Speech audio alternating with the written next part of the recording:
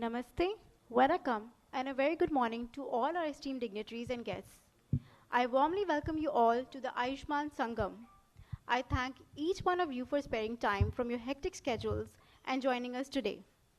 All of us have gathered here from different states and union territories to share our journey of implementing Ayushman Bharat Pradhan Mantri Jan Arogya Yojana and Ayushman Bharat Digital Mission over the years. We are here to share the various practices taken to effectively implement the schemes and come up with more effective interventions to ensure that each beneficiary across the country is ensured access to quality and comprehensive secondary and tertiary healthcare. We will first proceed with the lighting of Kuttu Vilak. May I please call upon CEO NHA, Principal Secretary Health Tamil Nadu, and other important delegates for the states of lamp lighting.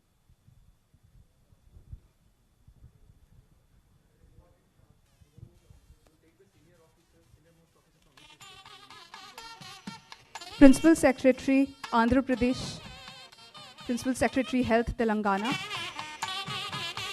Secretary Health Pondicherry, Secretary Health Kerala,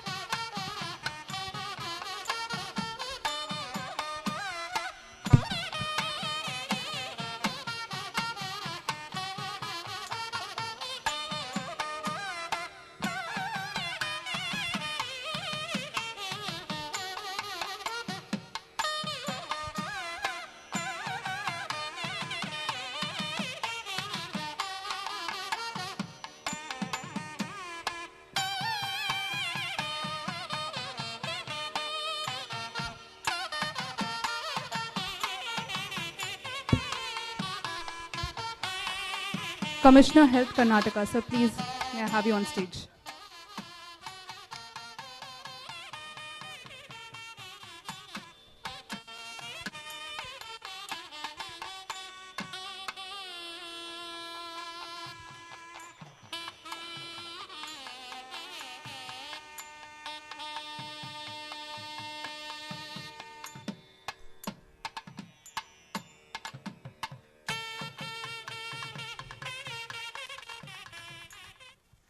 Thank you so much, everyone. May I now call upon CEO SHA Tamil Nadu for the welcome address.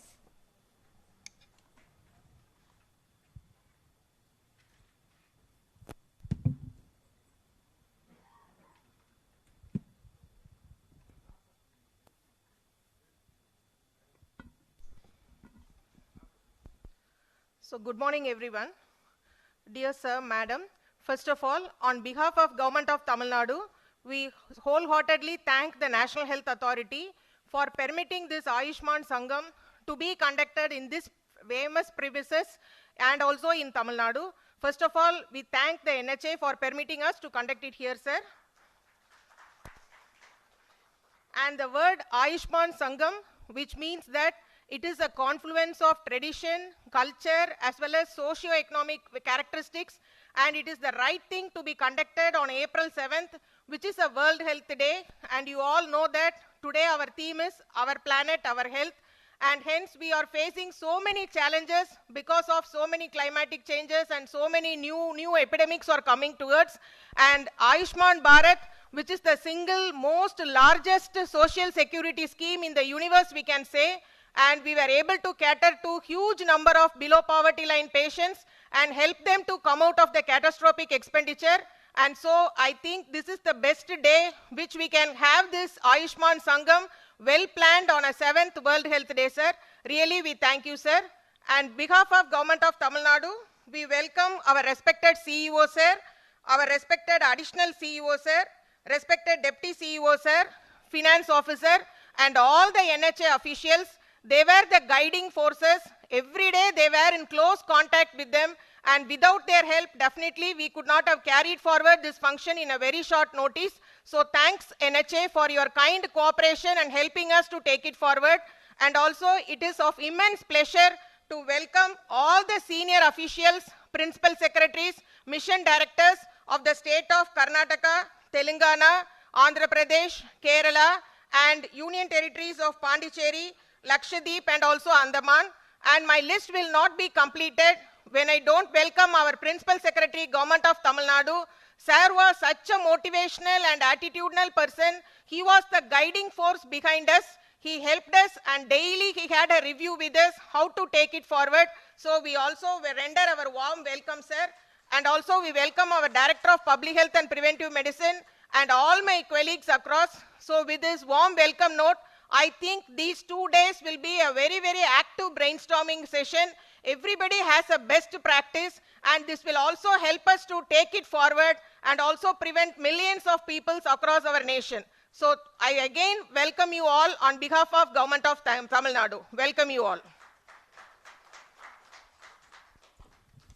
Thank you, ma'am. May I now call upon Principal Secretary Health, Tamil Nadu, to proceed with bouquet distribution.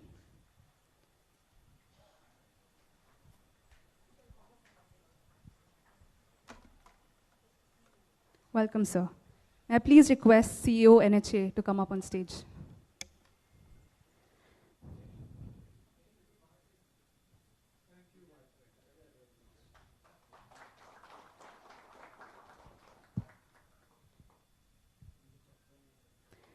May I call upon additional CEO NHA.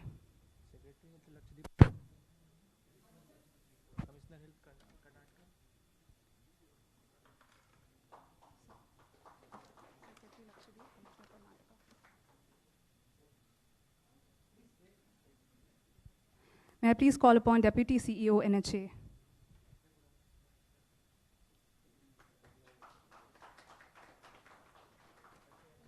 Financial Advisor NHA.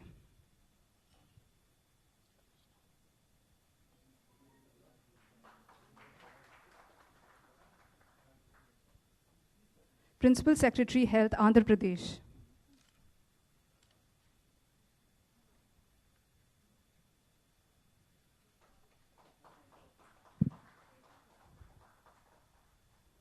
Principal Secretary Health Telangana.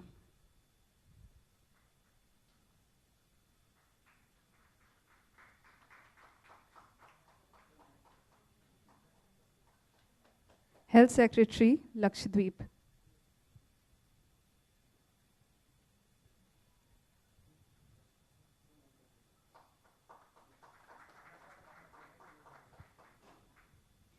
CEO SHA Kerala.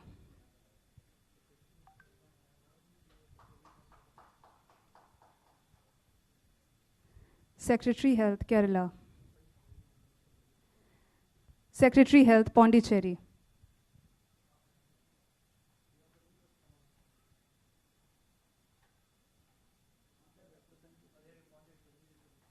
Representatives, so thank you.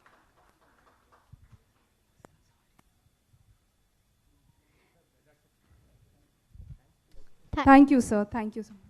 Before we proceed further, may we have a quick round of introduction of all participants here today.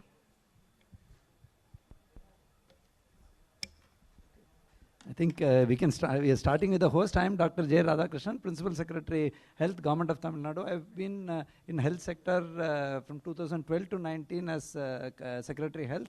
Again, from May onwards, 2020, till now I've been continuing. It's been a great pleasure to work with our National Health Authority, and the changes which have come since 2014, a lot of rapid changes. And I look forward to this wonderful workshop to take this Ayushman Bharat mission to the next stage. Thank you.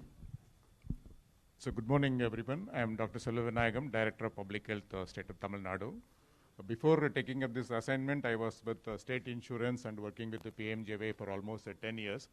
And currently, I was very fascinated with using this CoWIN portal for vaccination. It's a wonderful tool, which I want to learn more from this. In fact, this is the one tool which multiple users, millions of users across the country in one go, where we can vaccinate 185 crores is a big task that locally developed, really appreciated. We want to learn more about it, sir. Thank you. Good morning, I'm Dr. Ratan Kelkar, CEO, SHA Kerala. Good morning, I'm Amit Paliwal, I'm Program Director, GIZ. Good morning all, I'm Vipul Agarwal, I'm Deputy CEO, National Health Authority. Morning friends, my name is Ram Sevak Sharma. I am the NHA CEO. I have been working in many sectors but never worked in the health sector. So at this stage of my life, I have been introduced by the Honorable Prime Minister in February of 2021 to take charge of an NHA. Technology has been my kind of area of operation throughout my career in the administrative service. Of course, today, probably this time I'll be completing 43 years of service. So, but I'm quite fascinated. I've worked in this sector now for about 14 months, and I've been really fascinated. And I'm also amazed, and I'm also inspired as to how much one can do in this space. Thank you very much. Good morning, everybody. I am G.U. Ahmed. I am Financial Advisor, National Health Authority. Recently joined only 3 weeks back. For me, that's a good learning stage to understand, to feel the PMJY. Earlier, I was working with Ministry of Defense. So for me, it's a altogether different field. Looking forward to interacting with all of you. Thank you very much.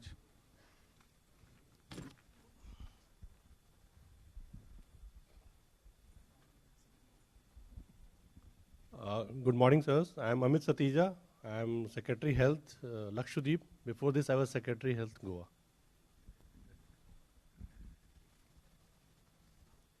Good morning, everybody. My name is Rizvi. I am Health Secretary, Telangana. I have been in this position since July 2020. I am looking forward to this interaction. Thank you. Good morning, sir. I am Anil Kumar Singhal. I belong to 93 batch of IS, and I have been working as Principal Secretary Health since October of 2020. It's indeed a pleasure to be here. Thank you.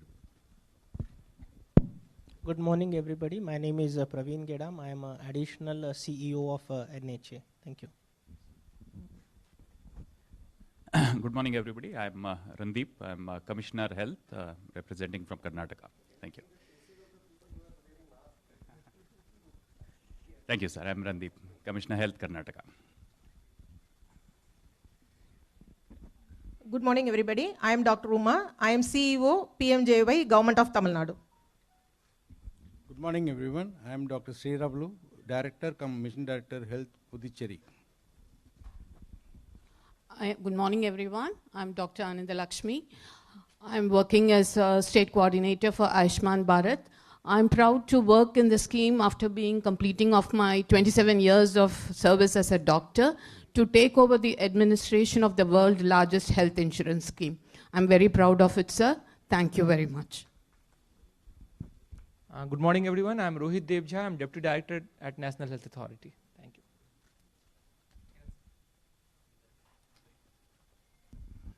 Good morning, everyone. I'm Kiran Gopal. I'm Director IT at NHA. I look at IT for both PMJY and ABDM.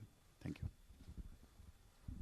Good morning, everyone. My name is Vikram Pagaria. I am the Joint Director Coordination at NHA, primarily looking after coordination aspects of ABDM.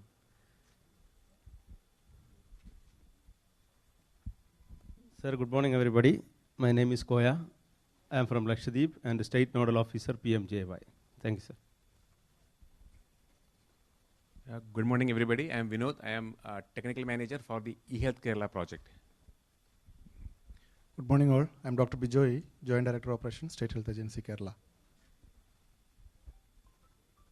Good morning, everyone. My name is Munish Bansal. I work with Rizvi sir in Telangana as a consultant. Good morning, everybody. I am Dr. Arshad Ali, representing State Health Authority, Karnataka, Medical Management Director. Thank you.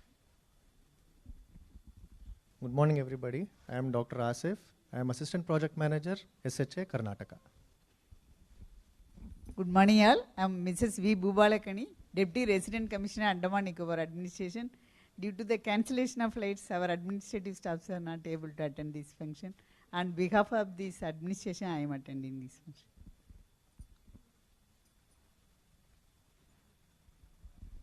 Good morning, all. I am Dr. Vasant. I work as Assistant Deputy Director for eHealth in Government of Karnataka. I work with my Commissioner sir and my DD. Thank you.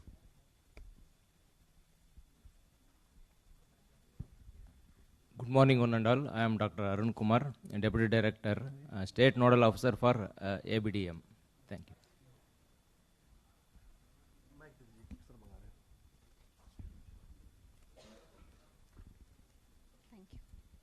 Yeah, good morning, all. I am Chandra Priya, IT Project Manager from Karnataka. Thank you.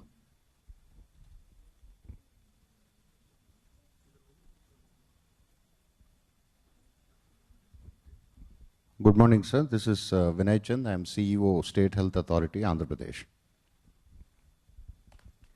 Good morning, everyone. I am Nivas. I am the Director of Health, Government of Andhra Pradesh.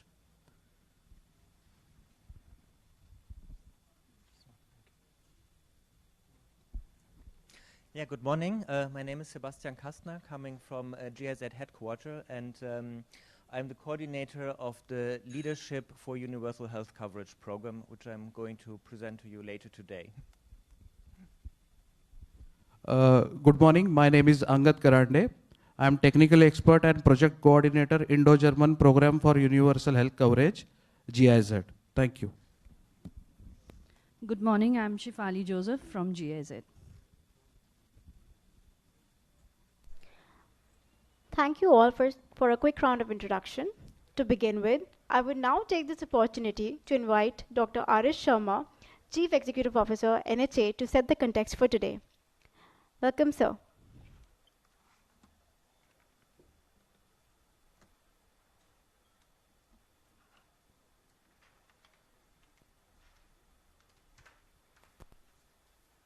Well, thank you very much, and good morning, friends. To all of you, it is such a privilege and pleasure to be here today, this morning, and we arrived yesterday evening, and it is such a beautiful surrounding, and I think in this time and month of the year, one could not have a better choice of place.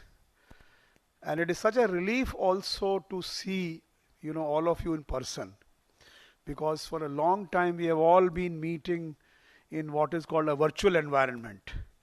And virtual environment in the beginning looked very attractive. It looked as, it's very convenient, you don't have to go anywhere. But after some time, actually, it started looking not so attractive. because you meet people, but you just don't have any kind of social interactions with them. It's all business, and nothing extra happens. Everybody has his turn and everybody speaks, and so I think it's such a relief to have. I'm also very happy that we have with us the very, very senior officers of the southern states. This is, of course, our good friend Dr. Radhakrishnan is there, and I have met him virtually many times, and I'm so humbled by his knowledge and experience, and not knowledge and experience alone, but the fact that he is so connected with the ground. He knows the ground realities, and he expresses that in a very articulate manner. And I've seen him, working in NAGVAC and many other occasions. So I'm really, we are very happy that we are being welcomed by him, and we have the privilege of being here. So first of all, and of course Dr. Uma, also I have seen her in many occasions in the past, but again, so to say virtually. So she's also been there, and we have received such a rousing welcome. Dr. Radhakrishnan was there himself on the airport, just in front of the plane. It was really very moving. So I recognize, that they have been sort of welcoming us, and the entire team has been given such a beautiful reception here. Principal Secretary Andhra Pradesh is with us. Karnataka Commissioner Health is with us. Telangana Secretary and Principal Secretary are with us. Kerala CEO SHA Kelkar and Secretary Health is with us.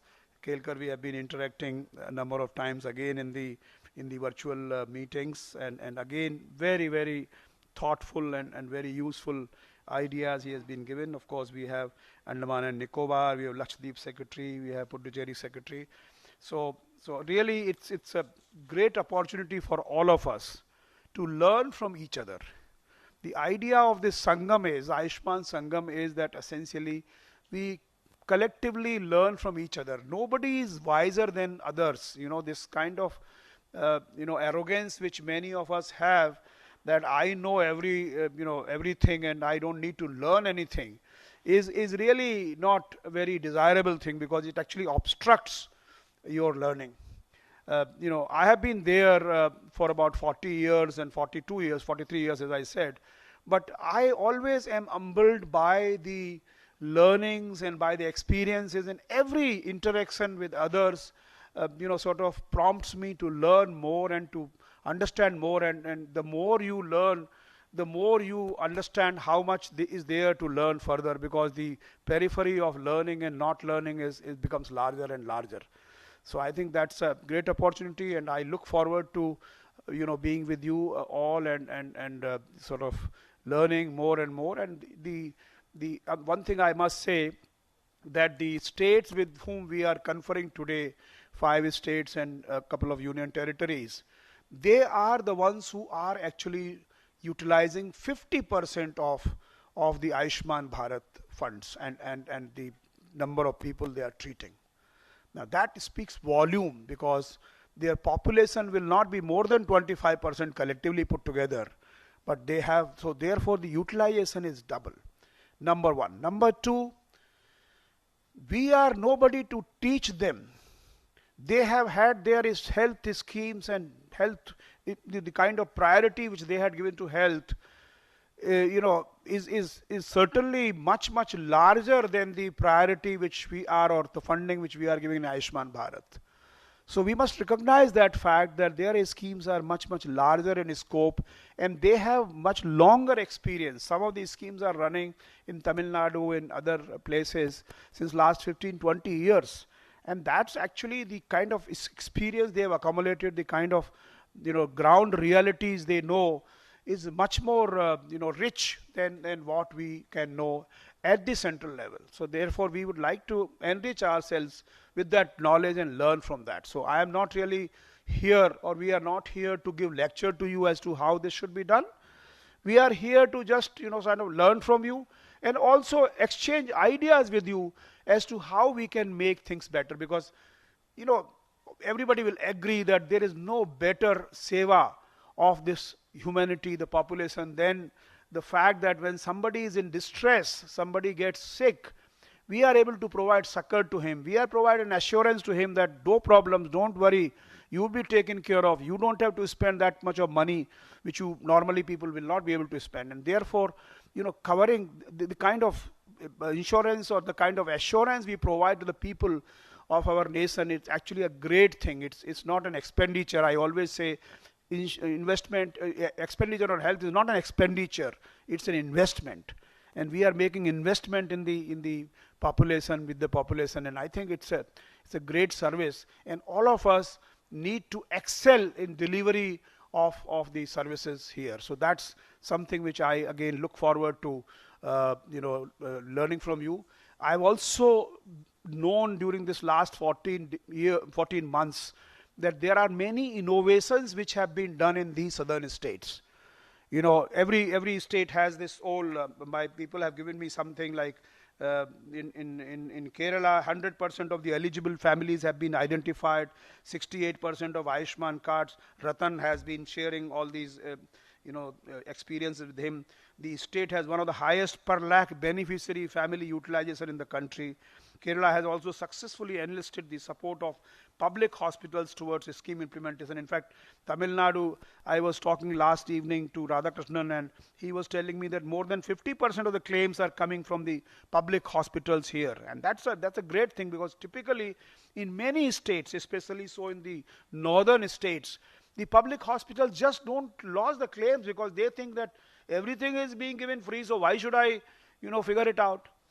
Then there have been some initiatives, let's say in Punjab, where they actually screen everybody who comes to their public hospitals and find out if he's a PMJY beneficiary. Then they provide him the help, and then they get the reimbursement done under the PMJY. So that kind of innovation has happened. Now, the Karnataka also has the innovation of the concept of referral system. And the share of women in authorized hospitals admission in the state is 56%. That exceeds the men. So this is what is happening in many of these states. Andhra Pradesh has been at the forefront of other innovative ideas regards to the scheme implementation. During the recently concluded Chintan Shivir on 26th March 2022, we discussed the idea of compensating beneficiaries undergoing treatment for loss of daily wages. The idea too was adopted from Andhra Pradesh. So honestly, when I joined and I started, looking at it, looking at the sort of overall horizon, I was told that even the software of the PMJY, the transaction management system, has come from Telangana or Andhra Pradesh?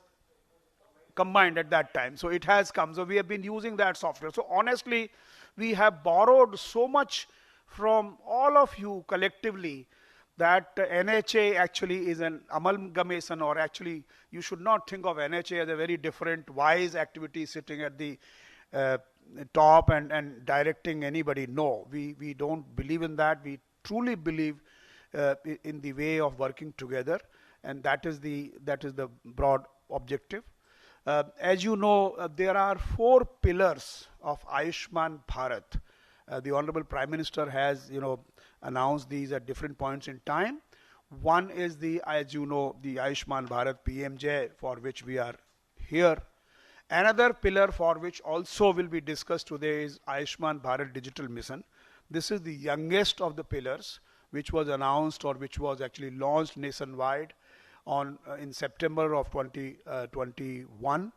And of course, it was announced in 2020 in the sense that in our union territories, it was working for certain, from 15th August 2020 onwards. So that's another pillar. Then you have Ayushman Bharat Health and Wellness Centers. They are also under the Ayushman Bharat umbrella, and the recently announced program of Ayushman Bharat infrastructure creation. So basically there is a huge amount of money which the government of India is now giving, and of course sharing with the states to create health infrastructure. So I think health, obviously I need not discuss this, that health has further acquired the significance in these pandemic times.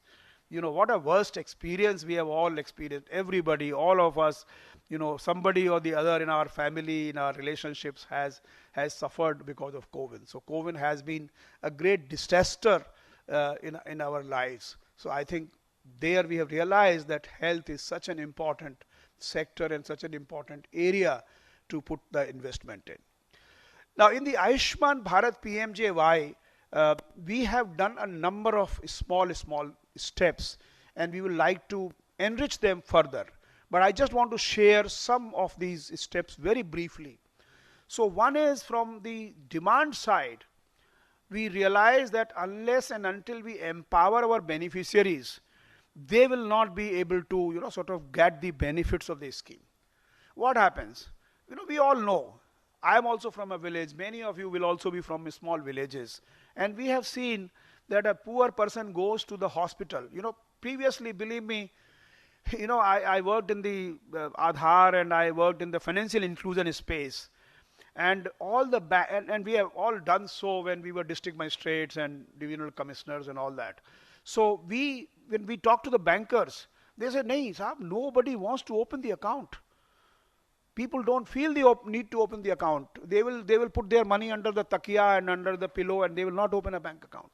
So people were giving all kinds of excuses. But they were not able to open the bank account because when they go to the bank account, bank wala was asking, "Where is your document? Where is your ID proof?" And the fellow does not have an ID proof, and therefore he could not open a bank account. So basically, what happens even when he goes, he is not able to do what he wants to do, and you know, the institutions shoo him away, saying that, "No, bhag jao, get out." Similarly, when you go to a hospital and you look at the hospital Medanta or Apollo or some great hospitals or even some private hospitals, they think that, you know, why the hell this fellow has come.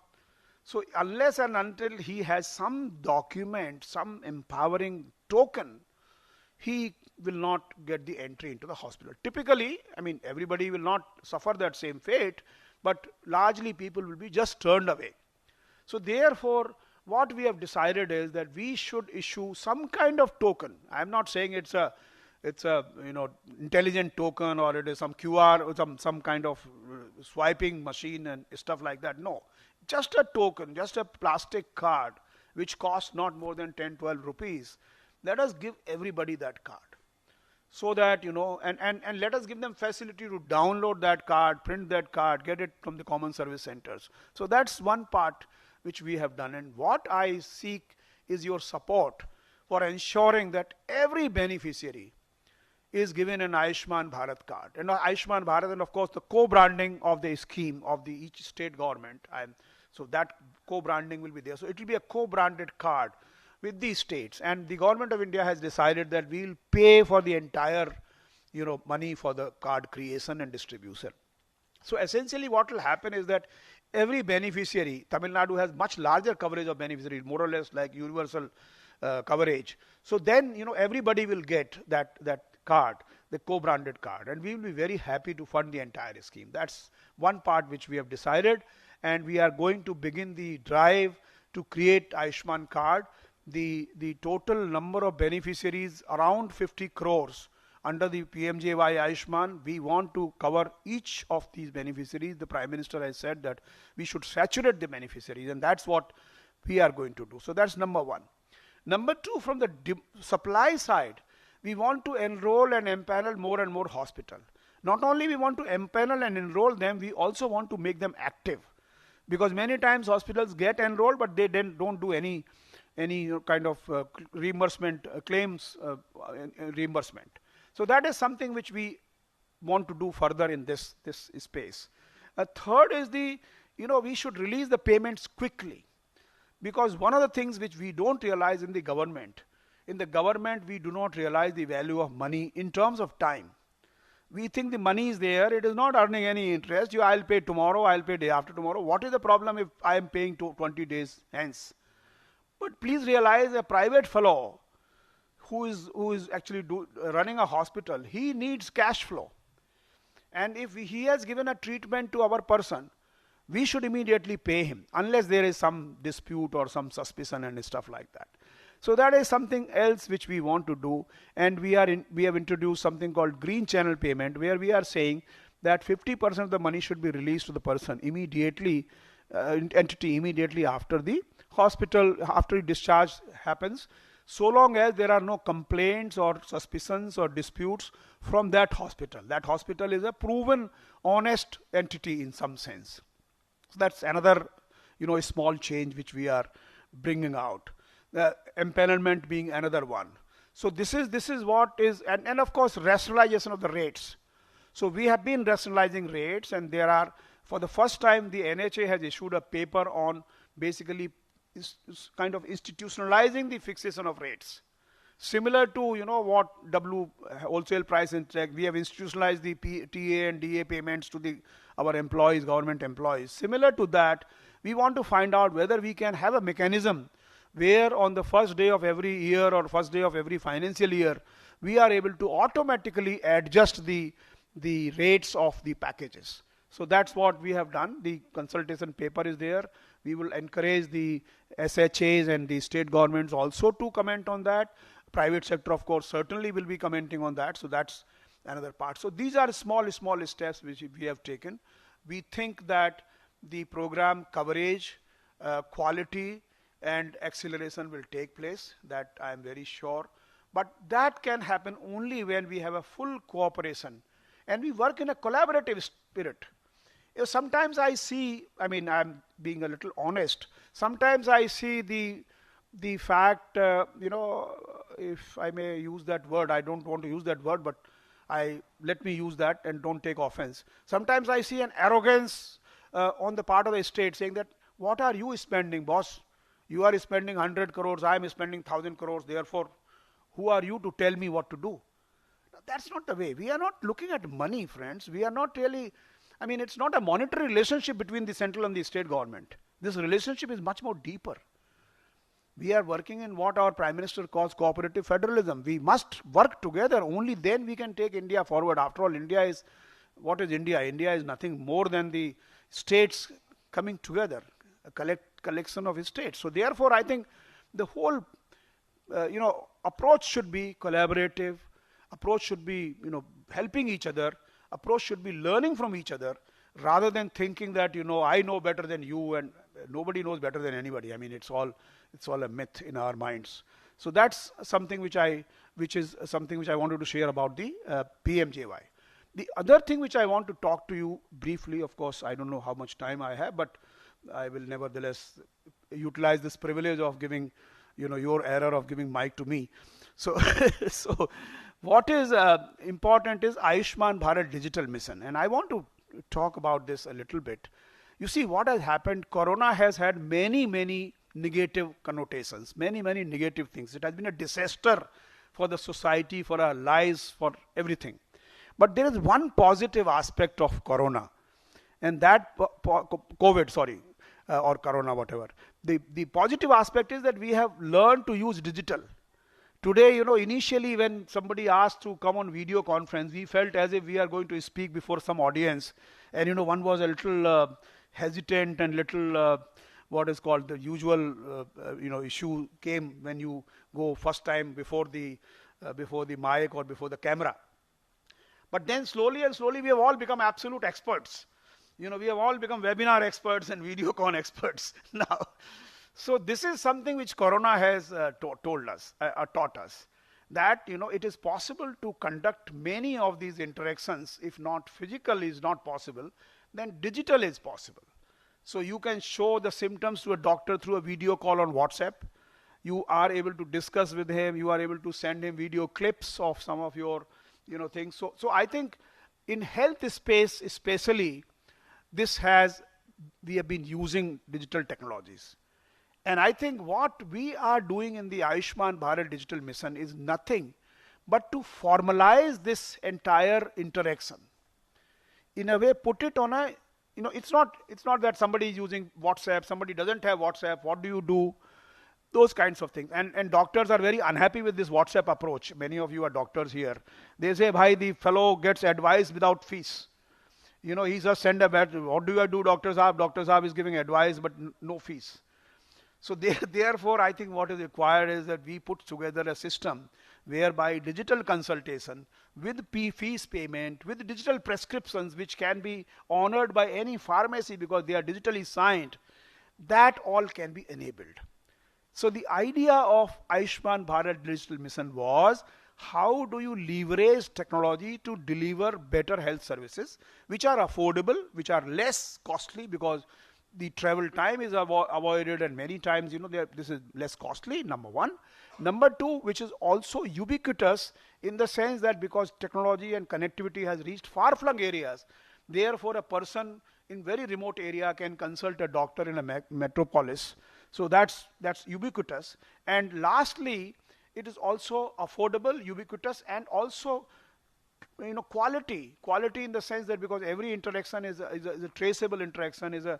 I'm not saying that the interaction must be all recorded, but certainly it is probably will bring about more quality because the doctor will have more quality time. He will also be able to it will also have many other things, as Praveen used to tell us, that typical doctor, when you do an MBBS and when you come out, it takes 15-20 years to establish your practice.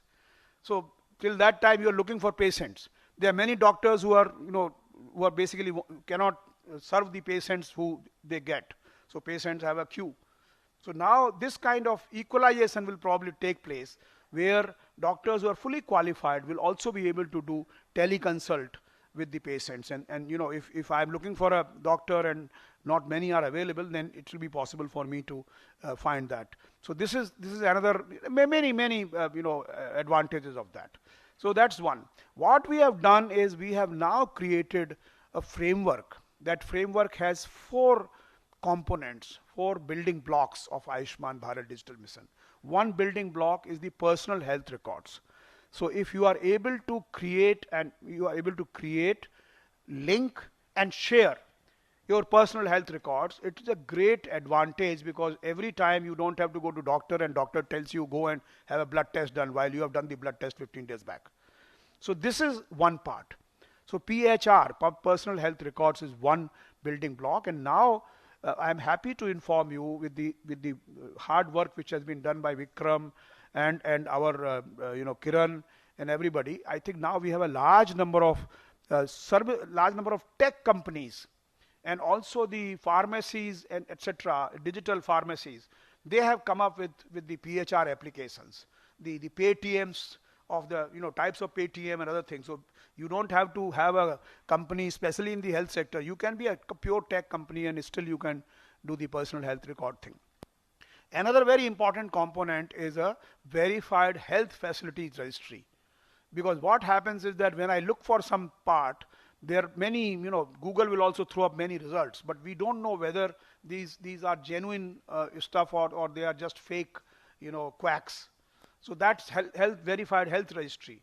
Similarly, health professionals registry is another very important, construct a very important database of health professionals of our country, which we want to create and which will basically do this work of enabling people to find out the doctors. Thank you. So that's another part. And then of course every data has to be shared with the consent of the data owner. So we have created a consent manager. So every time you share record with somebody, you give consent. And this is a very beautiful artifact because in today's world, data privacy and data security are very important. So therefore, when you share your data with your consent. And one more philosophical and also practical part is the federated data structure, which means the Ayushman Bharat Digital Mission is not the one who is going to aggregate the data. The patient's data will not be at one place. Data will remain wherever it is. That's what is the other aspect. So I'm sure Praveen and his colleagues will deliberate on this issue much further. But suffice to say that we are working very hard and we want to solicit your support, the state support, to basically enrich these facility registry, health professional registry, because unless you have the registry, the people will not be able to search. So this will be a vacuous structure. There is a house where nobody lives. that does not serve any purpose. So therefore, that is another part which I wanted to share. I once again want to thank everyone. First of all, Dr. Uma, Dr. Radhakrishnan, the Director of Public Health Services, Tamil Nadu, and all their teams for really making our stay so comfortable. And of course, GIZ, Dr. Paliwal, who is with us. So I think everyone has made that effort. It's a beautiful hall, beautiful surroundings, and I think we are meeting our friends in a long time. I'm sure we'll establish friendship with each other and know each other much better in person. So thank you once again for inviting me, and I feel really honored and happy to be here with you. Thank you very much.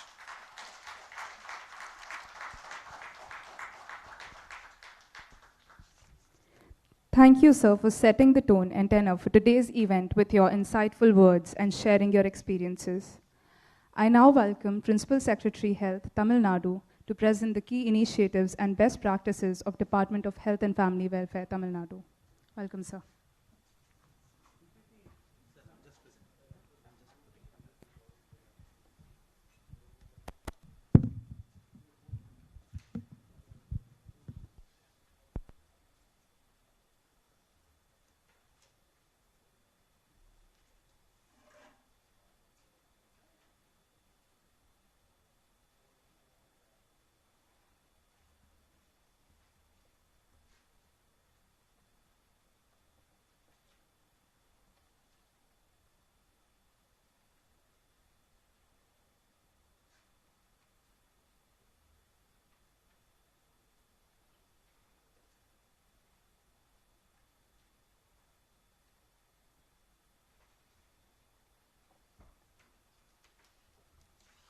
Very good morning to everybody.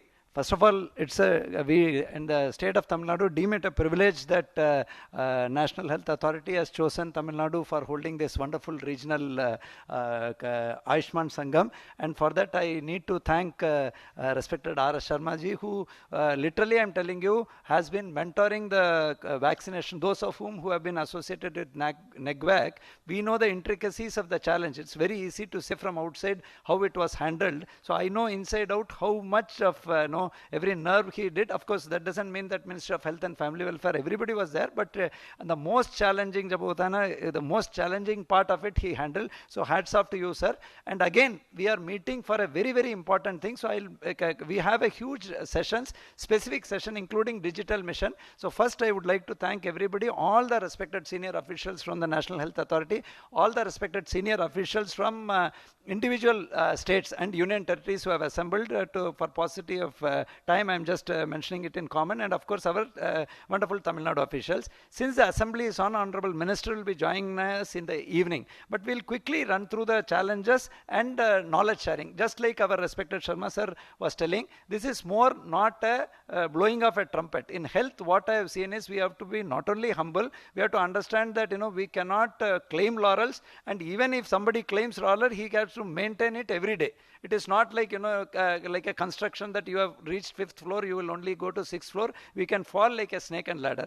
With that humility, I would like to thank Government of India for this. I'll quickly run through the presentation. I'm just giving a general thing. You have maternal. One eye is maternal and child health. Another eye is diseases. Within diseases, 2 eyes. Non-communicable diseases, communicable diseases. Within that, again in both, even in non-communicable nowadays for vaccine preventable, generally preventable, and with all these rare diseases where one injection costs you almost 1 crore or 16 crore like that and all. These kind of challenges are there. So Tamil Nadu, what we have done is to ensure that it reaches more, instead of the 38 revenue districts, we have increased it to 46 districts, particularly areas which are not able to be reached.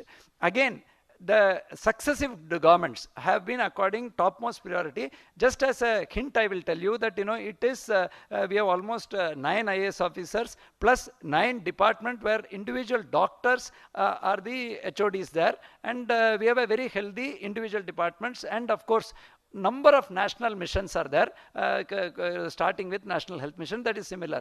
Now we'll come back to the parameters. Generally, Tamil Nadu is second third, first, second as far as IMR is concerned among bigger states, but with regard to MMR, we may be fourth. We have a very healthy competition with, of course, Kerala is always sets the agenda, but behind that, Telangana, Andhra, Karnataka, and of course, Maharashtra. Of course, I am not talking about smaller states like Goa, which have an independent kind of thing. They are also doing equally well, and union territories. Now, when we look at, we have focused on a pyramidal structure where under Directorate of Public Health, we have a very good preventive and promotive health care where, historically 1923, a dedicated public health cadre was there. Of course, historically, first hospital, which is now GH, was started in 1644. Then in 1839, it became medical college. Then a Surgeon General was appointed in 1860. Then public health was divested from it in 1923. 1939, a Public Health Act came. 1960, a medical education came. Of course, a series of things came. We now have the largest number of medical colleges. I will come to that on the public health side. Now we will come back to departmental spending. Earlier, a National Health Mission used to say that minimum 10% state budget increase. Of course, in the year 2020, you will see a missing year. Missing year, our expenditure was higher. So to prevent that, we have shown, but that was basically on account of specific COVID expenditure. This is a simple slide, almost 6.5 lakh outpatients we deal, 70,000 inpatients are there at any given point of time. 60% of deliveries are in the government sector. I'm talking only about the government sector. I'll come to the insurance. And family planning, again, we focus on a demand-driven approach from the early 90s. Now, journey in this sector so far. Tamil Nadu government institutions in primary, secondary, and have about 6 lakh. This is what it is there. And they are treated free of charge. Even if, our neighboring Nellore, Gillore and all, Kerala, Andhra people will prefer, because Tamil Nadu is much more accessible. Even for tertiary, quaternary care, they come. Similarly, our people access Krishnagiri, go to Karnataka, and in the south, neighboring Kerala, they go to Kerala. But in government, it is a free of charge payment. Then, why insurance? To ensure that state of care is there, something went down. Okay. Anyway, what we did was, we were one of the earliest states. If I am correct, Andhra was much earlier. The combined Andhra started trust model, but we went on the insurance model. We are one of the first state, perhaps the first state to start the insurance model, allowing a robust public-private partnership. What we found, people, despite the best care in public health sector, were saying, "Arey, Apollo, I cannot go. Malar, I cannot go. Fortis, I cannot go." That time, of course, Fortis was not there. Why can't a poor man access his desire? That was the focus area. Second is state-of-art care.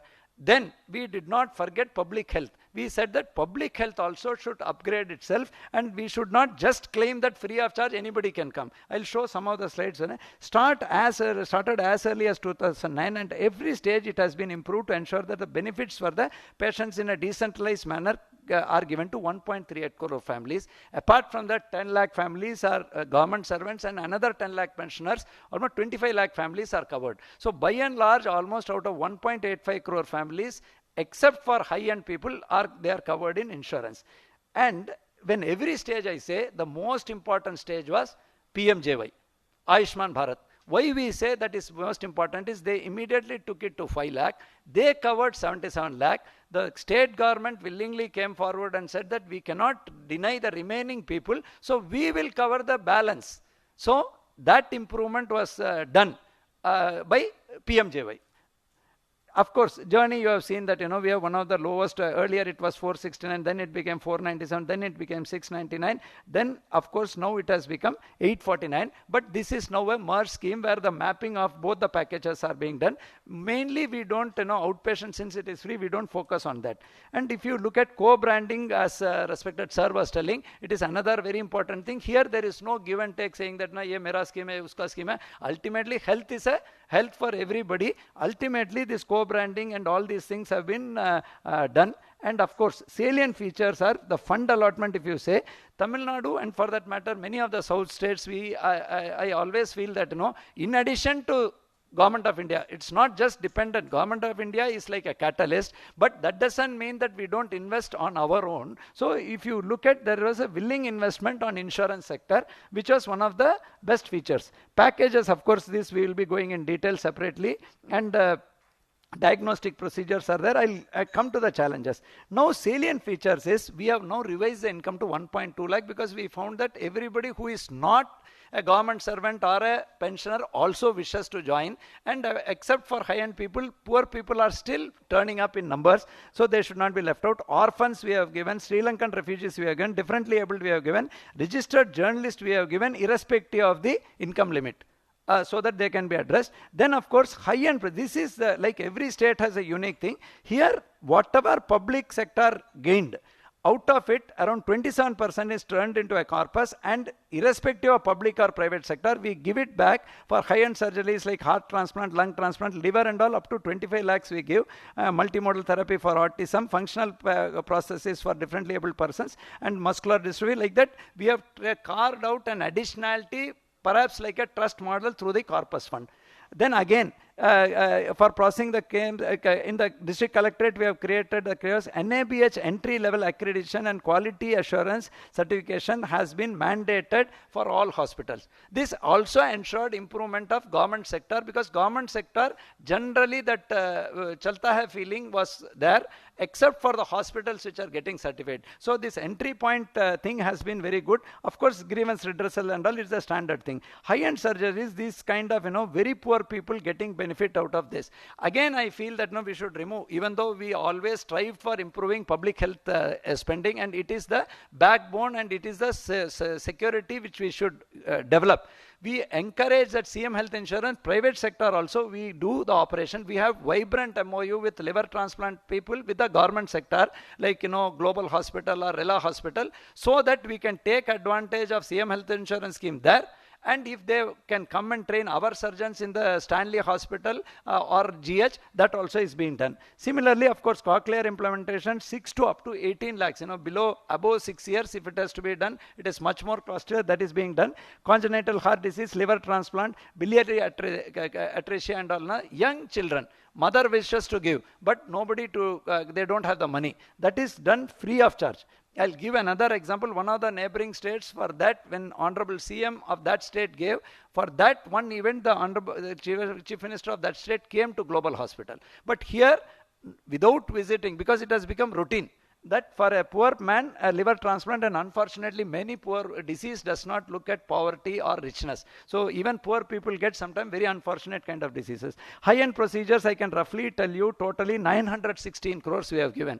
Again, a benefit out of PMJY and CM Health Insurance. Now we are all happily married, so we should not worry about the name, but definitely this is because of the advantage. Now 5 lakh, not only everybody gets 5 lakh apart from 77 lakh, they also are eligible for this. And incidentally, we have gone out of the way, even for government and pensioners, even though they are not eligible, they don't have that amount of corpus, in one-off scenario, we give them also out of the corpus. Now, motivation of government institutions is consumables, they get back almost 40%, institutional development 17%, incentive to the team, of course, has remained constant, but corpus requirement has constantly been going up, and now we are innovatively looking at CSR funding to the corpus, in addition to temporary government, initially they gave 10 crore, then they gave 25 crore, but the requirement, if you look at it, is 916 crores.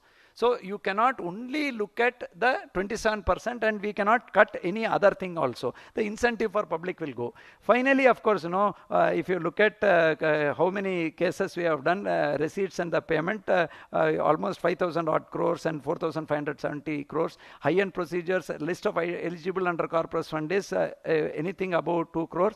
These we will share with the presentation. Investors, beneficiaries are not dependent on the private hospital for higher-end service, because there is an increased number of medical college. Missing middle class families in government are also covered. And if you look at 2.19 crore ration card, with our Sharma sir's idea of deduplication, I am sure it will be only 1.85 to 1.9 crore. Roughly, we are covering almost the entire kind of 80% of the families. Then, of course, the top end procedures, again, dialysis and hearing aid and all. As far as this, I will leave back. Again, this also gives us, it is not just to show the number, this also gives an indication that when we talk of health and wellness center, what is the area of focus? We still are shocked that, we have a Makkal Tedi Martvam scheme. When you go home to a youngster, he had a sugar of 500. A person, lady who said, I have nothing.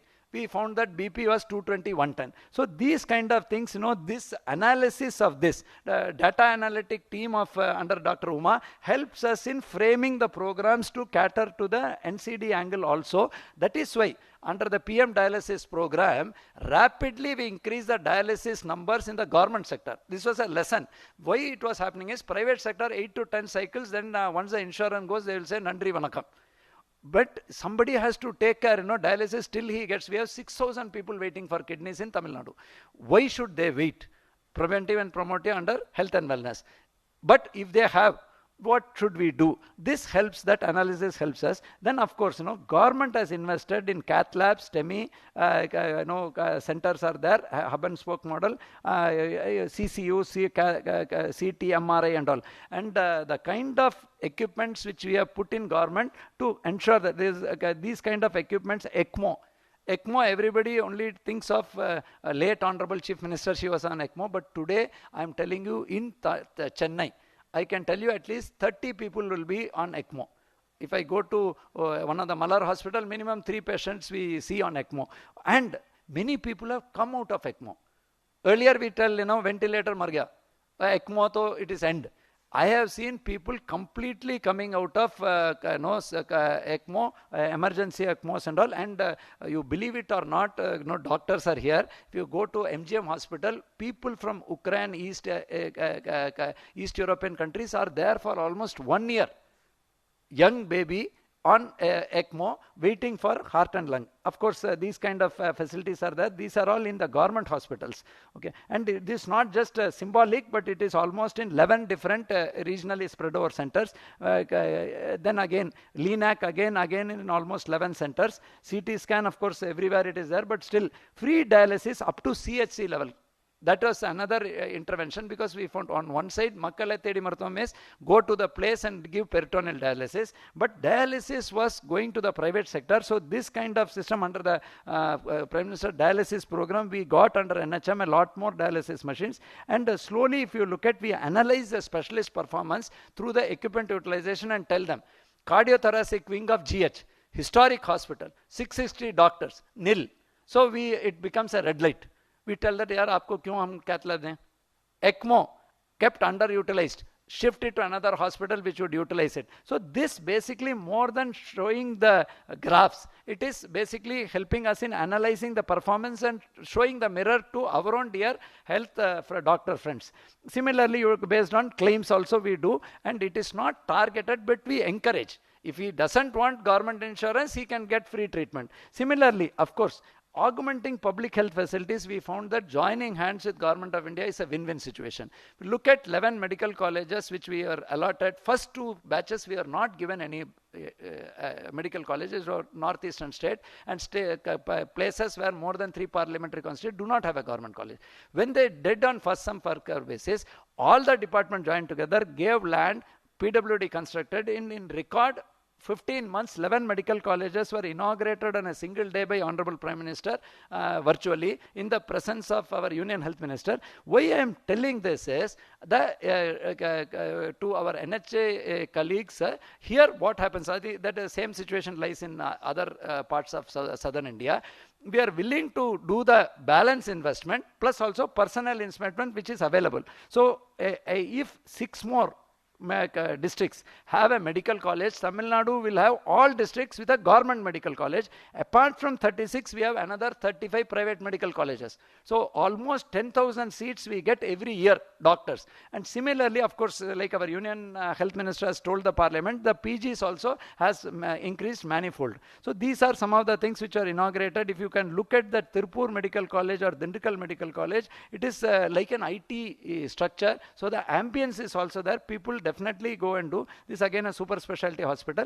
Again, investment, I have been telling that we have increased government share and the private share. If you look at gradually from 31 it has come to 48, that has come down. So that is a success. If you look at we started at 70% private and 30% thing, there is no competition. But definitely we feel that this money should also come back, and people also have a special 500 ward. Insurance ward has that much extra facilities. It is not just, booking a regular patient here. I'll quickly finish through. Dashboard is there. Again, of course, this is again a claim. Then Innuyir Kapam. As we went by, we found that Tamil Nadu has 16,000 deaths per year on accident. So again, we created a cost plus of 50 crore, where for 48 hours, any empaneled hospital, government or private, if he goes, he gets free treatment. And if he report an accident, he is given 500 rupees. So on both angles, we have covered it up, so that, in the month of January and February, our accident deaths have come down by almost 35%, subject to, of course, during the year we have to validate it. These are slightly earlier data to show the challenge which Tamil Nadu has. When we talk of 38,000 deaths and COVID over a period of 2 years, 16,000 used to happen in accident, and we were ignoring it. Similarly, these are all data, but this of course allows you to 81 designated treatment modalities up to 1 lakh, cashless basis, assurance mode it is given. This is assurance mode, not an insurance mode. All victims are occurring within the territory of Tamil Nadu, irrespective of whether he processes this PMJY card or CM Health Insurance card, his treatment is assured. Then disability packages we have got, and again I will quickly, this is again another innovation. Like we say, go to the people and start treating using Women Health Volunteer. It is taking the health and wellness concept to that one step extra. Advantage is, apart from paralyzed people, apart from elderly people, apart from palliative capable, apart from differently abled people, we find that many people are in denial. They think I am very healthy, I didn't go. But when a volunteer goes and covers 20 houses per day, and we have roughly around 5,000 such volunteers, they go and find out that they have diabetes. Now we roughly have seen Women Health Volunteer go, house to house. It is taking to, instead of opportunistic testing, going to the home and testing. This has really helped in identifying a number of first-time treatment people, thus preventing him from going to dialysis, preventing him from going to end-stage kidney disease. Those kind of thing can be done, and probably if he's in denial of cancer also, on suspicion, send him back. Home-based drug delivery system on the NCDs, physiotherapy services are given, and peritoneal dialysis also for people is arranged in the house. And of course, cumulative, these numbers are will be too boring. But ultimately, out of 60th lakh visit is going to happen the coming week, as we look at the numbers, out of which 40 lakhs are BP or BP plus sugar, first time. So they were in denial. So these kind of systems helps in a long run doing. Effective monitoring of the scheme, of course, under Dr. Uma, between you and me, is a very strict person. So more than secretary, people will be responding to her. Hospitals will respond in a healthy sense, I am telling. But she's a real leader of this particular thing. The government insurance, and we really address these challenges. Outcome of, again, Niti Aayog has stated that poverty has reduced because of the implementation of CM Health Insurance in the past 10 years. And of course, this is just a news item. Again, if you look at share of public facility based on outpatient data also, if you look at in Tamil Nadu and India, we will be doing much better in the government sector. And again, if you look at, we have done an analysis under this NSSO also, if you look at, from poorest accessing to richest being less in 2014, when you look at it has shifted. So this analysis, whether social group analysis and all, 96% used to not access, and that has surprisingly changed after COVID. Is 80% of the patients used to come to government. This kind of analysis I will leave. Grading of hospitals is done, all of us are well in, then I see no issue will come by only talking about plus. See, issues initially faced were with SLCC data, we had challenges, SECC data, because food safe under Food Act it was different. But anyway, there has been a certain common identity. This we are addressing it. Bigger private hospital, Apollo main center will avoid, Apollo side center will take. I shouldn't take the name, but for an example I am telling. So that, but slowly, since this insurance has become popular, more and more bigger hospitals are coming in, but we have to keep on addressing, like our respected sir in his initial address was telling, ultimately it is men, material, money. If we settle the claims, even the bigger hospitals will be willing to do, as happened during COVID. Challenge is there in enrolling differently able person. Missing middle class families are covered who are neither here nor there are some of the challenges, and lack of treatment of rare diseases that has to go in assurance mode, because some diseases require 16 crore for an individual. That is, there is separate rare diseases policy coming up. Finally, I'll tell you is that we have been very, very happy to be partnering this insurance development. We have parallelly grown. Telangana has gone in the trust mode. We have gone in insurance mode. But I would thank Government of India that, the willingness, the lesson from the PMJY is willingness to understand the state requirement. So ultimately, it is not take it or leave it. There are schemes where it is take it, leave it. But I wish to thank Government of India, because in the earlier negotiation also I was involved in my earlier stint, that willingness to come down and understand the state's challenges and share it. These kind of things have helped us, and it is a win-win situation. Ultimately, when you look at it, is a very tragic situation. Even if my own parents go to a hospital or something, we cannot stand more than 5 days. A NICU patient per day charges 30,000 for anybody.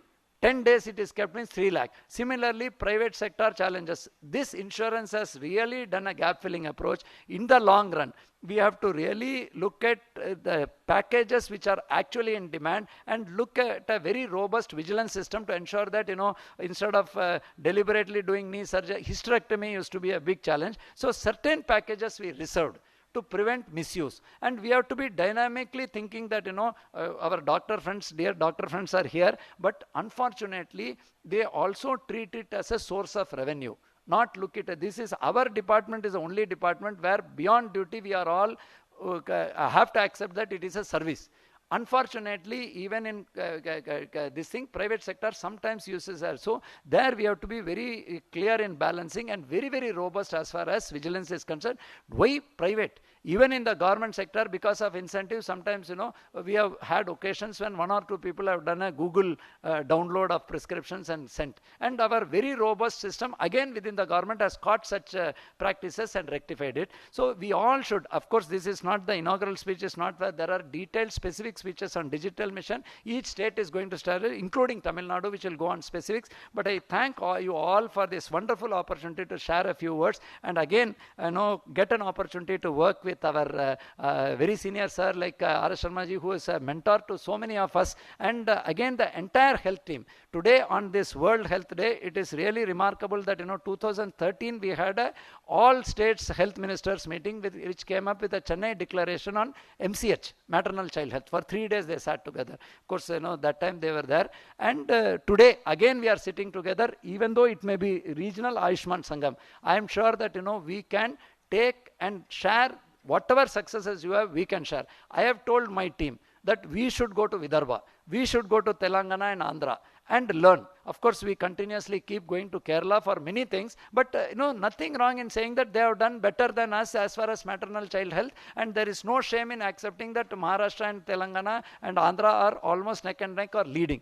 We should learn what they did right. This sharing of experience is what will make us successful in the long run, because ultimately our duty is not to show what we have done great, but ultimately that poor man, whether rich or poor, sick man, does not suffer loss of revenue, and he has a healthy mental, social and physical well-being. Thank you one and all. Thank you.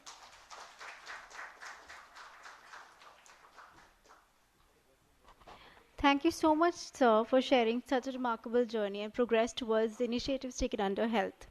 I now welcome Dr. Praveen Gedam, Additional CEO, NHA, to give us an overview of the initiatives under Ayushman Bharat Digital Mission. Welcome, sir.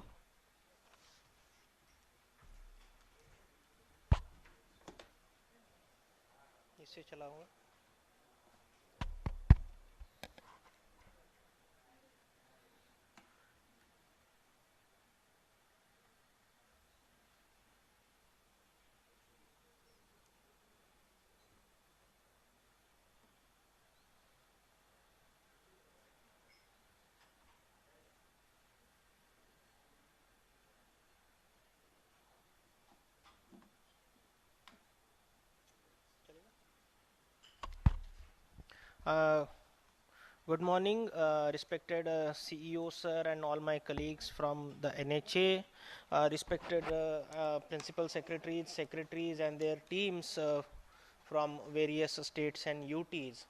So, and thanks to Tamil Nadu for making this wonderful arrangement. I will be talking in brief about Ayushman Bharat Digital Mission, earlier known as National Digital Health Mission, and I will not go into much details. I will rather try to focus on what we expect now states and UTs to do, and also but just to set the context, this is one thing which will be required. This I think I must have discussed in so many webinars to explain how ABDM is supposed to work. So we have horizontal digital public goods, DPGs, which are available in India, Aadhaar, UPI, DigiLocker and so on and so forth.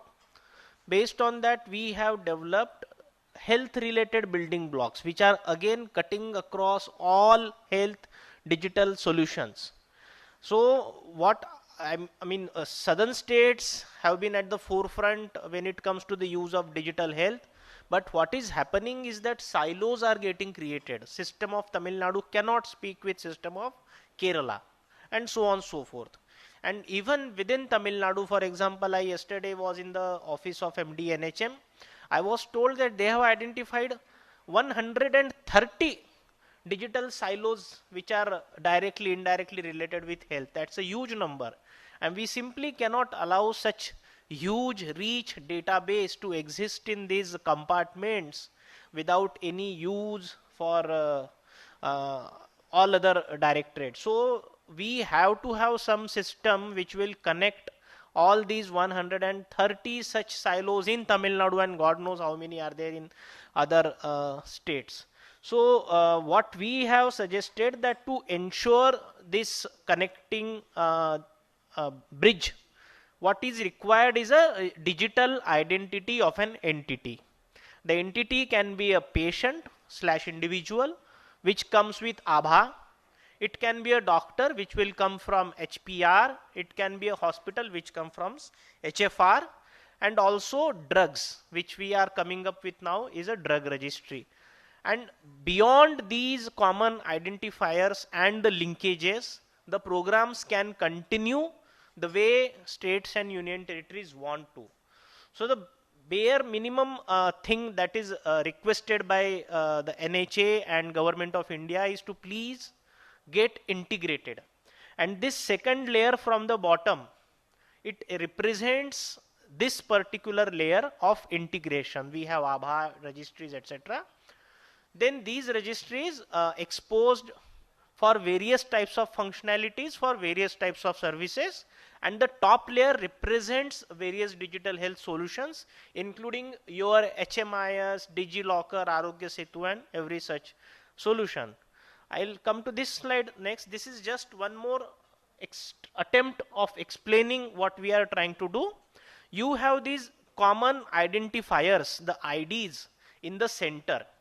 And on the left hand side, these IDs you can see are seeded in all the digital health solutions which has some health related information.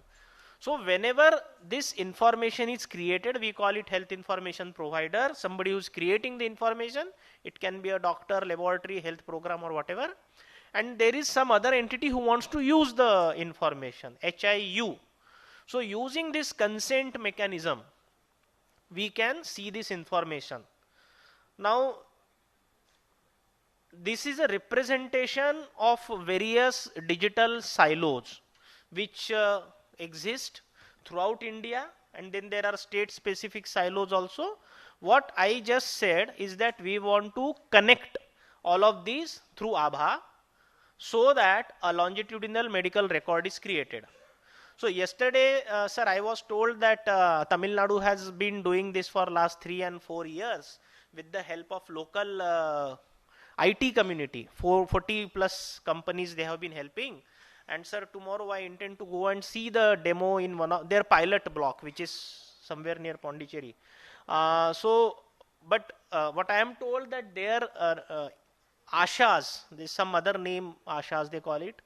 Tamil Nadu Ashas and all other human resources in the hierarchy can see such kind of history for 5 or 6 programs out of these 130 odd programs. So remaining is a work in progress. So this is exactly what was conceptualized at the Government of India level when this ABDM was launched. Now my request to the states is as follows. Tamil Nadu has been giving unique identity to each individual separately other than ABHA. Same thing, I think Andhra also wanted to start, but then we requested them and they, I think, slowed down, and once our things were integrated, they went ahead with ABHA. So my request is, there is no other alternative to ABHA. Obviously, Aadhaar is there, but Aadhaar cannot be used because of so many legal restrictions. No technological, but only legal restrictions. So my request to all the states and UTs who are here, I won't say that you just discard your identity ID, but please use ABHA as one more column in your database. It is must to ensure interstate interoperability and even interoperability between government hospitals in your state and private hospitals in your states. So my first request is please make this ABHA as universal identification number when it comes to anything and everything related with health.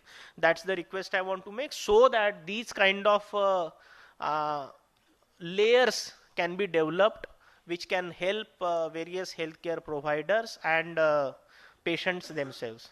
Now I come to this next point.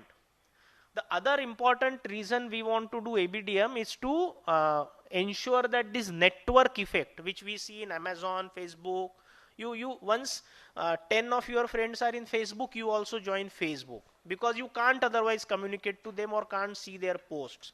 So they are forced to join Facebook, and same thing has happened with WhatsApp. So this is what is known as network effect. And so what is happening in the Practos, Amazons, they have their own set of patients, own set of doctors, and you have to connect to them. And you don't know the way the search results are reflected, whether they are biased by some algorithm or manipulated by some algorithm, you never know. So what we are saying, that we want to have an open network where any application can connect with any application. Now many of you are aware of M1, M2, M3. To some extent it is like that. When you say that my e-health HMIS of Kerala, if it is M3 compliant, then it will be able to show records which are in CoWIN, or which are in RCH, or which are in Tamil Nadu HMIS or Apollo HMIS. So that kind of interoperability is there. Going forward, this interoperability should also be there for everything. It should be for search, discover the desired service, say ambulance or OPD or dialysis or pharmacy, whatever, and actually avail and fulfill that service through teleconsultation or physical visit or whatever. So what we were doing, we were engaging with a community of developers in Bangalore. And here we are having officers, top officers from IT hubs of India. Bangalore, Hyderabad and Chennai is where most of the IT industry in India is situated. So we have one GitHub page. I will ask maybe Kiran to share the link. Please, you must be engaging deeply with the developers in your area. I yesterday witnessed how MD NHM of Tamil Nadu is doing it. I am aware Karnataka is also doing it. Maybe through you and your IT secretaries, sir, maybe we can consider a kind of webinar or engagement with these Bangalore, Hyderabad and Chennai focused IT communities who are otherwise working for social cause without much expectation closely with the state government. And this is something which we really want to build upon very fast, and ideas and contributions will be extremely welcome. Now I skip this. This is well known. I again, so there is a there are basic building blocks. We have Abha, Ayushman Bharat Health Account is the one and the same thing that we used to call Health ID. We are now calling it Abha. Then there is Health Facility Registry. Then there is a Healthcare Professional Registry. This PHR application, we call it now Abha application. The next ask from all of you, we have been pushing CDAC very aggressively for the integration of eSanjeevani telemedicine solution. And they will be finishing it in the next 2-3 days. On 14th, a big event is planned. Many of you may be aware that HWCs will be dedicated to the nation. And I think there will be more than 1 lakh so HWCs. And HWC has a specific telemedicine module from CDAC, eSanjeevani. So my request will be, please help us operationalize and get this eSanjeevani telemedicine solution going in a big way through these HWC in the coming week through this event. So very simple ask is, in each of the HWCs which has a hardware and internet connectivity, please get at least one teleconsultation done on 14th of April. Create the Abha. His or her medical records will be created, which should be linked with the Abha. I understand that these HWCs and government teleconsultation modules, they work in a hub and spoke model.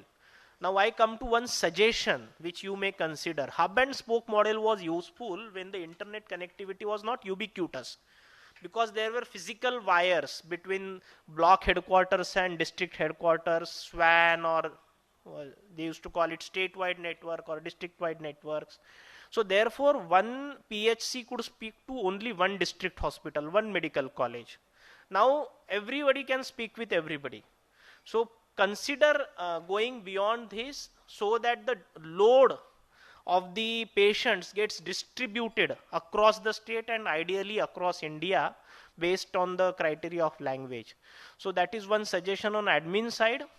But my limited ask right now is that in the coming week, please get these teleconsultations operationalized, get records generated. Your hubs, they will be generating records by providing consultation. Get them linked to Abha, and you will be able to see these records in your PHR app or any other solution which has M3 compliance. So that is next request. Thanks to the efforts from all of you, we have generated quite significant number of Abhas. Healthcare facilities and healthcare professionals have also been registered. I must say that Andhra Pradesh is leading, and leading like heads way ahead of all other states. So maybe in their presentation they can tell other states what exactly they have done. You can see that the facilities and doctors registered are maximum in Andhra Pradesh. My specific request here to all the states is as follows.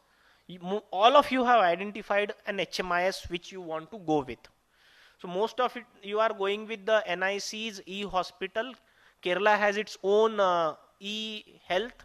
Tamil Nadu has its own HMIS which they have been using for quite some time, and they have been using it to a significant extent, 200-300 hospitals in both these states. My request to all these states is, please ensure that they are actually used by the doctors. You all would understand that doctors, they are not very comfortable in using these HMIS and typing their prescription, clinical records, etc. on the laptop. So this is my second request. I fully understand that work pressure in government hospitals is unimaginable, but then you have to have, if not in all the hospitals, please identify 10, 15, 20 hospitals of your choice where this end-to-end implementation of digital solutions will be done. Again, I will come to a few modules. Some of the modules can be kept back, but records must be created. Otherwise, we will have what CEO sir said is an empty house, a very good scaffolding without any data getting generated inside. So this is my requirement. And health records should not only be generated but should be linked to Aadhaar. What we have done, we have written to Secretary IT Government of India and given them a consent language which they can use on the first page of during OPD registration. So and that takes care of all the e-hospital related modules here. But I will share that later after this my presentation with you. Please see that language and consider using that language in e-health and state HMIS of Tamil Nadu also. It essentially says with default tick boxes, I give consent to use my Aadhaar to generate Aadhaar, to link all my legacy records and records which will be generated in today's encounter with this Aadhaar, and share all my records with the treating doctor so that he can take suitable decision, and in the future allow these records in an anonymized aggregated fashion to be used for data analytics for public health purpose, something like that, with default tick boxes which can be unticked. So that should take care of all the concerns of privacy and those advocacy groups. And there are a couple of more suggestions also to make it even a robust consent framework, which will be which you can notice from the language of the that letter. The next request is to set up a suitable governance structure. I thank all the states because we were quite late in coming out with cabinet approval. But most of the states now have mission directors. I think all of them have vertical heads. Majority of you have. Please get them appointed. We now have formal funding channel, and we can. We will be contributing 100% of salaries of HR to all the state level officials. So this is I already covered. We have to have a governance structure, office in place, a statewide HMIS. South Indian states already have that. Please get registries populated, doctors, hospitals, and Aadhaars. Model facilities, I would go that we should now start looking for model facilities, at least one every district where doctors are forthcoming. There is some kind of positivity.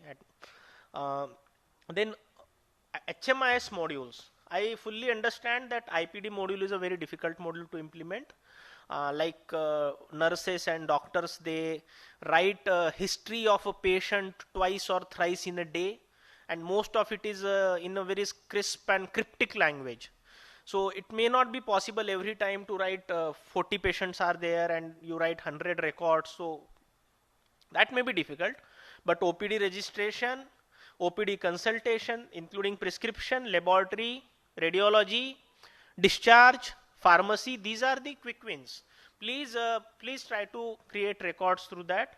IEC campaigns, I request you to take up in a big way. You can have your own IEC plan, and you can request for funds to NHA, and we will share depending on our availability of funds. You can ask for funds. And for HMIS, these are the requests. It should be cloud-based, web-based, end-to-end modular integration. Or those modules cannot again work disconnected and disjointed from each other. Basic features like auto population of records, favorite list, predictive technology, etc., should be there. So this again I have discussed that we must plug the low-hanging fruits ASAP. And I will skip rest of it. Rest of it is basically saying that you should do capacity building, IEC, etc. We will be releasing a document which was prepared, which has been prepared for us by GIZ. They are here with the help of their consultants, which have attempt to identify how much hardware is required for each hospital. So I think many of the states already have procured significant amount of hardware, particularly in this part of India. But that document also I will be sharing very soon with you. I will be taking questions now, or maybe in afternoon I can answer. Thank you.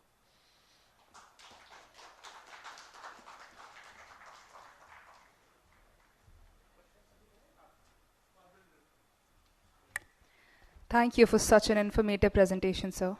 I now request Dr. Vipul Agarwal, Deputy Chief Executive Officer for NHA, to give an overview on the implementation and new initiatives under ABP MJY.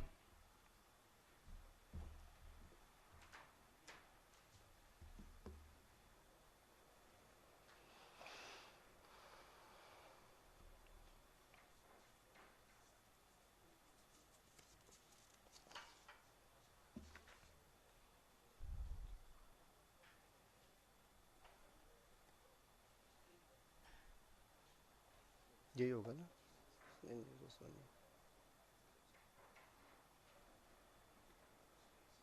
Yes. Thank you very much. So, very good morning to CEO sirs, Principal Secretaries, Secretaries of Health of states and union territories, and the senior delegates present here.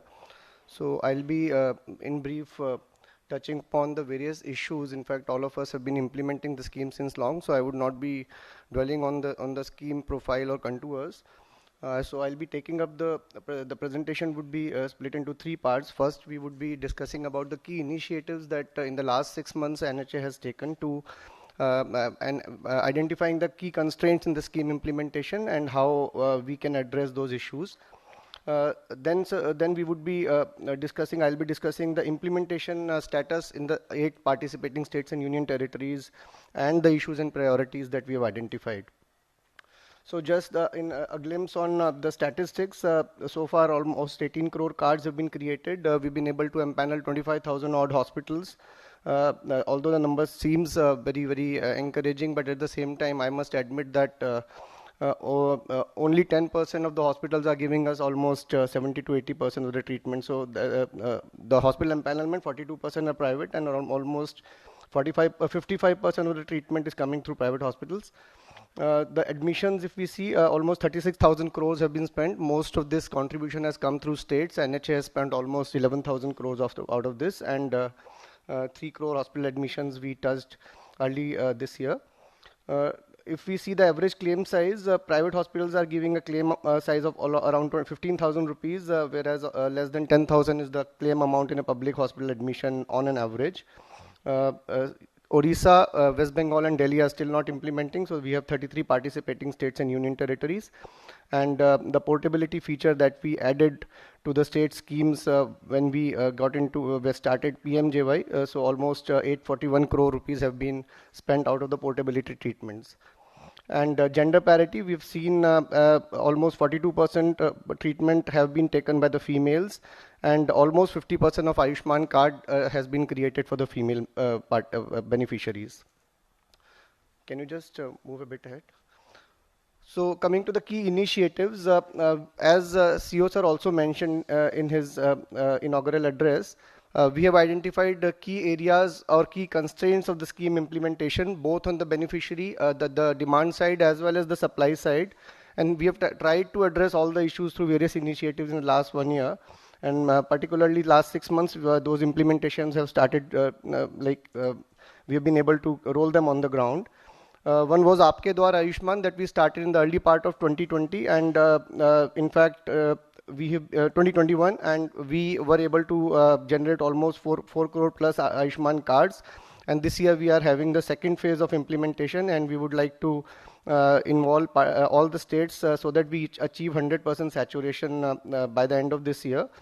Another aspect was regarding the visibility of the Ayushman cards and the way the cards were being created. Now we have opened the BIS, the Beneficiary Identification System. The entire village level data can be downloaded in form of a PDF. And anybody can create a card for himself or herself. At the same time, a camp mode Ayushman card generation can also take place through this open BIS. There will be a separate presentation on IT implementation wherein all this would be explained in detail. Another aspect is regarding the beneficiary saturation modality that we have worked out. So we have in fact taken a two-pronged approach. One is the states SECC data saturation, SECC card saturation. We have we are now getting the data from Ujjwala and Pradhan Mantri Awas Yojana verified beneficiaries because they are using SECC. and then fetching the data into an FSA to generate the cards, details, and Aadhaar authenticated data would come to us, and then we'll create the cards. And another is the beneficiary tagging, as we have already explained, and there'll be a separate presentation on this. On the scheme monitoring and evaluation side, we have started joint review mission. In fact, 5 or 6 states have sent the nomination for the officers. In fact, Himachal and Gujarat, it is live already.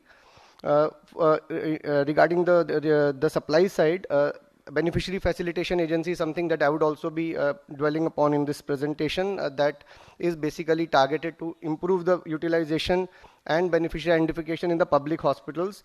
More particularly, this would be an initiative that would help the states where public hospital utilization is not that encouraging. Many of the states in the south, in fact, the participating states are doing quite good. But still, this might add on to the numbers in public hospitals if we implement this.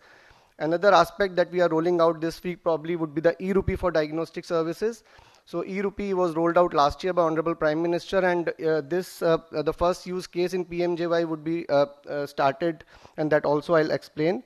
CEO sir also explained about the green channel payments. So just to give a confidence to our participating hospitals, we would identify the good hospitals, and 50% of the claim amount would be reimbursed the moment they click the submit claim button. So this green channel again would be live very, very soon, probably in the next week.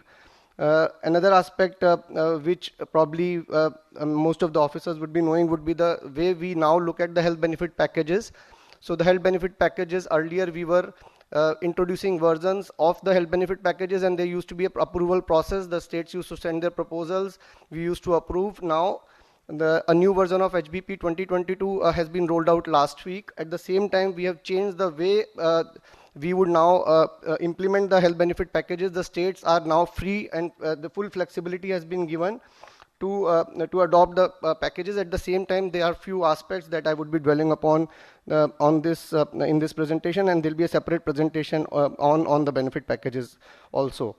Finally is the scheme convergence. So when NHA was formed, there was a mandate given to us was to take India towards the universal health coverage, so as to cover all those who are, as Radhakrishnan sir also mentioned, probably Tamil Nadu is implementing some scheme for the missing middle. So to involve the missing middle and to also cover the people who are covered through the various different schemes of the central and the state government. So as a beginning, we have started converging many of the schemes for the central government employees. So to begin with, and later on, we are also implementing models of missing middle convergence on our IT platform. Ayushman, Aapke Dwar Ayushman, just in brief, we launched it in 16 states and union territories. Recently, a decision was taken that free Ayushman cards would be generated for the beneficiaries, and in fact, we have also communicated in writing to the states that in case the states agree to issue co-branded Ayushman cards, we would take care of the expenditure even for your state beneficiaries, whether or not we are funding those beneficiaries or not in our scheme. So even for the state beneficiaries, your database, if the states agree to issue co-branded cards, we would 100% take care of the expenses. We have also entered into MOU with Common Service Center and UTI TSL, apart from empaneling 5 or 6 agencies for creating cards and distributing the cards to the beneficiaries. Extensive IC campaign is being launched very soon, and we are in fact targeting some campaign like the Swachh Bharat mission, so that the grassroots level penetration of the scheme awareness takes place. We also roped in frontline workers in Panchayati Raj institutions when we started the drive in the first phase, and this would be intensified in the second phase, and we would require your support also on this. We created, as I mentioned, more than 4 crore cards, and in fact, one day we were able to create 8 lakh cards, but all these records have to be broken now. We are targeting that we need to reach to 50 lakh figure in a day in this current drive. So Open BIS, as I mentioned, self-assisted verification is enabled here. We can any beneficiary can download or print the card on his own. Village level data is being made available in a PDF format. There would be a compulsory mandatory Aadhaar authentication in the Open BIS that we have introduced, and we can also add the member as was possible in the previous version. So beneficiary, coming to the beneficiary facilitation agency, what has happened is that, and this is more particularly for most of the North Indian states, that public hospitals, the infrastructure is not good. At the same time, as CEO sir was mentioning, most of the beneficiaries, when they enter the public hospital, neither the beneficiary wants to show his or her wallet because they otherwise provided free treatment in the hospitals, nor the hospitals are concerned because it is nobody's business, nobody is earning there anything. So the hospitals are not very keen on identifying the beneficiaries. At the same time, first is at the time of admission, and second is at the time of submission of claim. So many a times the claims are not submitted in time. Even some queries are coming back from ISAs at the state level. Those queries are not replied to in time. So all these issues lead to a situation wherein either the public hospital claims are not generated at all, or in case they are generated, the payment is very, very slow and delayed. So to take care of that, we have started the concept of beneficiary facilitation agency, wherein we have empaneled few agencies, and the states can do a commercial bid between those agencies to finalize one or more of them, who would place the PMAMs, who would place the Arogya Mitras on the ground in the hospitals, who would be paid incentive or the payment on the basis of the claim money reimbursed to the hospital. And the incentive would be the claim, more and more claims going to the going out of the hospital, more money would come back to the service provider. So in fact, this experiment, as CEO sir mentioned, we got from the experiment, successful experiment in Punjab. And this is, in fact, has already been implemented in 8 states. I'll just, in the next few slides, explain as to how it has worked in the state of Madhya Pradesh. So in Madhya Pradesh, total in 181 hospitals, 260 PMAMs have been deployed. This happened in November last year. They are paying a salary of approximately 11,000 rupees to each Arogya Mitra through this agency.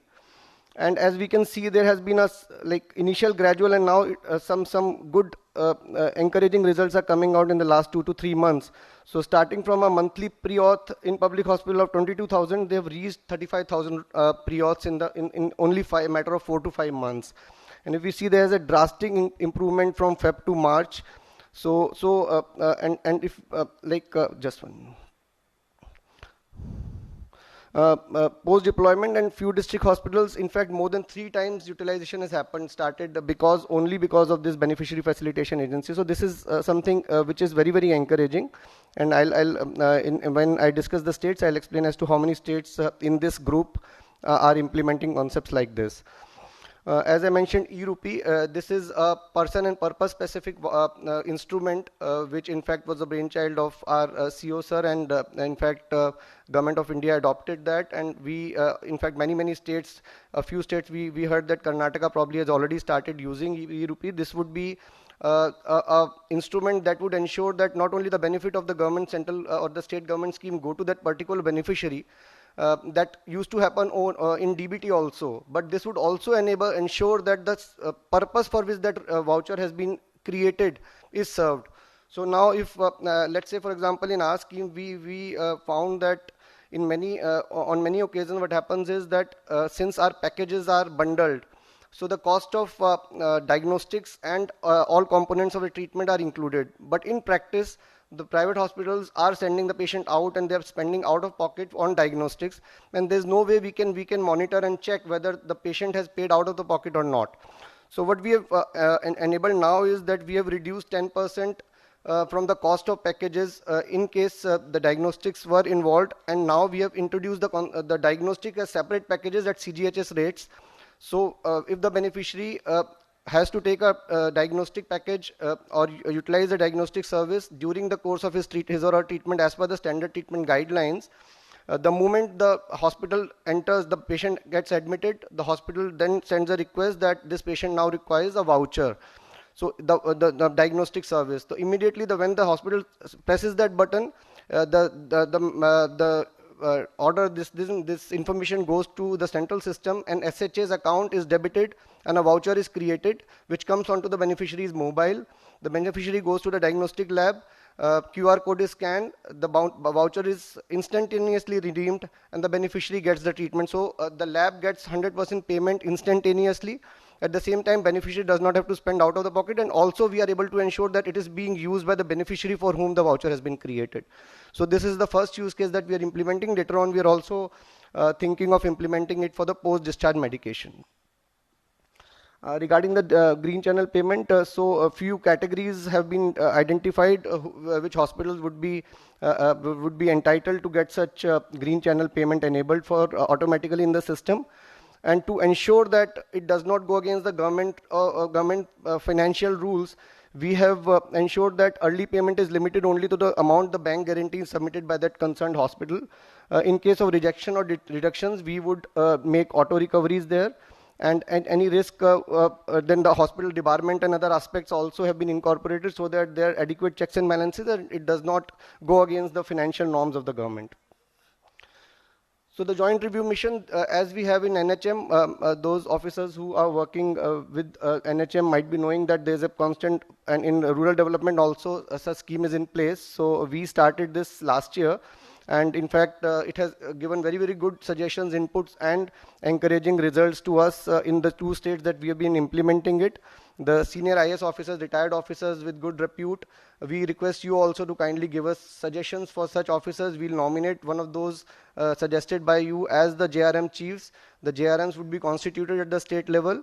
And these JRMs would ensure that, because we, ever since we started the scheme, there has not been any ground level review that we are doing on a systematic manner. So this is an institution that would enable us to get a feedback, and it would not be a feedback given by the NHA to SHA, it would be a feedback given by the state's officer to the SHA. So the acceptance might be good, the state might be in a much better position to take corrective actions, and we would also get some inputs which we can incorporate at the policy level for the scheme at the national level. So regarding the convergence of schemes, so I would not go into details, but the concept is that we have multiple schemes existing for multiple sets of beneficiaries. We don't have any data access, we don't have any MIS. Government is paying for different schemes, different amounts. There's no visibility, no policy level decision can be taken by the government. So to take care of all that, and in fact, most of the schemes, Ayushman, CAPF has been launched for 40 lakh beneficiaries of the CAPF and their family members. There was no scheme and no platform existing wherein they could have tracked the utilization, and a lot of frauds would have been happening. So all this gives us a visibility. CGHS for the retirees has already been onboarded on NHA's IT platform. The building and other construction workers, I think you are already implementing that scheme at the state level. Employee State Insurance Corporation, again, the portability features has been enabled for ESIC beneficiaries. And Rashtriya Arogya Niti and Health Minister's discretionary grant scheme were converged last year. So these are the few IC initiatives. I would not, I'll just skip this slide.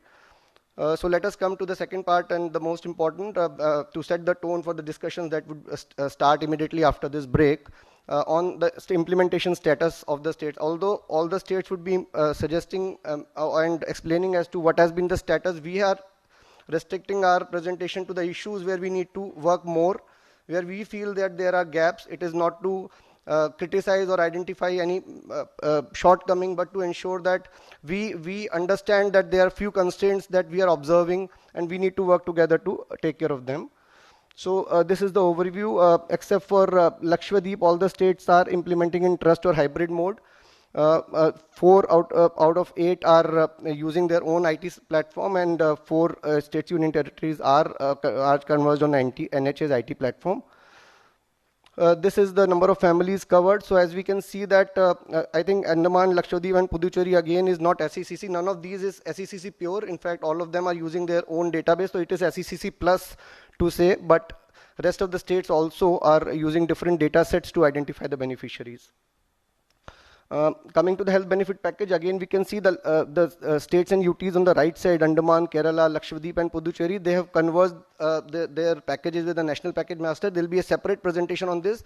What I want to explain and impress upon is that the middle column, if we see, in Andhra, we are using only 445 of the packages out of the national package master.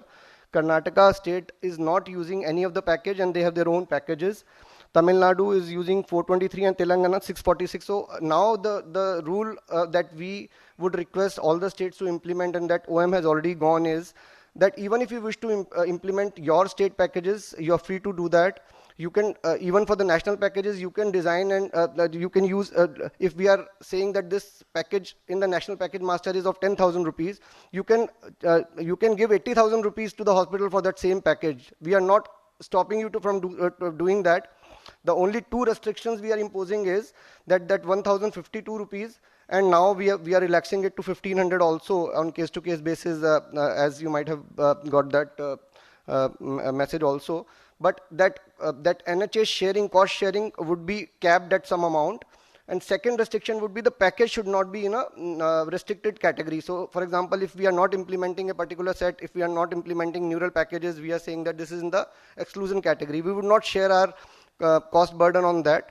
But rest of the packages you can design, you can use any rate for the packages in the national master, but all the 1900 packages which we have stated in the national master have to be provided to the beneficiary, both inside the state as well as when your beneficiary goes out for portability.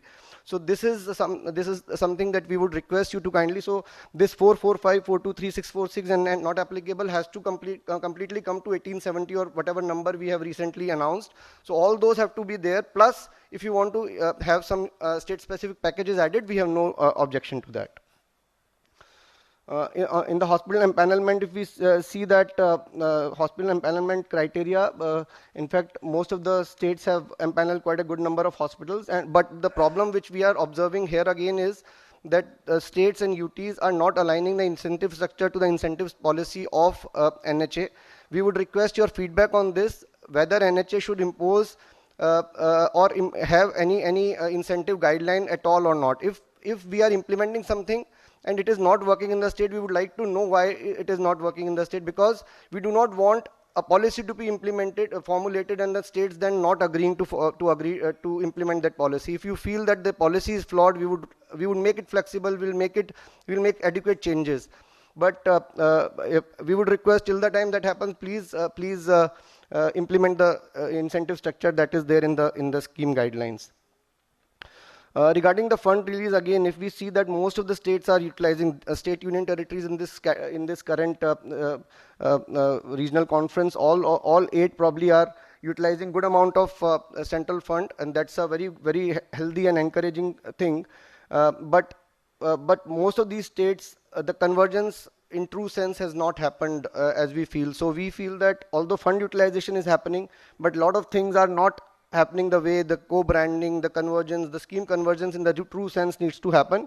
We are very, very happy to, if the states are utilizing the funds that is meant for the states in the budget. But at the same time, the fund, as CEO sir mentioned, cooperative federalism, we would request you to kindly see that we work for a common goal, and the purpose for which this scheme has been designed is served in true sense. Finally, this is the final component, issues and priorities. So the common issues that we feel, NHA's IT system, we borrowed it from Andhra, Telangana, but Andhra and Telangana are not using our platform. That's an irony. Tamil Nadu uses the platform developed by insurance company, where the conflicting roles are being played. So insurance company managing the platform and insurance company placing the PMAMs on the ground, these are conflict of interests. We should not have that. So we would request Tamil Nadu to kindly reconsider that. And API integration and data sharing, that I'll be explaining in the subsequent slide, is also not very smooth. If we see the dashboards, the insights, impact radar, they do not reflect the scheme performance in most of the states and union territories. And most importantly, in fact, if we would be making a separate presentation on our fraud analytics framework, we can bet that such a fraud analytics framework is not existing anywhere in the world. Let's leave aside India. And the kind of data that we generate and the AI/ML capabilities keep on improving the engine. So that is not possible with the data that you generated at the state level. We are generating data at the national level. So the fraud analytic framework, we are not getting your access to your IT platform on a real-time basis, even if you are using your IT platform to generate the triggers on a real time to ensure that the misutilization or the potential frauds and abuses are taken care. That would be in the common interest of both the state and national NHA. On the card design, that again Rohit would be making a presentation, so I'll just skip. And HBP and portability I've already explained. So these are the non-uniform cards. If we can see the revised card design which has been approved by the Prime Minister's office. So this is the common scheme card design wherein your co-branding would be placed.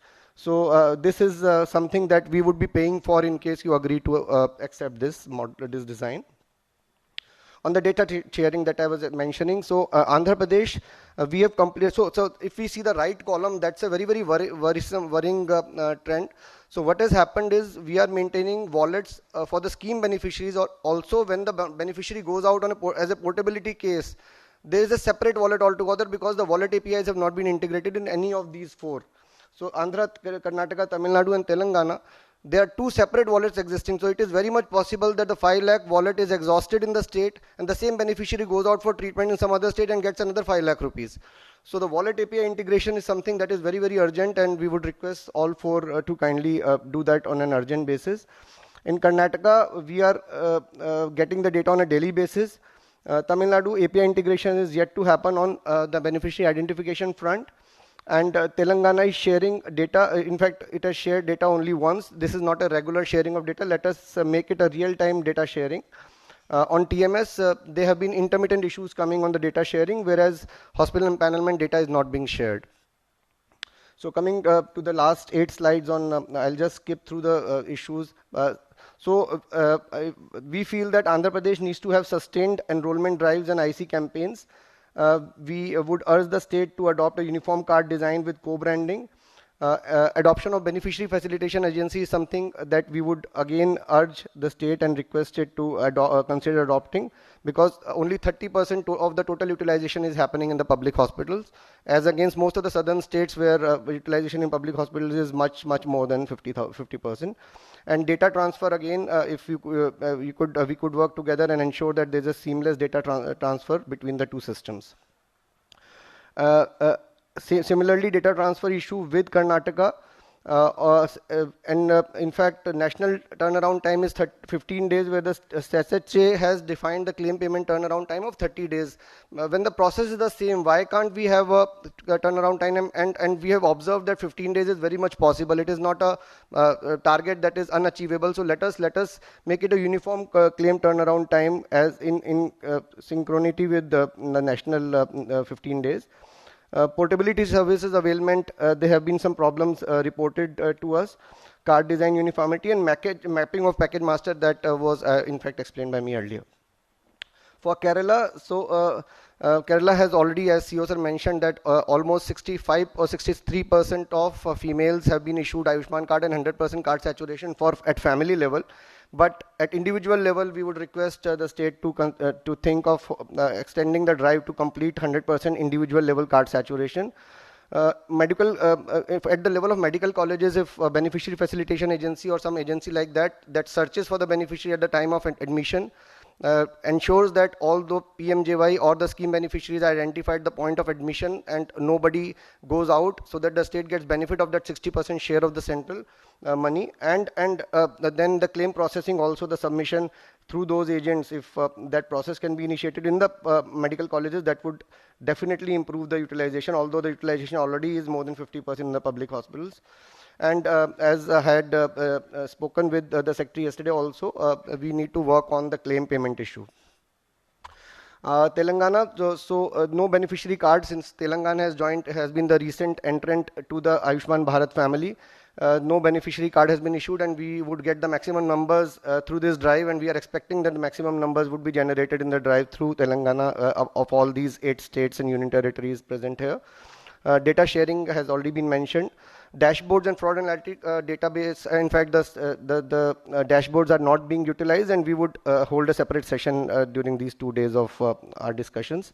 Anti-fraud trigger integration, again, is yet to be completed, and district implementation units are yet to be placed. So this is again another issue. And Telangana, as when I visited, there was a suggestion on changing the way the hospitals are empaneled. So I would request Telangana state to please see the hospital empanelment process of NHA, and and most of the states are using that process, if that can be adopted. For Tamil Nadu, only 560 portability cases have happened, and Tamil Nadu health infrastructure is very good. We would expect more inbound portability to happen in Tamil Nadu. So portability issues, Andaman and Puducherry are constantly reporting the portability issues, and Chennai hospitals not accepting the patients. So we would request the support. And as I mentioned, the conflicting roles, the IT platform is being managed by the insurance company, and TPAs have deployed the resources at the hospital level. So when somebody is an employee of the TPA, and the TPA's claim are going to the company, and there's an insurance company's interest is to reduce the number of claims. There's the inherent conflict which is generated there. So the TN may kindly consider that if the state can adopt some process wherein either those are deployed by the hospitals or a process like BFA could be implemented. So this is the final slide. These are some suggested timelines.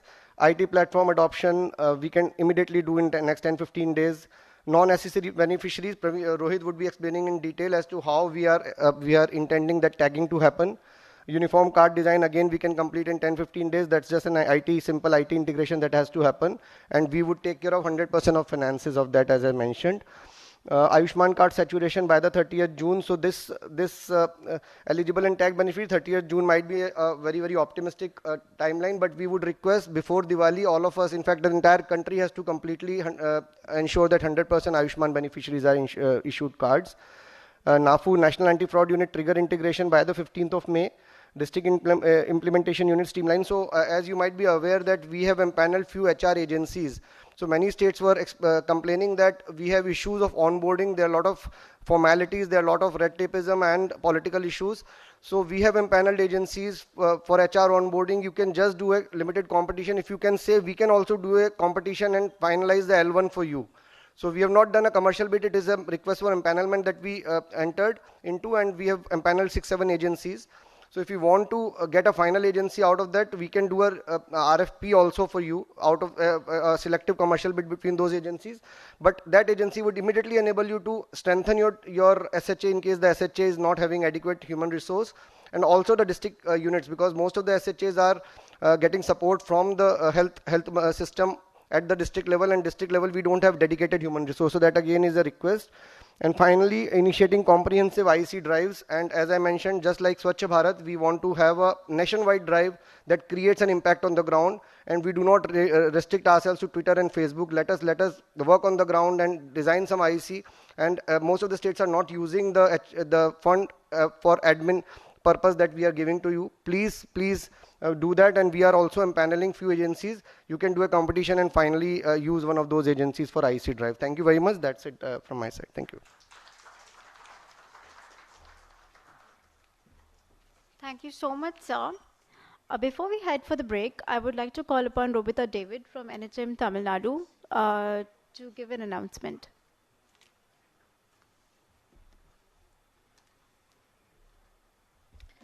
Thank you. Once again, a warm welcome and a very good morning to all the respected dignitaries and officials here today for the Southern Regional Review meeting. As we know, today is extremely significant as we also celebrate World Health Day with this very relevant theme of our planet, our health. So in order to celebrate this day and to also add some fun to today's event, we have organized a friendly poster making competition where the only rule is that there are no rules. So one of our team members will now be coming and giving out different topics which each state team can randomly pick. So we have many key public health topics outside the scope of digital health, of course. So we really request the state teams to come together to make posters that are both creative and solution oriented. We understand that time is a bit of a constraint, so you have until the entire course of the day to work on these posters. You can see poster boards placed across the hall. So we will close the competition by maybe around 4:30 to 5, and at the end of the day, the top 3 posters based on creativity as well as the solutions put forth will be receiving an award from our Honorable Minister for Medical and Family Welfare. I must add that the prizes are quite beautiful, so we request all the teams to actively participate in this competition and to share with us why and how together we can improve and build the public health of the nation. Thank you.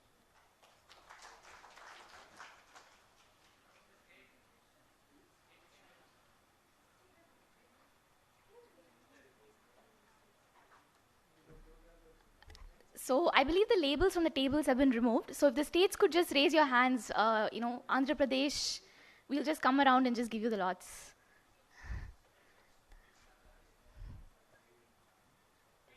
Lakshadweep, Karnataka,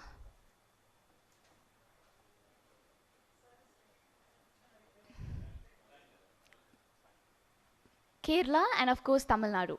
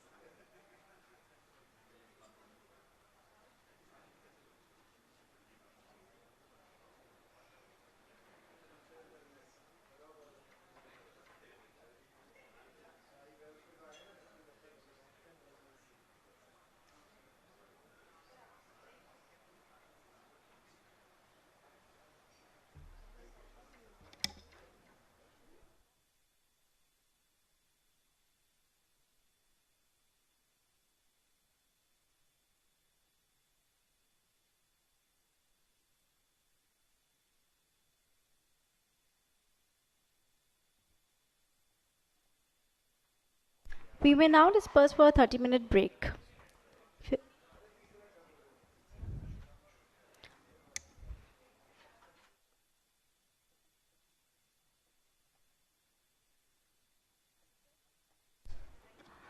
I request all the participants to fill the feedback form meanwhile by scanning the QR code.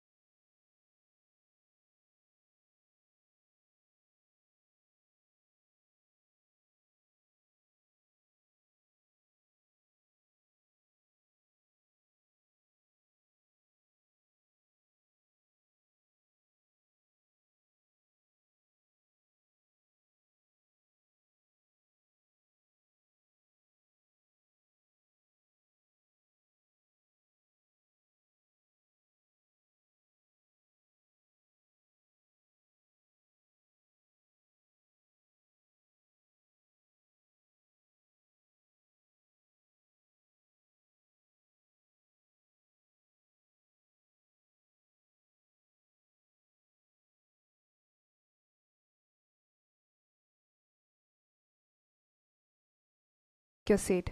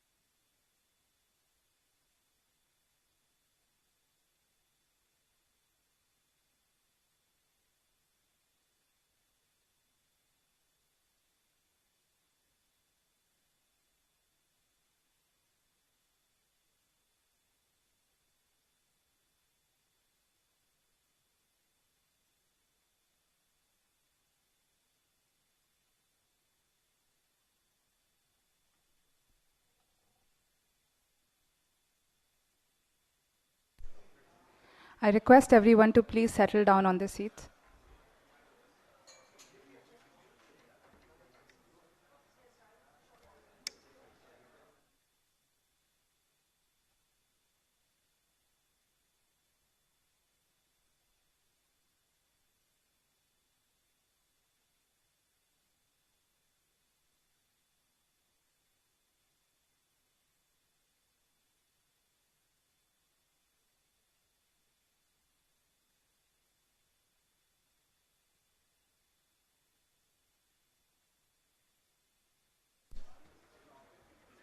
Where is that?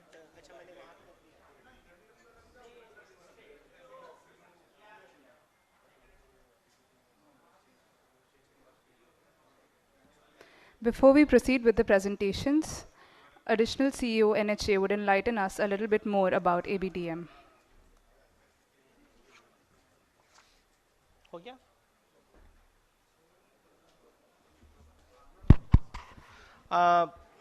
Welcome back everybody. I hope all are here. There were a couple of questions about what exactly is meant by integration. So I think we should not proceed further without discussing this, what exactly is M1, M2, M3 and all that. So the words M1, M2, M3 are not so relevant. What is relevant is to understand how ABDM works. Please see carefully. So we have different modules or blocks which are working for different health programs.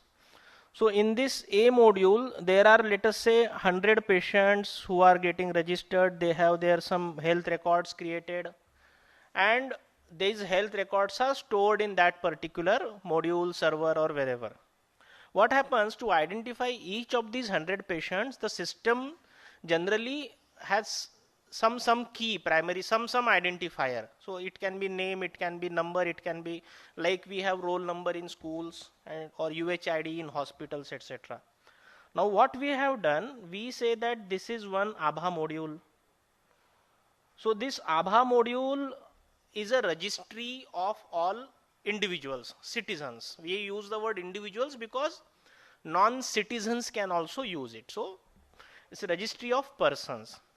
And these primary keys or identifiers in these various modules may be different. For example, my name is Praveen.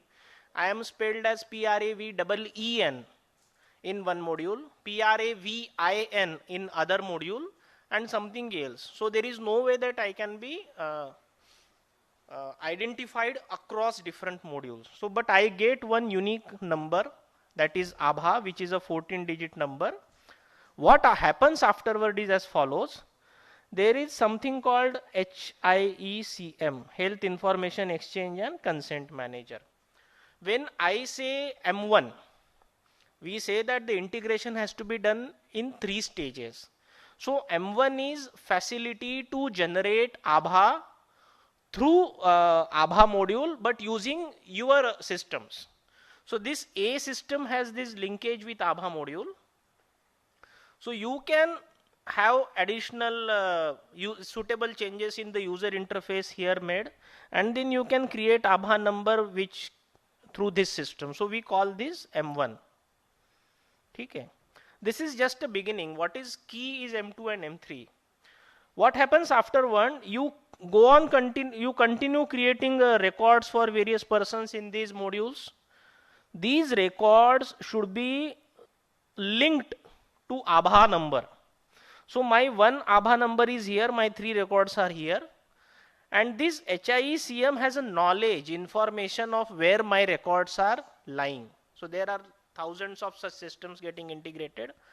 When I ask for this Aadhaar number, please give me records available. What they will do, HIECM, it knows kind of, it is known as record locator service also, RLS.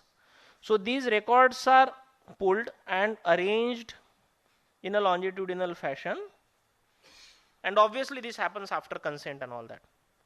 And they are presented. And what is enabling it to be done like this is the linkage between Aadhaar number and the record.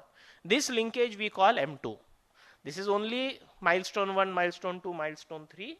So this M2 is very important, and this will facilitate such creation of longitudinal health record across all the systems, Tamil Nadu, Andhra, government, private, everything.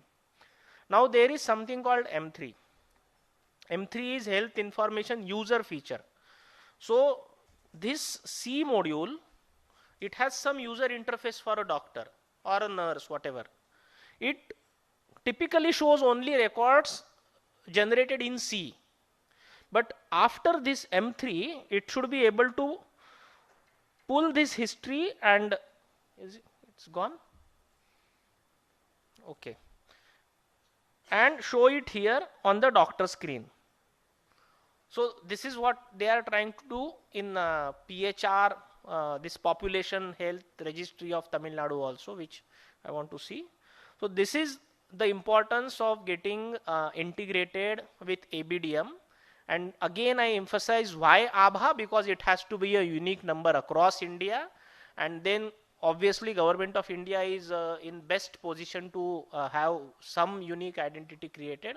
So I once again request, please have all your these A, B, C, D modules integrated ASAP in M1, M2, M3 with ABDM platform.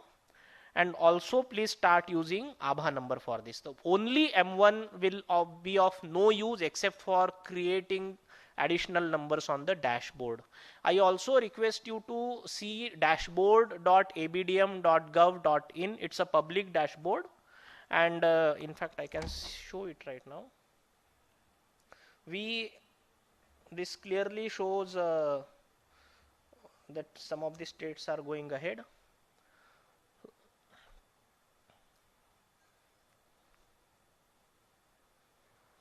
And the number of Aadhaars generated, HPR, HFR population status, they are it's getting updated here. And what is important is this: Aadhaars created by partner. So for example, eSushrut is a CDAX solution which is used in AIIMS. So it has that M1 integration done. Only 2 Aadhaars have been generated through that integration, through that M1 integration. And so you can see various numbers here. The maximum are from CoWIN, PMJY, and then Andhra Pradesh. And so that is about creation, M1 part. What is happening is, if you generate number in CoWIN and the same number is fetched by say Andhra Pradesh module, that number is shown against CoWIN. Generation is what we are showing and not retrieval here. And we have started showing this also, number of records linked. So through CoWIN, around 53,000 records are linked to respective Aadhaars. So this is where the competition should come up. This is the ultimate outcome of this mission. This is where I expect states to compete with each other. Thank you so much.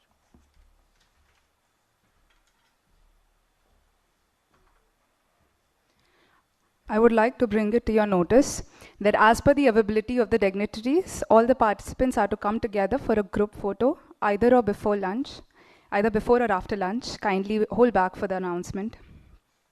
We will now proceed to the next segment of the presentation, where the states will give us an overview of their journey on the progress of ABP MJY and ABDM. I would like to call upon Dr. Uma, CEO SHA Tamil Nadu.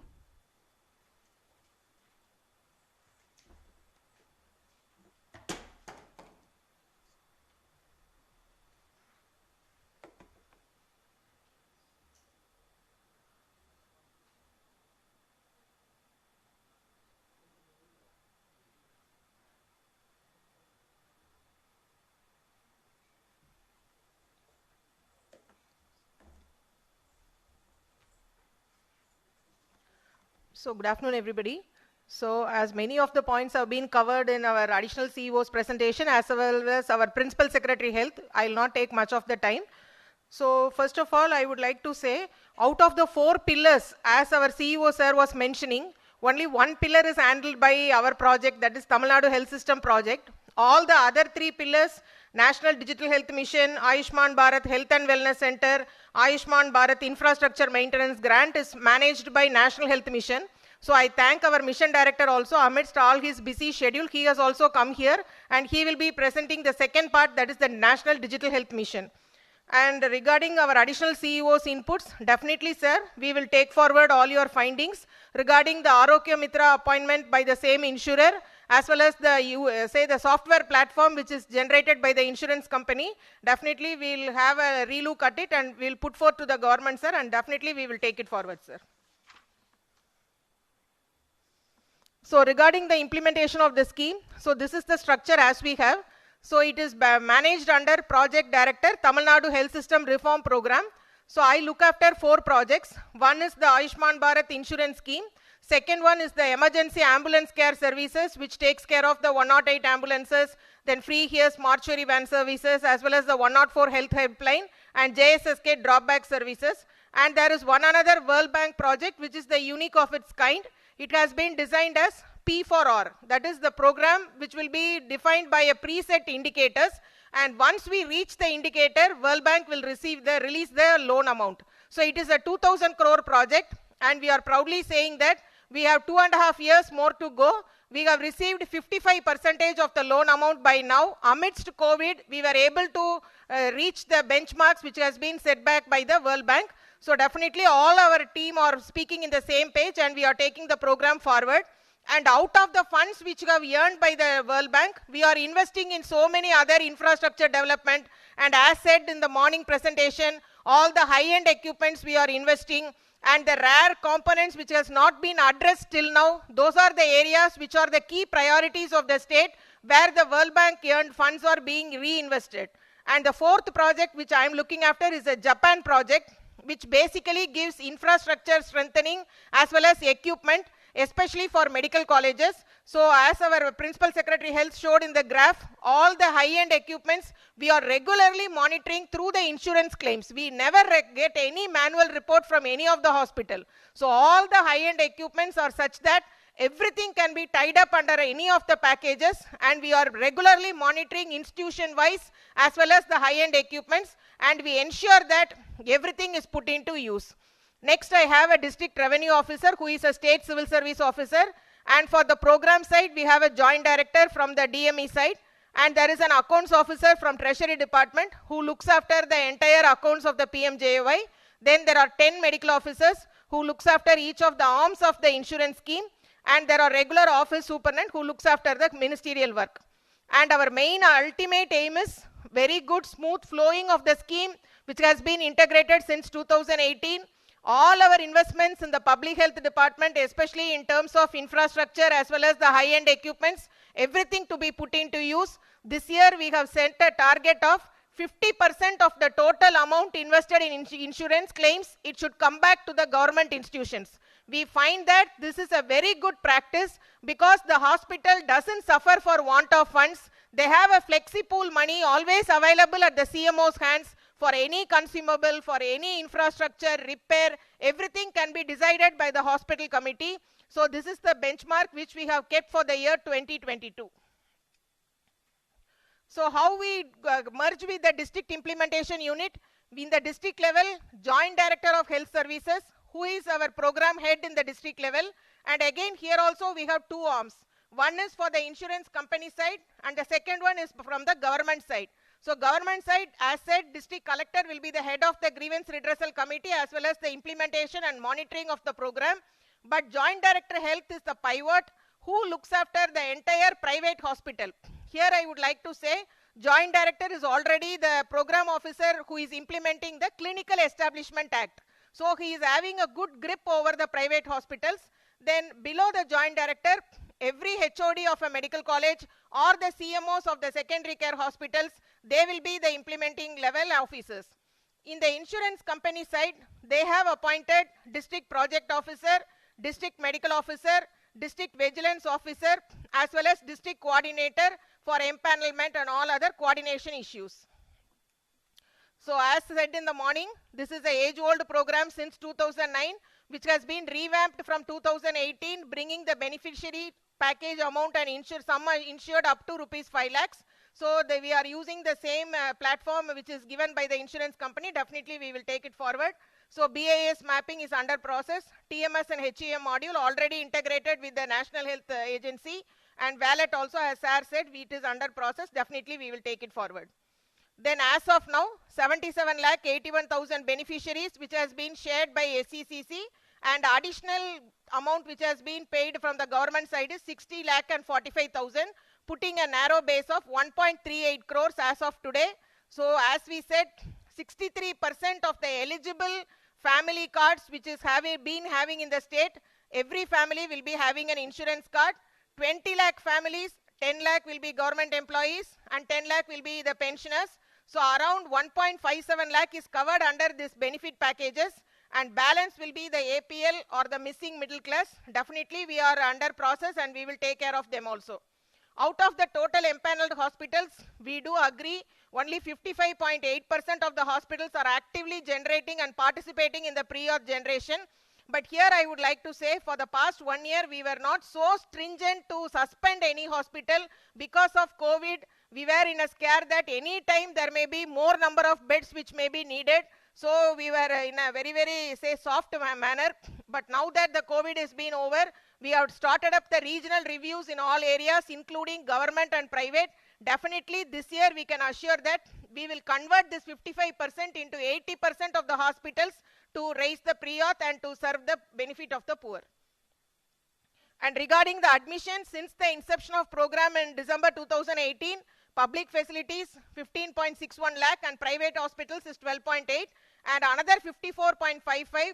Due to the urgency, government was kind enough to open the RT-PCR claims for all the beneficiaries. So that has also been taken under the insurance head. 2% of our claim is overdue and turnaround time is 60 plus. We do agree there are certain challenges. Public health facilities do not upload the record within the 2 weeks. Now that we are bringing them under regular monitoring, this year we expect a change so that the turnaround time will be on par with the NHS.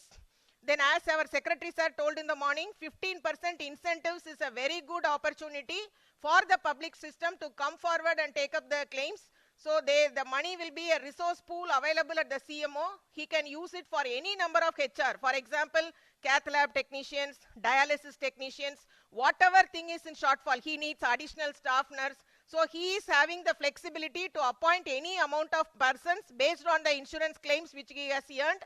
And Arogya Mitras, as agreed, it is appointed by the insurance company. Definitely we will take it forward. So next, as for the health benefit package, so still we are adapting one, but here we will say that since we have gone for a new tender in January 2022, now that the mapping has been completed and 2022 module also, definitely we will place to the state government, and we ensure that by the end of April, we will be able to roll out. So as of now, we are only following HBP 1 package, out of which 423 were added to the state specific packages, and 970 packages which are available in the national package master are already available in the state specific packages. And again, 423 exclusive PMJY packages we have taken for our secondary care hospitals and some private hospitals. Those have been adapted. Then again, inward portability. Yes, it is only 961. Majority of our users are from Andaman as well as Puducherry.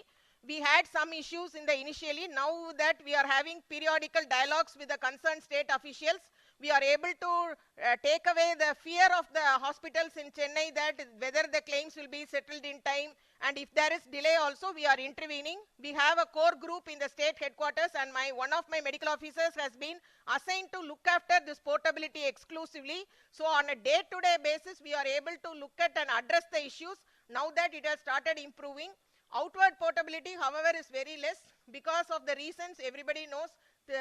Say Tamil Nadu itself has very good robust system of 36 medical colleges and 35 private medical colleges, and already in 2009 itself we have empaneled the border districts private hospitals also under our scheme, and they are very much finding the rates are very useful for them. So in Kerala as well as in Karnataka, Andhra, we have empaneled some of the border hospitals, 31 hospitals, and also in Puducherry 31 of the hospitals are empaneled already, so they are also still continuing under our banner, so that portability issue of outward portability doesn't come rise.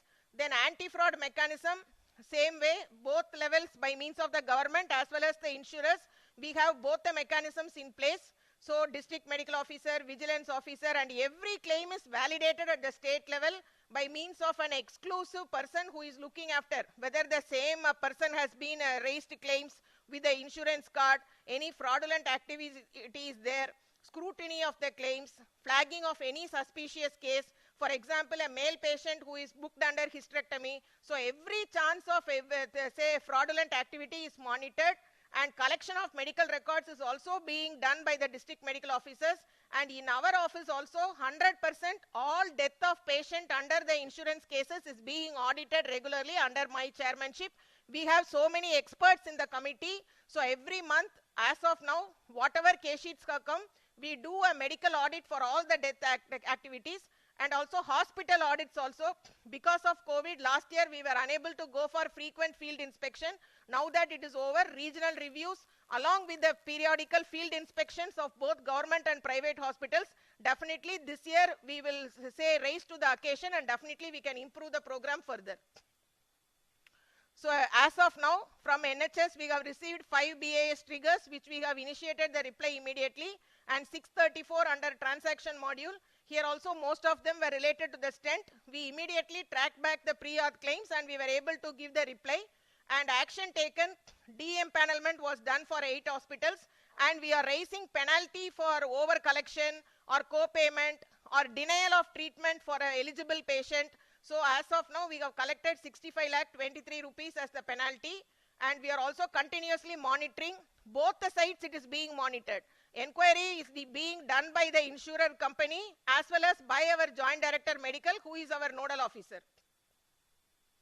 And beneficiary awareness, already we have around 63% of the total eligible family cards in our say state with the insurance card.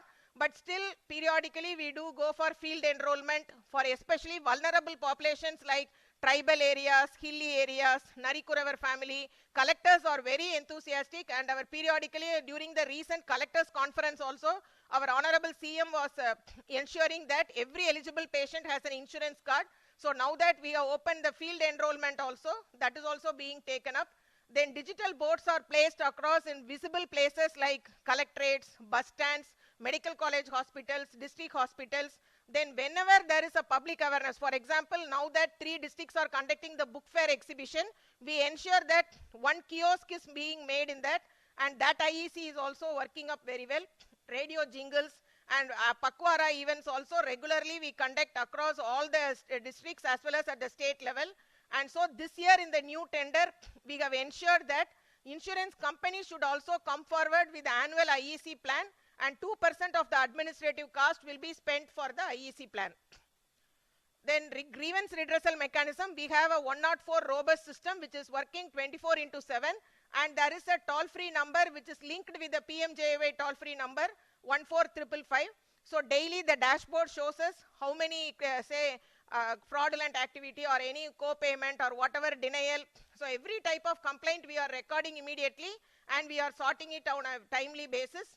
And again there is a mobile vigilance application which has been launched by the insurers, so that the district vigilance officer goes right to the hospital and verifies 5-6 patients who are available treatment under the CMCHS, or he goes for a doorstep verification benchmark has been set for each of the vigilance officer in every hospital wise mapping has been done. So on the point itself, he has to upload the data, whatever he is capturing. It is only a drop down box, and based on that, the data will be immediately pushed to the state headquarters, and we are periodically reviewing what are the type of complaints, how many complaints have been analyzed, and what are the action taken. So other key initiatives which we have done in the recent one is, thanks to our honorable finance secretary, he was very, very particular that deduplication should be done before the new tender is rolled out, because now the insurance liability has gone up to 5 lakh per family per year. So 11 lakh duplications we have removed. That is the same family with one ration card. It is mapped with multiple insurance cards. Again, Aadhaar authentication, already it is Aadhaar seeded. Now we are waiting for the permission from MeitY. So once it is obtained, we will go for Aadhaar authentication, both at the site of enrollment as well as at the place of the hospital where the beneficiary has to take the treatment. Already there is a provision of electronic minimal health record is available in our system since 2017, and all the new programs for the liability of the program as well as for the vibrant mode of operationalization of the program, we are including under the assurance mode Makkalai Thedi Maruthuvam and Innuyir Kaapom Thittam. So state's flagship program has been merged with the existing package system, and as you know, high-end systems, morning itself secretary has given a detailed presentation. It has been covered since 2012. So over and above the insurance liability also, we are releasing from Corpus Fund and taking care of the high-end procedures also. Then again, state-owned platform, definitely we will migrate to NHS. We will study the pros and cons, and definitely we will take your help, sir. And regarding district implementation unit also, we have a system in place and we are periodically analyzing the thing. As I said, 63% of the eligible families with ration card, already they have an insurance card. But we do agree that there are some who do not even have a ration card. So those are the challenges which we need to address. Definitely we are also taking forward. Then some of the issues which we will like to take the help of NHA is, already we have returned to NHA regarding the portability claims permission for the 1.38 beneficiaries who are under our portal. So if NHA can permit us, definitely we will be having the benefit extended to all the 1.38 crore, and provided that co-branding and reissuance of the card, we will take the concurrence of government and we can definitely take it forward, sir. Then all the fraud and abuse modules, we are following it. Definitely we will strengthen that also. And regarding the public-private hospital enrollment, as of now 30 beds has been made mandate. Now that if you suggest that more number of hospitals, based on the need, definitely we will go for more number of hospitals. And regarding that COVID has been over, this time we will be definitely taking a tough stand regarding co-payment, overpayment, denial of service. So that also we will take care. Thank you, sir.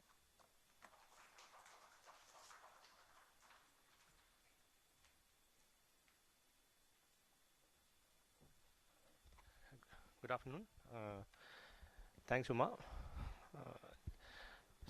Tamil Nadu's attempt at digital health, which now we are going to present, it now tries to have a community level health records which the community worker can access at the doorstep and try to integrate up to the highest level, which is Ayushman Bharat, a cardiac procedure. So whole across the spectrum, how we are planning to do, we'll just try to present. And for example, how do we use the ABA number when from the community worker to the highest land, how this integration happens. So we are trying for a denominator based system. So how the denominator is fixed street wise, and who is accessing our facility, who the community worker is trying to approach in the field.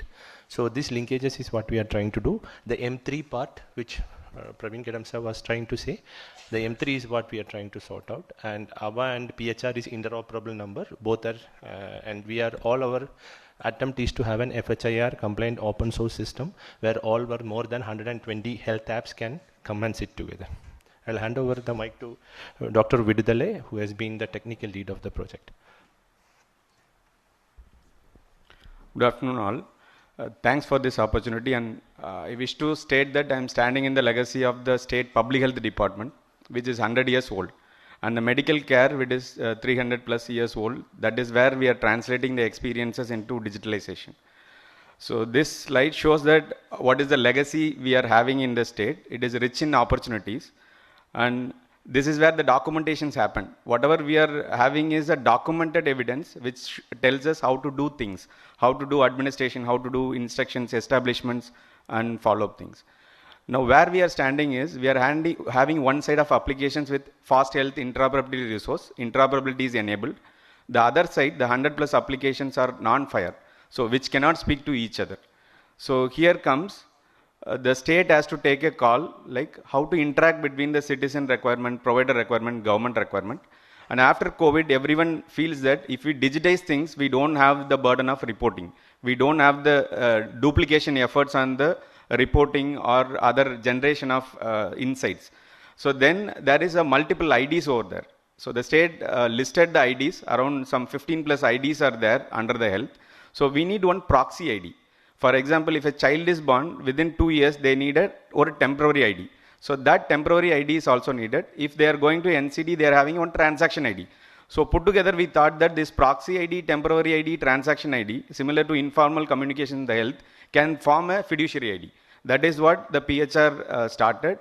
And the problem, the fourth point listed here is, the state want to know how many people are residing in a street. The residents are 100 people, 20 people migrated out, 10 people migrated in.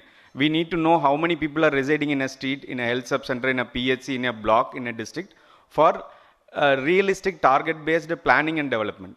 And the major point we are trying to address is once only data collection. The acceptance between the staff, the acceptance between the programs, the acceptance between the applications are not trust-building manner. So the PHR, what is PHR generally? The PHR is nothing but a population health registry where all the residents of the state are listed. And they are connected to the health sub-center through a family and a street. So we need to standardize how the IDs are going to speak, how the families are going to organize, how the streets are going to be organized in village, in town, in municipality, in corporation and other cantonment areas. And how this health sub-center, like in a rural we are having a health sub-center. In urban it is a virtual center.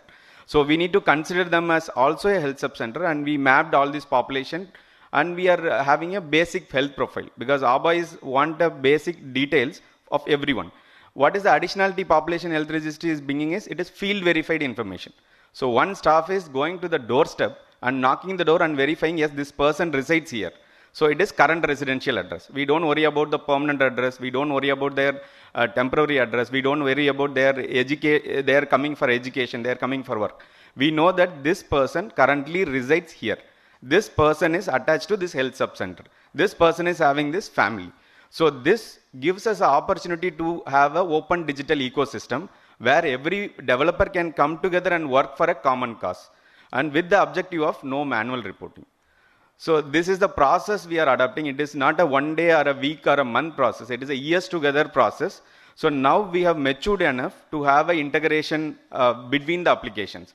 So initially it is demographics, then screening, then confirmation, then follow-up. The state flagship program of Makkale Thedi Maruthuvam, where drugs are dispensed at the doorstep, mandated the state to have the care coordination and the care continuum, where we want every person to be screened, funnel down to suspect, then funnel down to confirmation, then again funnel down to whether they receive the drugs or not. So for this mandate, the state, in anticipation of ABDM, we started working this rollout plan. So we started in June to set up a practice area. That is a new thing. If you show a software, people will see in a conference hall, in a hospital with the limited people. What we thought is, instead of showing it in a PPT mode, we should get everyone to a practice area where lively we will see community health worker use the application, the PSC people will receive the referral in, and they can able to address the drugs back through the volunteers. So that we set up a health practicing area where this population screening, confirmation and drug distribution is happening. So now we are scaling up from the block to the whole state scale. And these are the output of the piloting. So first output is 6.6 crore searched less than a second. It is actually 700 milliseconds. So it is less than a second. And 4 common programs shared the one single entry of the volunteer. So we convinced each and every team in that block to use, if volunteer enters a BP, kindly consider it. So they are trained enough. They have kind of certified for measuring the BP. So the acceptance among the staff we brought. And the learning is very much important. By giving an application alone, we couldn't able to penetrate into the confidence level. So we gave help desk tool, we gave project management tool, we gave learning management tool for each and every staff involved in it. And the last one is, the health is not having the engineering capacity. The health is not having the designing capacity, cross-functional capacity. So we brought 40 plus organization into the health under the consortium for open source development. So open source development consortium gave us a hope that yes, this can sustain, this can integrate, this can interoperable. So these are the modules we had. It is live, it is hosted in state data center, it is hosted in cloud, it is speaking to each other. So that is the important thing. The dynamicity is what the health wants. That means if a change of address has to reflect immediately in a medical college, the adding of suspicion in a field has to immediately reflect in a PSC. So the dynamicity is what we are continuously checking. Now it is 25,000 concurrent users are accessing 6.6 crore records. So these are the work streams we identified. It starts from the work experience to the help desk. And the metrics we defined is 100% adoption by staff. Very importantly, the data has to be repurposed during the review meetings. This is one of the state learning is, unless the data is used in the review meeting, it is not going to be sustained or it is not going to be a live data set. So usually we have multiple dashboards where we are pinpointing the 6 KPI numbers, key result indicators. We are getting a consent in an informed manner from the individuals.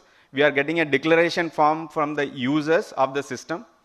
And the TN e-governance agency helped us in formulating the policy. They gave us AI policy, blockchain policy, security, cyber security policy, importantly reference standards. That helped us in assimilating all this consortium. It is very difficult to manage 40 plus organizations. So health e-governance agency helped the health for putting up the reference standards. The data policy is out. And how to interact with the private sector. What is the mandate for the private sector to share the data? The state is having an experience of notifiable disease. The Public Health Act was there from 1939, and all the, except diabetes, hypertension, almost all the conditions are now notifiable disease. So if the condition is confirmed, the private sector has to notify. How to notify? Yes, that is a gap. So that gap is now, I think it is the time for us to evolve from the stage of address standardization, population standardization over years. Now we are seeing that, yes, we have standardized the IDs. Now we have to make it speak to each other. Now we have to bring all the records to each other. I think in entrepreneurship, the state is seen as a social entrepreneurship. It is having an impact-driven thing. It is having a high regards for the citizen-centered value. Anywhere, it requires a timing for correct change management. So we, the state, seen ABDM as an opportunity. Now it is the right time to adopt ABDM to have this integration, standardization, interoperability. So in anticipation of ABDM state office formation, the state has debuted around 5 officials to start the activities. So we started from June in the exploration activities. And yeah, this is state structure, nodal officer, implementation, IT and admin support.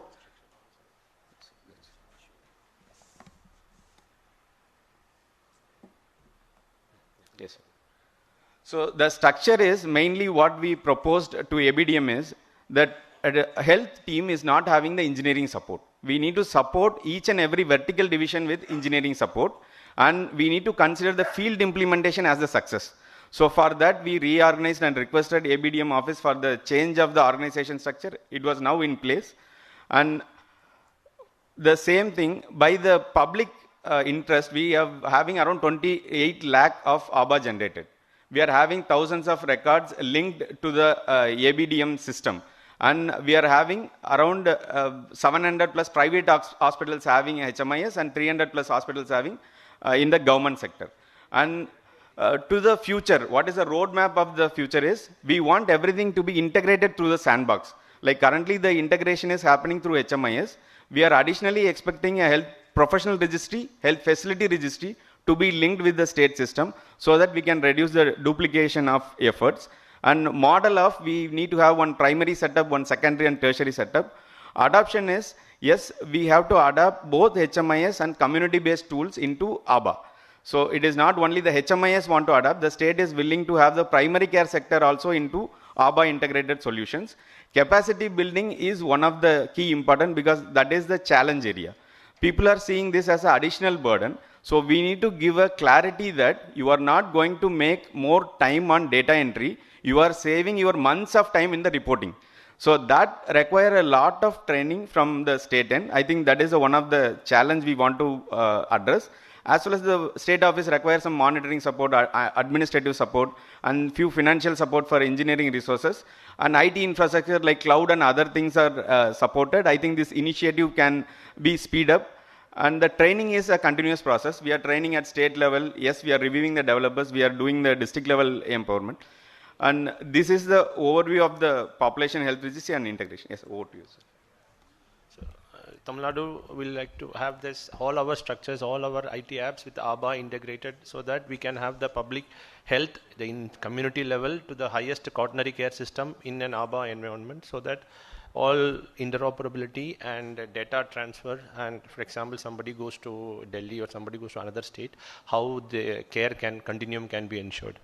So that is our aim, and we hope we will be able to achieve it in the M3 level, what Gedam sir was saying, and ensure that the data, the health resource data and the health the records are transferred for the better patient care in the state, ensuring data fiduciary and data security. Thank you, sir.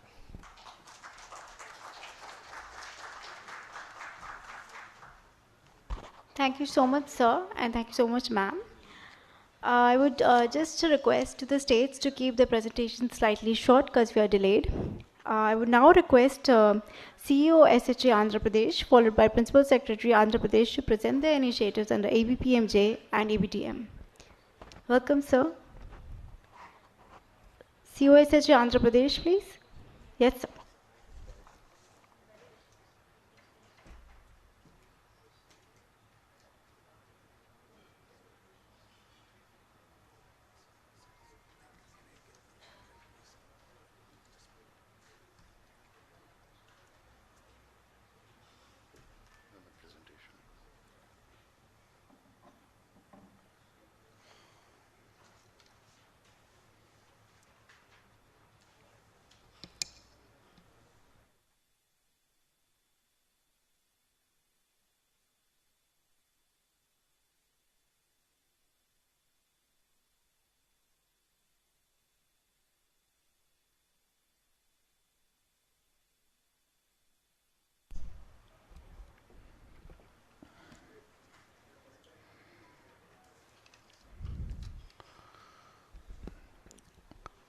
Respected CEO sir, Additional CEO sir, Deputy CEO NHA, other senior officers of the NHA, Principal Secretaries of participating states, my colleague CEOs, other officials, a very good afternoon to all of you.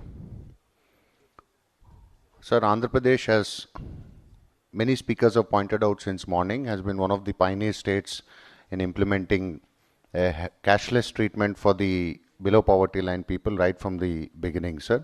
With the same spirit and in partnership with Ayushman Bharat, we are continuing to implement the scheme, sir. So presently, the Andhra Pradesh, locally the scheme is known as YSR Arogyashree, sir. The mode of implementation is the trust mode. The structure of the board of the trust is as follows, sir. It is the ultimate decision-making body is the Board of Trustees. It is headed by the Honorable Chief Minister. The Chief Executive Officer is responsible for carrying out the decisions of the Board of Trustees, sir. Below the CEO, as you can see in the presentation, there are various wings which carry out specific functions incidental to the implementation of the scheme, sir. We have, of course, 104 and 108 is also with me. But the Arogyashree scheme itself has operations, admin, there is an IT wing, there is a planning and coordination wing, the employees health scheme, and the medical audit team. Briefly, the responsibilities, sir. Of course, as I mentioned, the Honorable Chief Minister is the chairman. The Board of Trustees is the ultimate decision-making body. The Executive Officer is the CEO. The Executive Officers support the CEO in carrying out various functions which are required for implementing the scheme in an effective manner, sir. The JEOs and the Deputy Executive Officers are cutting-edge functionaries. And of course, the most important level is the executives, who first receive all the claims, pre-authorizations and everything. So this is broadly the roles and responsibilities of various stakeholders in the trust. As far as DIU is concerned, in the district, sir, the government of Andhra Pradesh has taken a decision to nominate the joint collectors, who are usually senior time-scale IAS officers, as ex officio additional CEOs of the trust, so as to bring in much focus and exclusivity to the program, sir, because the collectors are usually busy with the other functions. And the joint collector is supported by district coordinators at the rate of 1 coordinator per district normally. But we also have in some districts more than 1 coordinator because of the geography of the district. These coordinators are again supported by the district managers, office associates and team leaders. And of course, at the grassroots level, we have the Arogya Mitras, who are usually located in the hospitals. The roles and responsibilities for the JC briefly are: he is the chairman of the district disciplinary committee, sir. Especially during COVID and in normal times also, we receive in general some complaints about the functioning of the hospitals. The joint collector, who is also the additional district magistrate, looks into the complaints, conducts inquiries and takes necessary action. He supervises the district machinery. He also implements the scheme in the district as per the guidelines communicated from the trust from time to time. The district coordinator is of course a very important functionary. All the empanelment inspections are conducted by the DC. He is usually a medical officer. Sometimes we are fortunate to have specialists also. He supervises the functioning of the Arogya Mitras and other field staff. Grievance redressal is of course an inalienable part of his job chart, sir. Arogya Mitras are the first point of contact, hand-holding and guidance for the patient, liaison between the patient and the hospital. The DMs, TL, office associates usually assist the DC in all the paperwork and other aspects of his daily functioning, sir. The relationship between both these two entities is captured in under these four heads, sir. The administrative relationship extends to provision of necessary infrastructure to the district units. Logistics support is given by the head office, supervision and monitoring.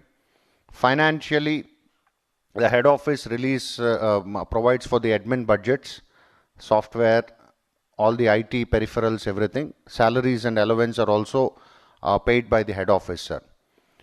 With respect to the technical part of the relationship, all the circulars, memos with updated guidelines both from Government of India, I mean the NHA, and state government guidelines are communicated to them from time to time. IT application support is provided.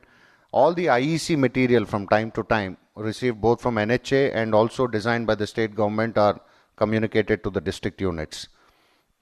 Coming to the human resources management, it's very strong in the districts because a lot of people work actually at the grassroots level. So their recruitment, positioning, continuous capacity building, promotions, all the disciplinary actions are also taken by the head office. So the relationship extends broadly under these four headings, sir. The IT platform we've been using since 2007. It's Java based. We use for the DBMS, we use the Oracle and MSQL. Currently, we have KPMG who is partnering with SHA for implementation. It was also mentioned in Deputy CEO's presentation, sir, that the wallet API for portability is in process. We will certainly complete it at the earliest possible time.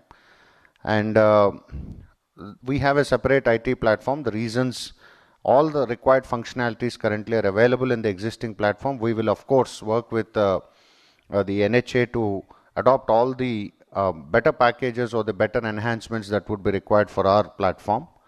APTS is a state government entity which conducts a timely audit. From time to time, an audit of the application is conducted and it alerts us for any security features or lapses.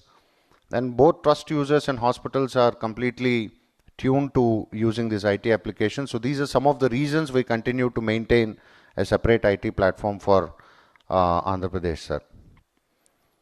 The demand, and I have captured it as per the circular issued by the NHA. The SEC beneficiaries who have been verified and found eligible are approximately 30.47. So since the permission for tagging has been given by CEO Sir circular recently, which came to us on the 1st of April and also earlier on the 1st of February. So 24,22,000 would be the beneficiaries who we would be tagging from our own database, which is the civil supplies database. So once A and B are excluded, the third category would be non-PMJY eligible beneficiaries. So altogether we have about 1 crore 40 lakh beneficiaries in the state. Cards have already been provided to all of these people. And the recent versions are again placed before the state government for discussion and further action, sir.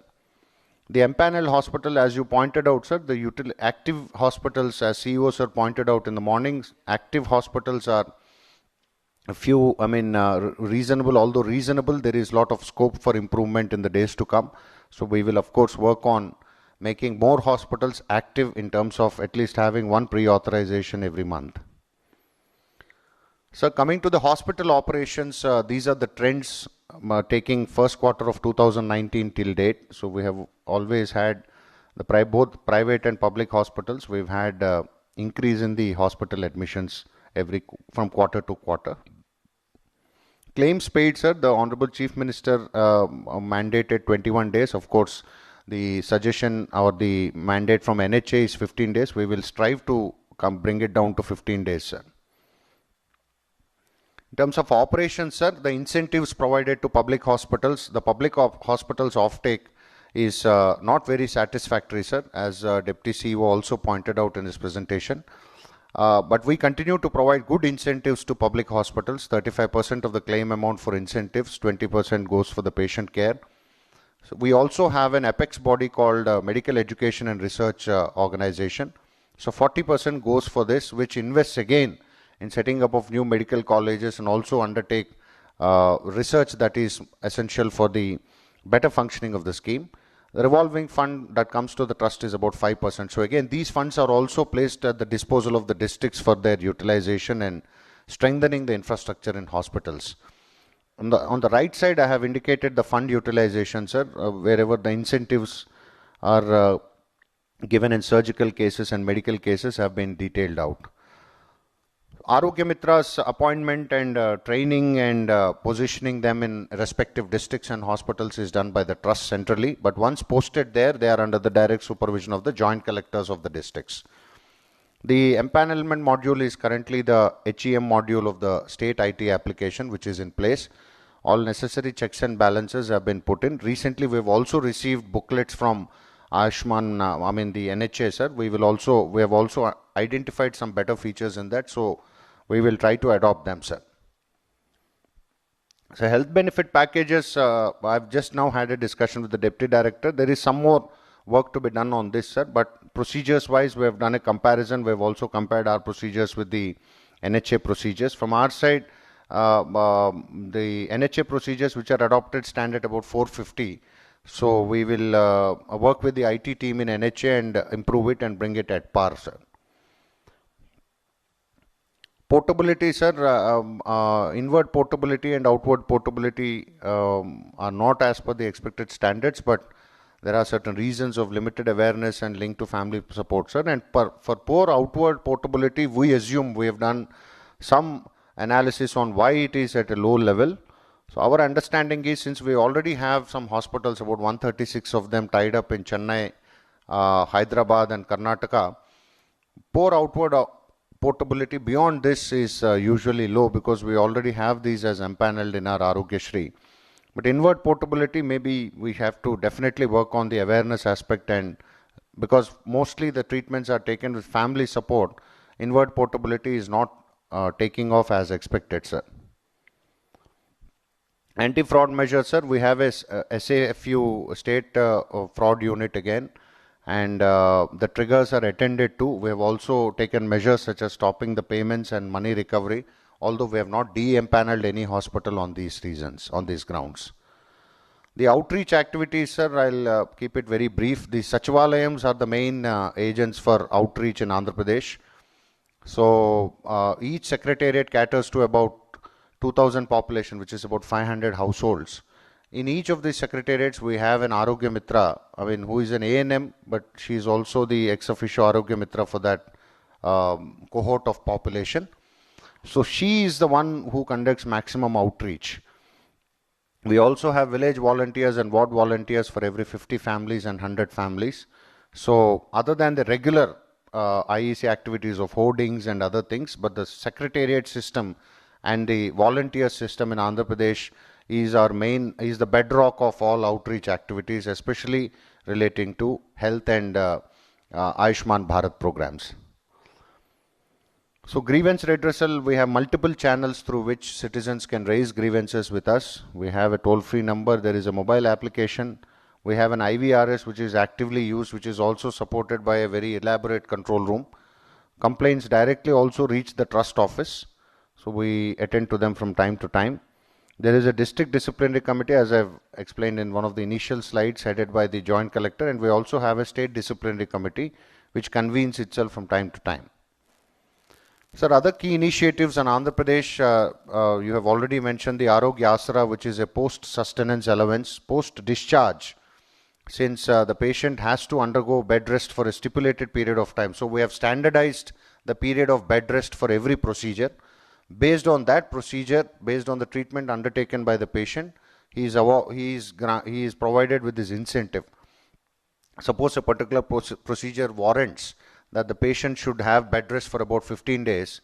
So that is standardized. So 15 into 225 rupees is credited directly into the account of the patient on the day of his discharge. So it is almost a daily activity for me personally, because I'll have to finalize the list and every evening we have to do an online transfer. So this is one very good initiative which provides much needed support and relief and succor for patients, especially from the below poverty line families. The second one is a high-end procedure, sir. We have a lot of high-end procedures included, although we have a 5 lakh rupee ceiling, but practically we take up most of the high-end procedures without any ceiling limits. Village Secretariat is the first referral point. As I explained, this is one of the fundamental units in administration which caters to all services, including health services. Empanelment of PHCs was a conscious decision because most of the PHCs conduct a lot of deliveries, although these are just assisted deliveries. We don't have C-sections at the PHC level, but still we have the government has taken this decision. Mitras are subject to continuous trainings and written tests. Very recently we conducted written tests and we've identified the below par performing Mitras and are undertaking further capacity building to bring them at par. IEC activities and the family physician is an evolving concept where the Chief Minister believes that every rural household should have their own family physician. This has forward-backward linkages with Arogyashri, Ayushman Bharat Arogyashri program in Andhra Pradesh. So these are some key initiatives which have been initiated in Andhra Pradesh. So these are some of the high-end procedures which are quite expensive, and they are of course in good demand in the state also. So this is one case study of an individual who was given assistance to the tune of 18.80 lakh rupees. She had undergone 4 rounds of chemotherapy, and then the doctors have advised her to go for bone marrow stem cell transplantation, which was again worth about 11 lakh rupees. So the total quantum of assistance that the trust gave for this patient, who is now, by the way, very fit and in good condition, is about 18.8 lakh. This is just to suggest that crossing the barriers of financial limits, the state is extending treatment wherever found necessary. The utilization has of course been going up year after year. So as of 21-22, which just ended this financial year, we have totally about 8,27,000 patients who have utilized services under Arogyashri, and about 11.66 lakh therapies have been extended to the patients. The expenditure of course is gone up substantially, 21. This is the actual expenditure spent as on 31st March, actual payments made, irrespective of the payments still due as of 31st of March. These are the payments actually paid and credited to the service providers. So there is a continuous increase in the budgets, and because of the inclusion of more procedures and revision of packages, etc. So roadmap for effective convergence, the HBP 2.2, we have initiated it. We have come some distance. We of course have to complete the entire process, which we shall be completing hopefully by the end of April. IT platform, any additional enhancements suggested and mandated by NHA will be adopted. Empanelment, district-wise hospital empanelment, we have actually undertaken a district-wise gap analysis because Rayalaseema districts have some gap in access to medical institutions. These medical institutions also are concentrated in districts such as Vizag and Krishna district. So we have undertaken that gap analysis, and we actually have a policy for encouraging more private hospitals to come, subject to the condition that they get empaneled with Arogyasri. So we have done that analysis, and empanelments also are being done to distribute the availability of network hospitals evenly across the state. The district implementation unit, the capacity building of the PM Arogya Mitras, for all the empaneled healthcare providers, continuous capacity building by way of webinars is conducted once in a month. Quality initiatives, the NQAS certification, all circulars which have been received from NHA have been explained to them, and we are striving to achieve that. The Ayushman card, the recent designs are put up to the state government. It is under discussion at the highest level. We will revert back once we discuss with the Honorable Chief Minister and the state government. The recent designs have been communicated. The Principal Secretary and myself had a discussion. We will, of course, very shortly discuss with the Honorable CM and get back to you on that, sir. So some of the key challenges, sir, although the Deputy CEO mentioned, are currently per family expenditure already stands at about 1470 rupees. So we urge NHA for consideration of a higher premium amount per family, which anyway the NHA has agreed, but we thought we will flag it as an issue.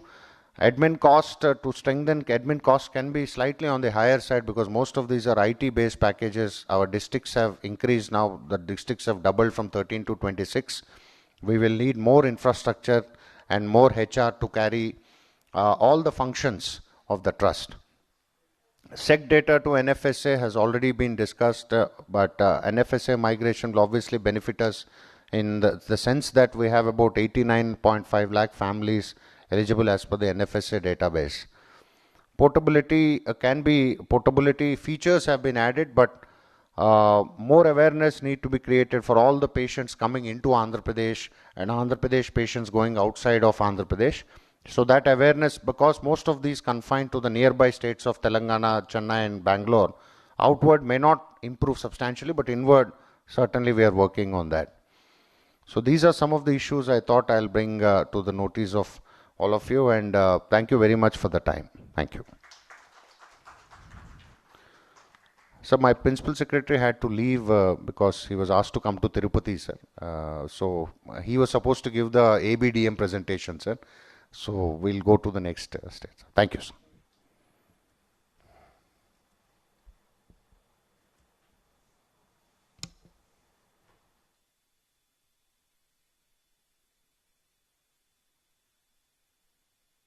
Thank you, sir.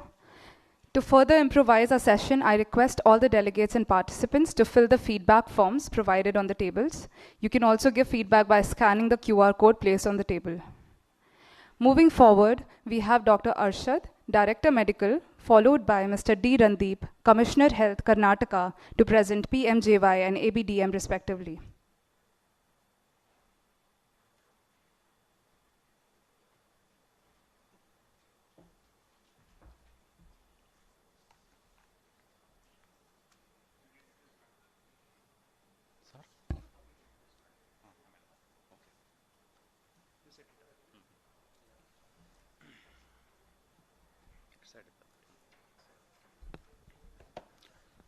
Good afternoon to one and all. Thank you to NHA for having invited us here, and to all fellow colleague states. We will keep the presentation brief, primarily on two parts. One is on the Ayushman Bharat PMJAY, which we call as the Ayushman Bharat Arogya Karnataka scheme. And then, of course, the baby steps that we have taken in ABDM. It is still at very nascent stage. For the ABARK, which is a state cum Government of India program. The structure in Karnataka is slightly different. While we have the SHA, the Commissioner Health also plays a crucial role, because the public health institutions largely come under the responsibility of the Commissioner, while the private medical establishments are entirely under the SHA. And the unique gatekeeping feature of Karnataka's public health institutions ensure that the referral is mandatory, which means there is a strengthening of the public health institutions in Karnataka. We ensure that treatment is availed of there first, and only the higher level tertiary services are then accessed at the private centers. This ensures that there is an equitable mix of treatments being provided both at the public health institutions as well as the private health institutions. From the SHA, we have the representative from SAST, which is the Suvarna Arogya Suraksha Trust, which is the SHA of Bangalore, of Karnataka, and they will be making their brief presentation. Thereafter, the team led by Dr. Arun and Dr. Vasant will make the presentation on ABDM. Thank you. Come.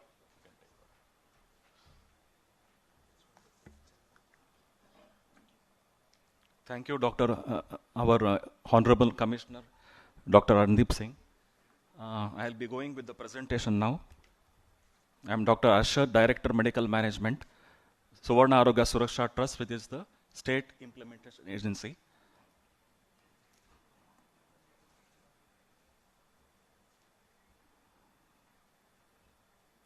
First, hierarchy, the roles and responsibilities and relationship between DIU and SHA. This is the hierarchy headed by the Trust Board.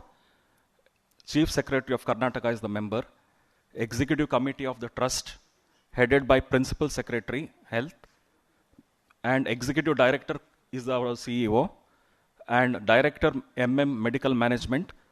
Under this we have Project Manager, Assistant Project Managers, Validating Doctors.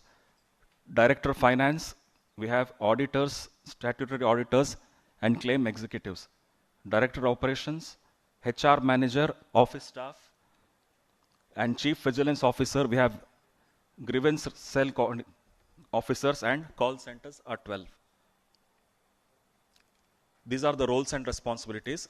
Implementation of health schemes of government, empanelment of hospitals, framing policies, periodic revision of packages, validation of pre-auth and claims, monitoring hospitals, ensuring hassle-free access to the scheme, NABH accreditation, prevention of fraud and abuse, providing and maintaining IT system for operational management of the scheme, including quality assurance and grievance management, IEC.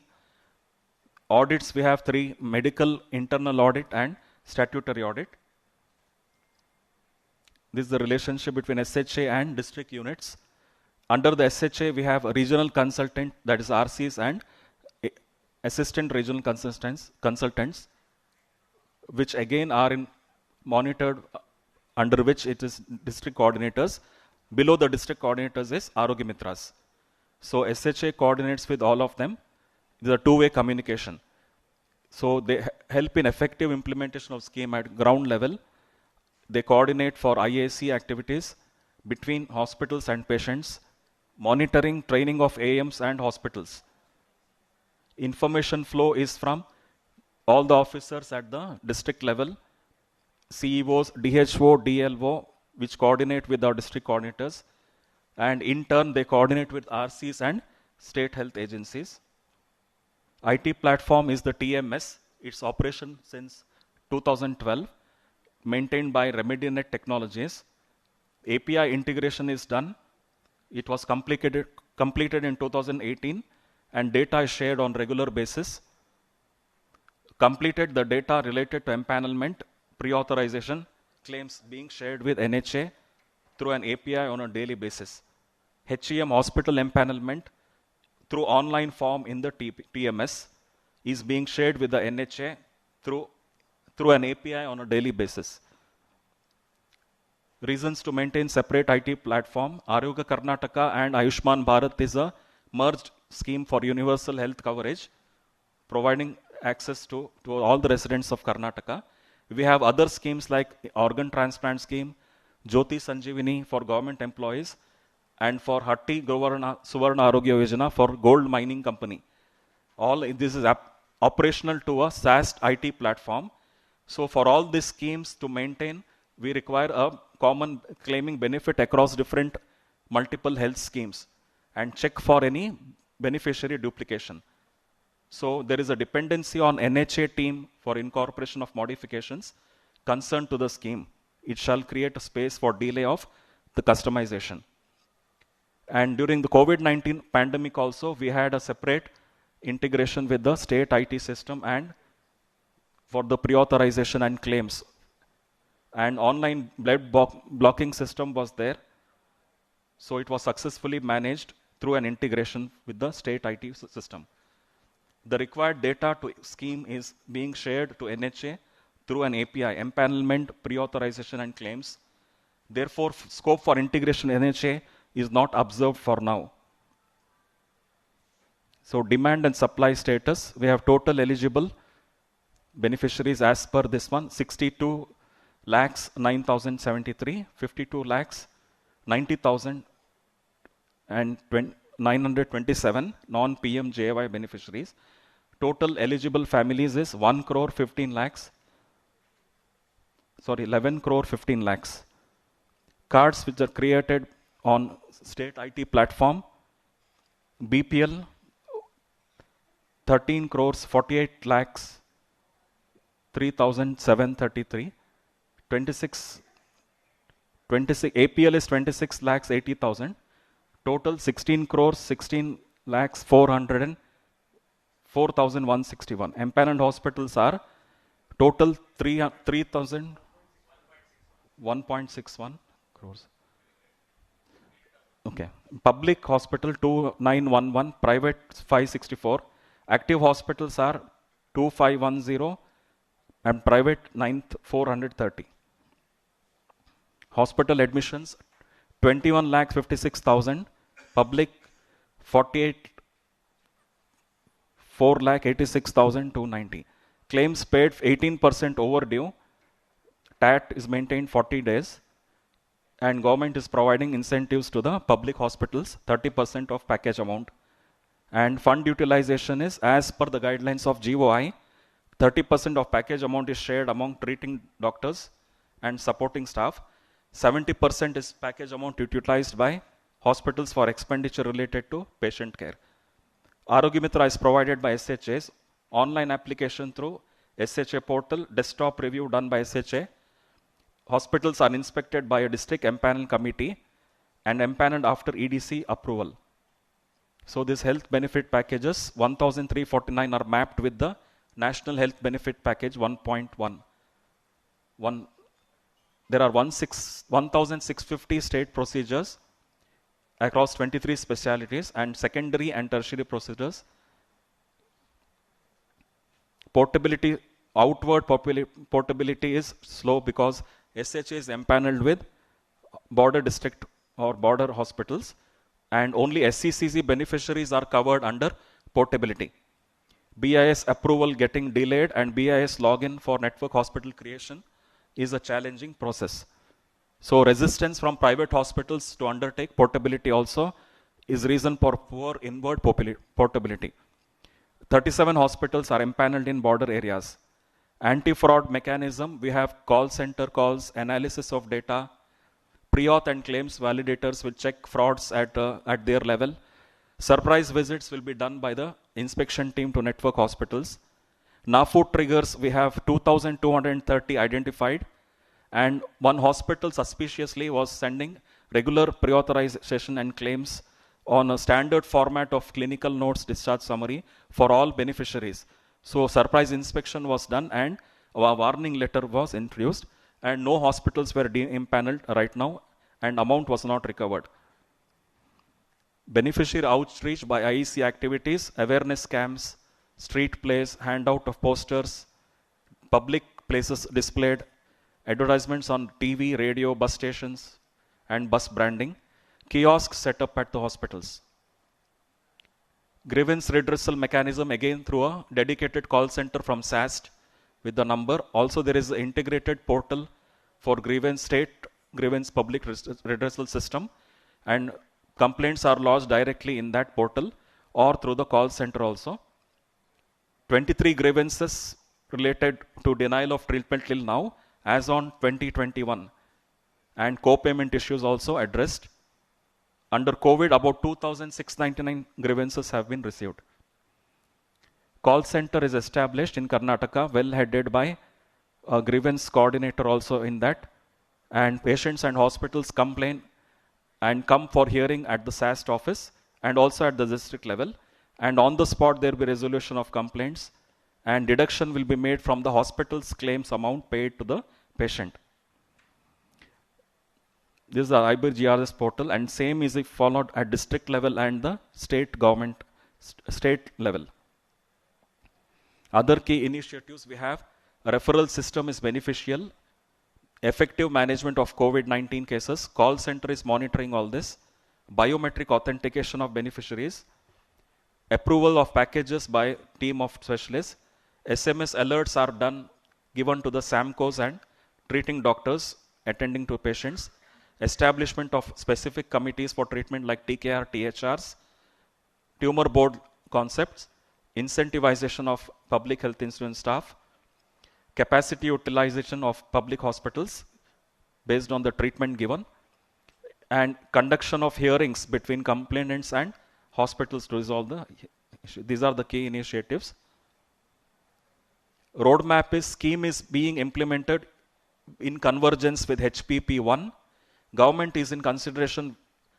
Very soon we will be having a committee meeting with the price fixation for convergence with 2.2.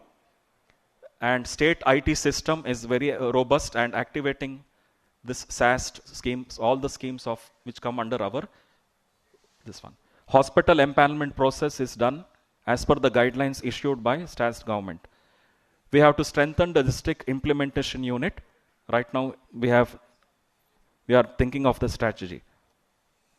Key challenges are, key suggestion is government should release, Government of India funds to be released on quarterly basis rather than a yearly basis. Okay, next. Thank you.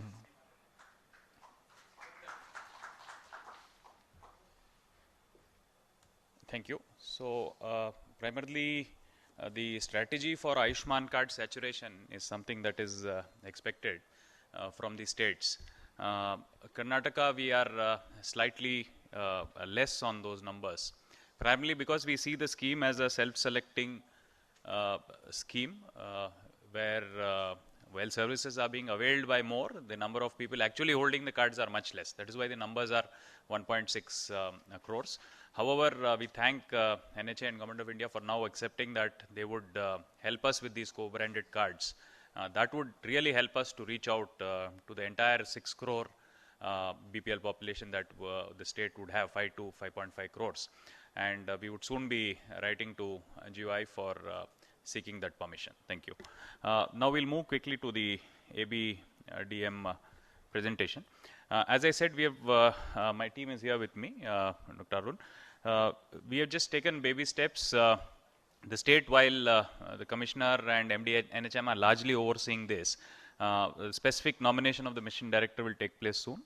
The three pillars being the Joint Director IT, Joint Director Coordination, and Joint Director Admin. We have identified three officials, Dr. Arun, who's here, and Dr. Vasant, who has joined us, and Dr. Anita. However, the Joint Director IT will also be, since it requires a technical background, we've also identified someone with an MCA background. So the basic structure is presently there. However, the additional resources for the state office, we need to quickly identify. Overall structure, I'd like to place on record here that we already have a IT cell in place. The government has given sanction for that. So whatever we have shown in white is this team already exists, and we would just be doing a role play in terms of where they fit in the overall ABDM hierarchy. What is shown in yellow, of course, we need to quickly identify the resources and put them in place. These are basic statistics. The ABA generated about 63.73 lakhs. while our progress in the health records linking, that is yet to take off. Overall, if you look at the public hospitals versus how many we are onboarded, again the progress is low, but we have started in a small way. The HPR registration also is about 114 out of 15,000. Now we have gone with e-hospital in a big way in the state. The tenders have been called to have even e-hospital adoption right up to the PHC level. So that is the grand plan. But however, we need to keep sight of the fact that we need to have some model public health institutions, and presently where HMIS e-hospital is being used are around 318 of such hospitals, and we like to push that. Some of the activities that I've taken up, I've just briefly summarized here. HMIS, as I told, 318 hospitals use this application. From 18th of April, we will take up ABHA in a big way. Already the action plan is in place, and we have started with the preliminary trainings and all of that. The healthcare professional registry and the health facility registry, that again has to quickly be put in place, and we are working on that. This is the overall structure that we have thought of at the state level. The mission director as well as the DD. We have two designations, Deputy Director E-Health and Assistant Deputy Director E-Health. Both are existing posts. We will just nominate them as the state approver and the state verifier. And the district level, we have identified certain nodal officers. I mean, the district health officer who looks after family welfare. Then we have the leprosy officer, and they would take on the appropriate roles under ABDM. And then, of course, the district Ayush officer, and we have Taluka health officers who will take up the various roles. So the roadmap is overall like this, that we need a lot of coordination. We have the medical education department, the drug control, the Ayush, all these need to come together. It also includes the district administration. We'll have to onboard them and slowly take up the HFR and HPR with government institutions. As suggested, we would be taking up model institutions. We'd look at taking our district hospitals, which are about 30 in number. And in Bangalore itself, we have about 4 or 5 district hospital level grade hospitals. So these will become the model public health institutions for ABDM, and everything that was talked about by the additional CEO today in his presentation, we would like to implement that first there, and then come back to the NHA for further advice. As I said, it is in phases from April 2022. And some of the challenges that we see, of course, is very normal. The change management is always kind of objected by the health staff being already overloaded. So we'll need to look at creative ways to tell them to adopt this and the utility.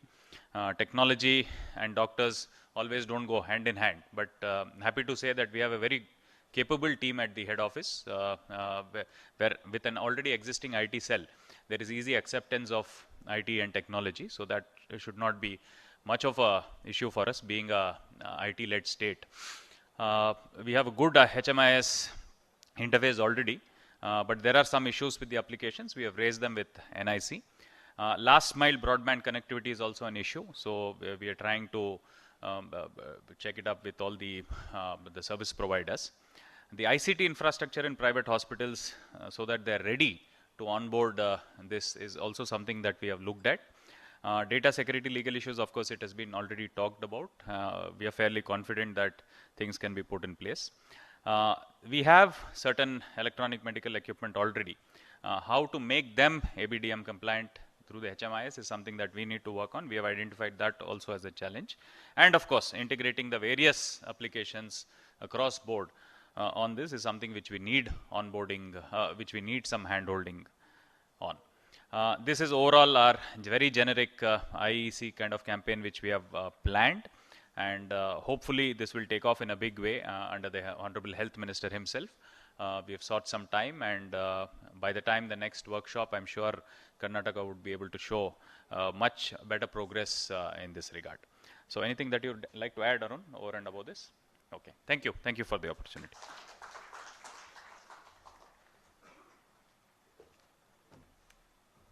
Thank you so much, sir. We'll now be breaking for lunch. Requesting everyone to be back by 2:40. Thank you, everyone.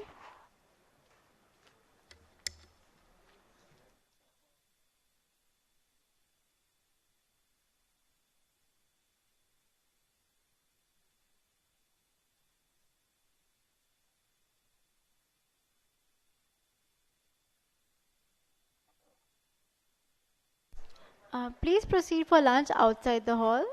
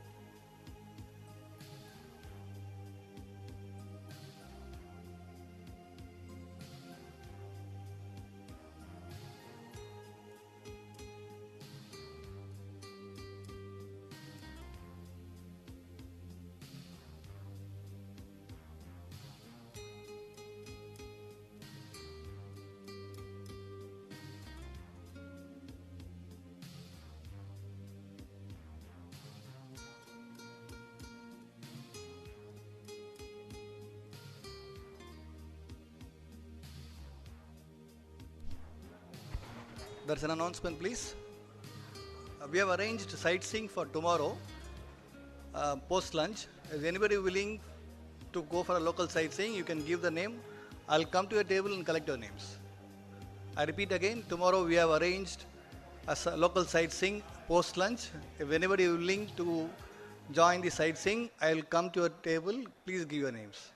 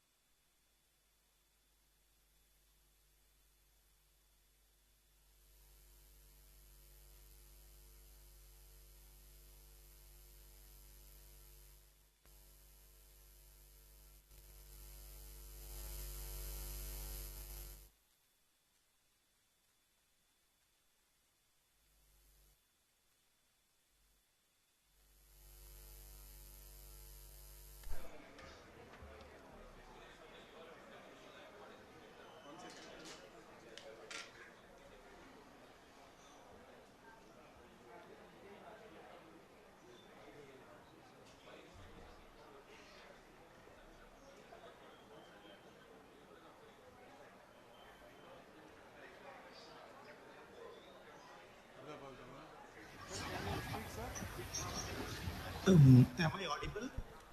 Sir, are you getting our audio, sir? Huh? Can you hear us? Yes, sir. We can hear you, sir. Would you able to hear you? Yeah. Shall I start? Volume konjam kam pani. We will announce and then 83. Speak, Okay. Oh.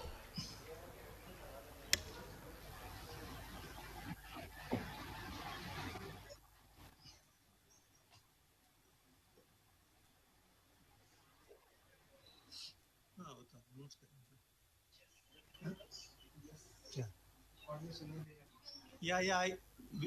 I can hear. We are so excited to be welcoming you back all again. I request you all to start working on the World Health Day posters during our next tea break or whenever you get some free time. Honorable Health Minister Tamil Nadu will be joining us by 7 p.m. tonight to address the participants, followed by a cultural event along with dinner. We now have Dr. P. Lal, Nodal Officer, Andaman and Nicobar Islands, who is present virtually with us. So you may please begin your presentation. Good afternoon. We are so excited to be welcoming you back all again. I request you all to start working on the World Health Day posters during our next tea break or whenever you get some free time. Honorable Health Minister Tamil Nadu will be joining us by 7 p.m. tonight to address the participants, followed by a can you please start your presentation? Yes. Yeah. Good afternoon, one and all. I'm Dr. Lal, Nodal Officer for ABPMJY and ABDM of Andaman and Nicobar Islands. We regret that we could not make it to the event due to unavailability of flights. In fact, our Principal Secretary Health, Dr. B. Kandavelu, also belongs to the state of Tamil Nadu, and he was very eager to attend the event, but for the non-availability of flight, we could not make it. Coming to the scheme implementation structure, we have been implementing Ayushman Bharat PMJY since 23rd of September 2018 in trust mode. And our own UT's health scheme, Anishi, was merged with PMJY on 15th of August 2020. As far as the structure of SHA goes, the State Health Agency has not been registered as a separate society here. So our State Health Society, which has been registered for implementation of NHM, has been assigned the role of SHA also. So the Principal Secretary Health, being the chairman of the Executive Committee of SHS, is also the head of the State Health Agency. And at the next level, we have the Secretary Health, who is designated as the CEO of the SHA. And under him, we have the Nodal Officer for PMJY. And the Nodal Officer is in control of the SHA staffs. So under the SHA, we have one IT engineer, we have one grievance and IEC manager, we have one operations assistant, we have an accountant, and an office attendant. In addition, the senior accounts officer of the Directorate of Health Services looks after the financial aspects of the agency. As far as the ISA staffs goes, they have PMAMs in all the empaneled hospitals. In addition, we have a medical coordinator who coordinates with the SHAs of Tamil Nadu, West Bengal, and other states when patients from our UT are referred to those states. We also have a UT coordinator of ISA who does the overall coordination with SHA. As far as the district implementation unit is concerned, again, the Deputy Commissioner is the chairman of the District Health Society for NHM. So as such, he is the head for the implementation of ABPMJ also in the district. Under him, the medical superintendent of the district hospital of the concerned district is responsible for overall implementation. A senior medical officer has been designated as nodal officer for PMJY in each district. And at the empaneled hospital, the ISA staff, the PMAMs, look after the beneficiary facilitation and pre-authorization claim submission works.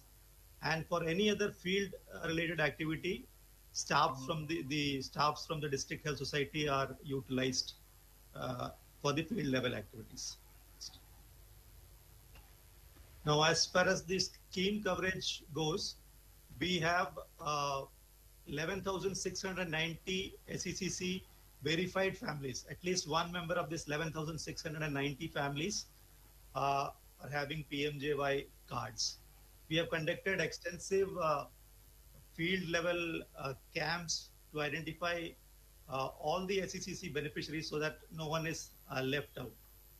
And we had submitted a revised target which was accepted by NHA, and we have achieved that target of identifying 11,690 beneficiary families of the SECC category. And we don't have any additional ABPMJY eligible families as such, but the as I said earlier, our UT scheme Anishi has been merged, so all the beneficiaries of our Anishi scheme are also now members of the PMJY. So basically, there are two categories. One, anyone who is an islander with an annual income of 3 lakhs, plus the retired government servants. These are eligible under the Anishi scheme, and they are now covered under PMJY. Now, because the income criteria is a dynamic one, we are not making cards for all the non-SECC beneficiaries as of now, because it is a dynamic criteria, and our geographical location and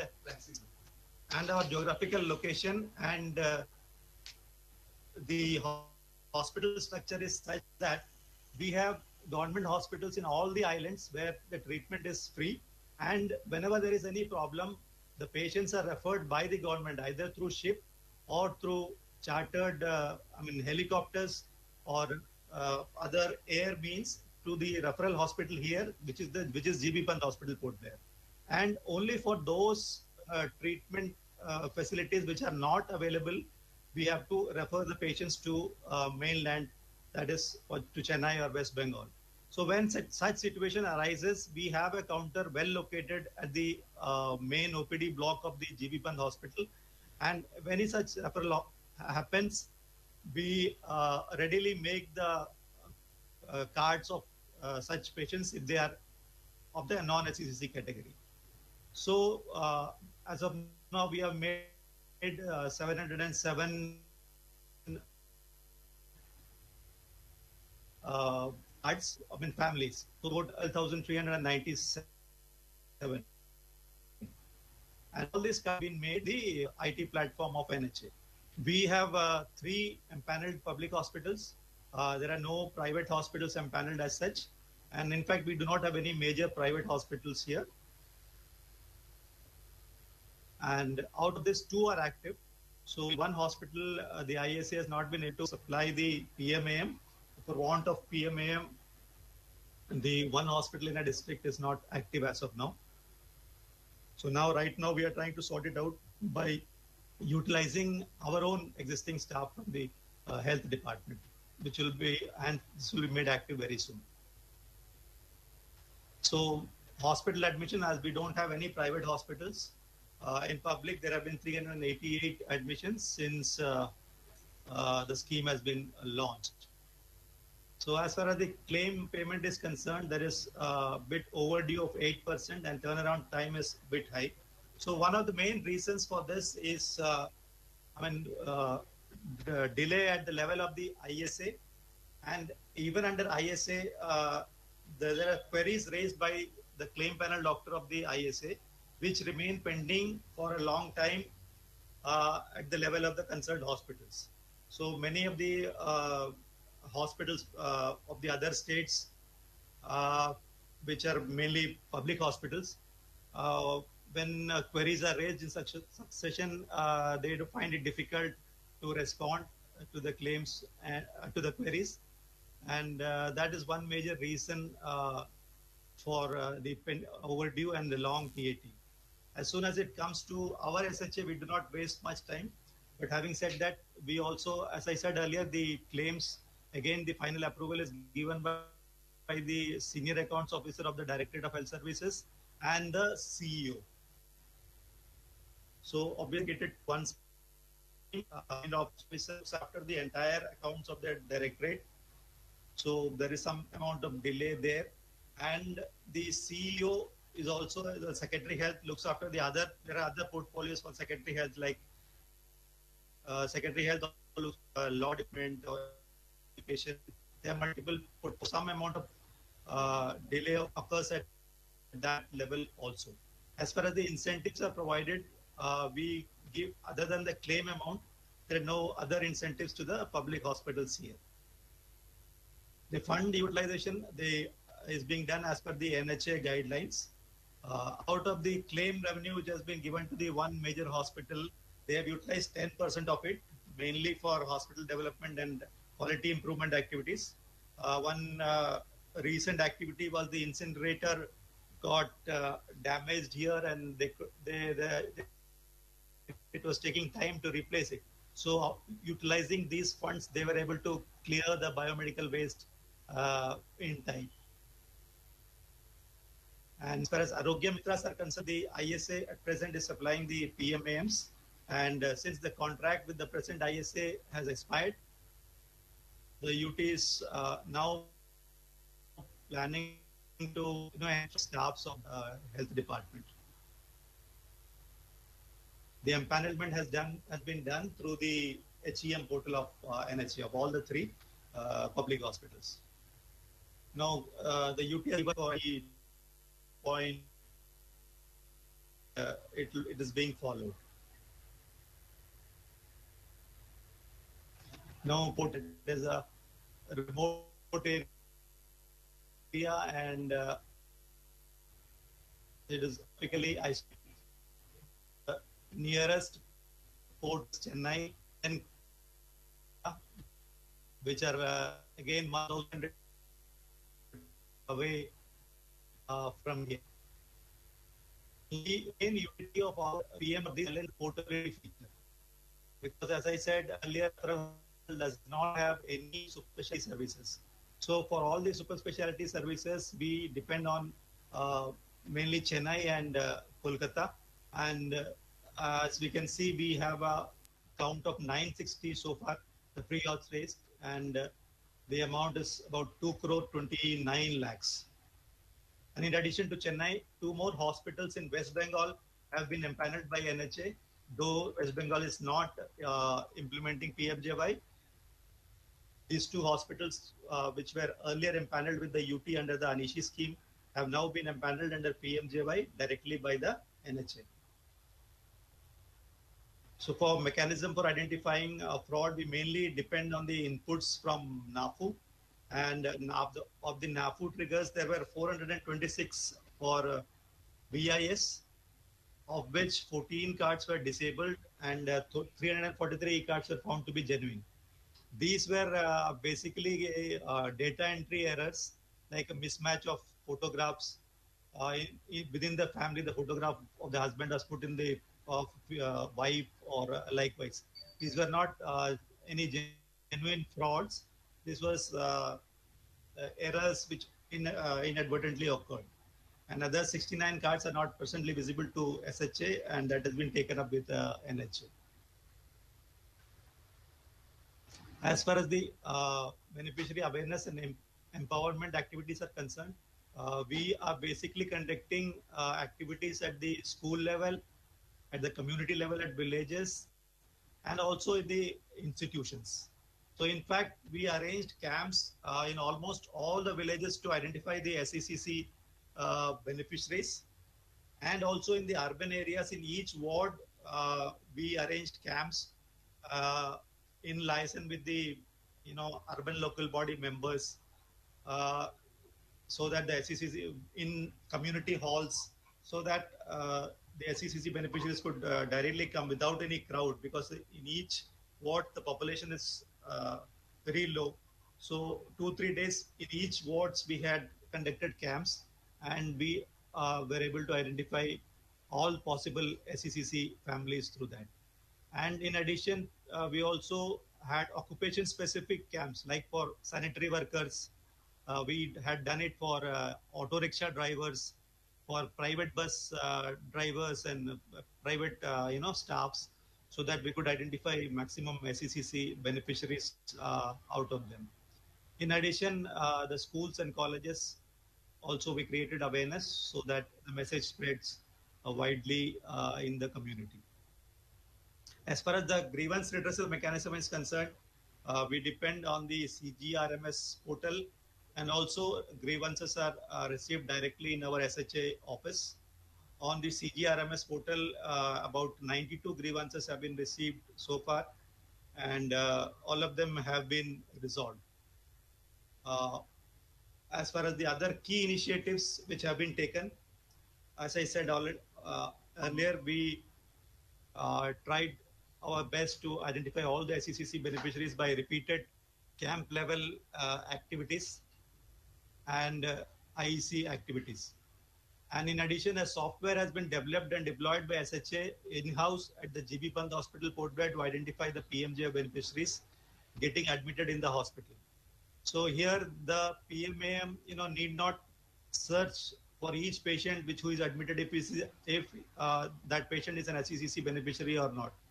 As soon as the patients are admitted, the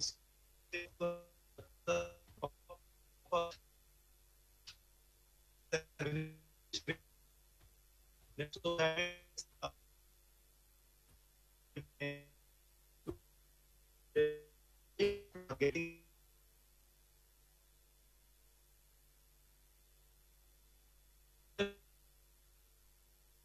challenges are basically, as I mentioned earlier, the portability cases referred from the UT, because the main utility of the scheme is to find treatment for cases whose treatment facilities are not available in the UT. So there is delay in identifying the empaneled hospitals willing to accept critically ill patients requiring care.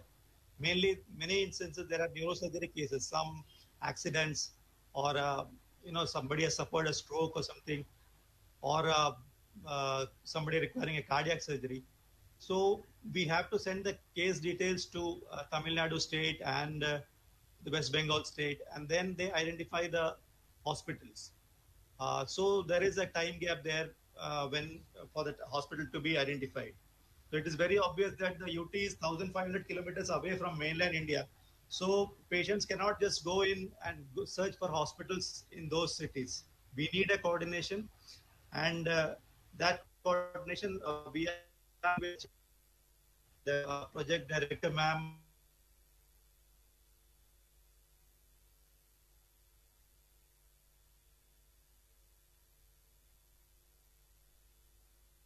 Hospitals are searched. But then again, there is delay there. There are many cases where we are not able to find the hospitals in spite of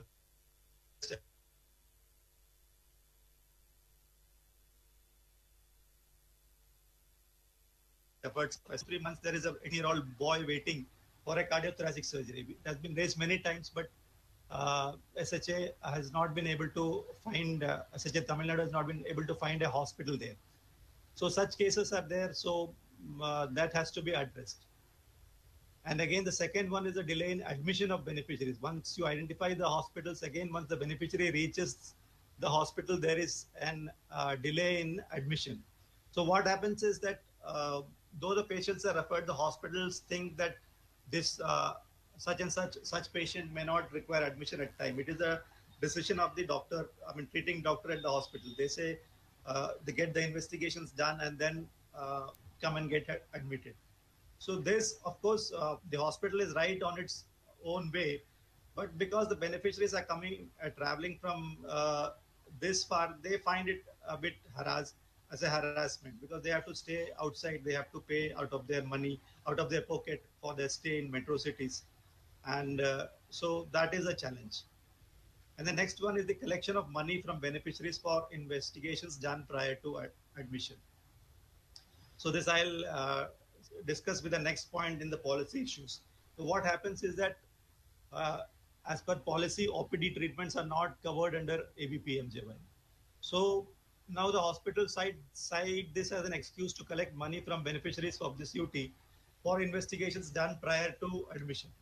So now whether this patient is an OPD patient, requires OPD treatment, or can that patient be admitted is again a decision which has to be taken by the treating doctor at the hospital in other state. As we at SHA Andaman Nicobar Islands will not have any control over this. But again, we see it from the backdrop of the scheme which we were running. For example, we sent cases for surgery. For giving an example, a gallbladder stone. The patient has been investigated here. There is some problem here. We are not able to operate. So once the patient reaches Tamil Nadu, so there are two options. The hospital can think that this has been because we send the patient with all the details, all the investigations done. To such and such case, we can admit and always do the investigations. But again, it is the option is open to the hospital to think like this is only an abdominal pain. I'll get that investigations done outside and then I will admit the patient. So this again, nobody has any control over this. So when the hospital thinks that way, then the patient has to stay outside, get all the investigations done from his pocket, And so then the purpose of PMJY itself is defeated. We say it is cashless treatment worth 5 lakhs per family per year, but that is not happening because of this policy issue. Now the second is the HBP, health benefit package, followed in the state of Tamil Nadu has very low package rates. So as such, there is no NABH hospitals empaneled under the scheme. Dr. Lal, I'm sorry to interrupt you, but Dr. Lal, just a minute. Actually, the state has got 30 minutes to complete the presentation. We just have 3 minutes left. So ABDM is also left. My request is if you could just finish off fast. Okay. Okay, sir, I'll just finish it. So, like I said, this was discussed by Principal Secretary Health of Tamil Nadu, Radhakrishnan sir, also in the morning. Like every patient is asking why I cannot go to Apollo, why I cannot go to Kaveri, why I cannot go to Meerut. So, because our scheme was sending patients to Meerut Hospital, our scheme was sending hospitals to Kamakshi. So, this is a small place, so everyone knows what was happening 2 years back and what is happening now. So, they asked the same question, why are you not sending us to these hospitals? So, one reason which I could find out was the rates are low. So, when I compare this with Kolkata, the 39% hike is given in package rates to Kolkata hospitals because of this NABH plus PG course plus location in a metro city as per the NHA guidelines. So obviously if Kolkata hospitals get a higher package price for the same treatment done as compared to Tamil Nadu. So if I compare the claim amount given to Tamil Nadu and Kolkata for the same 325 claims which I paid to Kolkata, I have paid 1 crore 44 lakhs to Kolkata, whereas I have paid only 66 lakhs to Tamil Nadu for same 325 claims. So that itself shows that unless some incentive is given, good hospitals will not accept our patients. Next. So suggestion is same, like we should take efforts to empanel or make more multi-specialty hospitals to accept patients from our UT. And the main thing is that we do not want all the specialities. And the volume is also very low. The number of patients referred from this UT per month is only 40. That out of that, maybe 20-25 per month may be going to Chennai and 10-15 may be going to Kolkata. So if we try to find a way out where we can find a hospital which is having like oncology, neurosurgery and cardiothoracic surgery and AV fistula creation, that is the main one. Patient goes for an AV fistula creation and that itself we are not able to find hospital, and then there are many issues. I don't want to elaborate. So only at least this 3/4 multi-speciality hospital which can accept 20 to 25 patients a month from our UT with enhanced package price in Chennai and of course Kolkata will solve our problem in this. Next. Coming to ABDM, next. The mission director is again the CEO of SHA. As of now, we are not thought of joint directors. The nodal officer is myself. Next. Again, the structure we are thinking is we'll have same principal secretary and CEO at the top, and nodal officer IT at DHS, and for again in place of joint director, the director of health services and the director of ANIMS, which is the medical college, will look after the admin part. We'll have state IT coordinator and state project coordinator and an HMIS coordinator for 3 districts and the registration desk level staffs. Next. So far we have generated 4,17,093 ABHA, of which 4,308 health records have been linked. Public hospitals, all the public hospitals we have registered, and all the private hospitals also we have registered.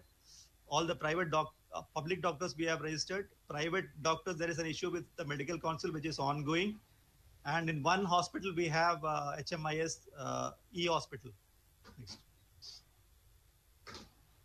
So the HMIS e-hospital in GB Pant has been integrated with ABDM, and we are going to deploy it in 2 more district hospitals out of the fund received under the enhanced COVID response package 2 from the Ministry of Health and Family Welfare. We have already IT assets we have already procured. The PWD will be doing the land cabling and will be ready to go in both the district hospitals. We have already done the testing of the testing of this thing for both the hospitals. And Abha, we have already done 100%, already said. No. So next. So we'll be, after the 2 district hospitals are completed, we'll go for deployment at the 4 community health centers. And recruitment of staffs, we'll be asking for budget from ABDM. And we'll propose 1 PHC in South Andaman with good internet connectivity as the model facility. And all modules of HMIS, that is the hospital, shall be made active in this PHC. Adequate staff will be provided for implementation. So all the public and private hospitals have been onboarded on the ABDM platform. HMIS deployed at referral hospital has been integrated, and the remaining we will be integrating with ABDM, and private hospitals also will be motivating to and deploy ABDM compliant HMIS. So capacity building, suitable staff shall be recruited shortly from funds to be received from NHA, and NHA may provide the required training to the master trainers who will cascade it to the lower levels. For challenges, again, technical support for integration of HMIS and ABDM may be ensured. And the UT, again, as it is small UT, we have shortage of manpower with the required IT skills. And again, poor internet connectivity in certain southern group of islands. Motivating doctors, to use HMIS in the wake of high OPD load is also a challenge.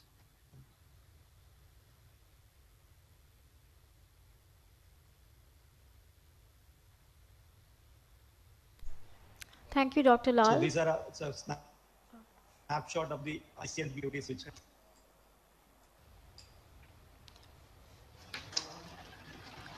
Thank you, Dr. Lal, for joining us today. I would now request Dr. B. Joy, Joint Director, ABPMJ, SHA Kerala, and Mr. Vinod for ABDM to come up and give us a presentation on the brief on the ABPMJ and ABDM happening in initiatives in Kerala. Dr. B. Joy.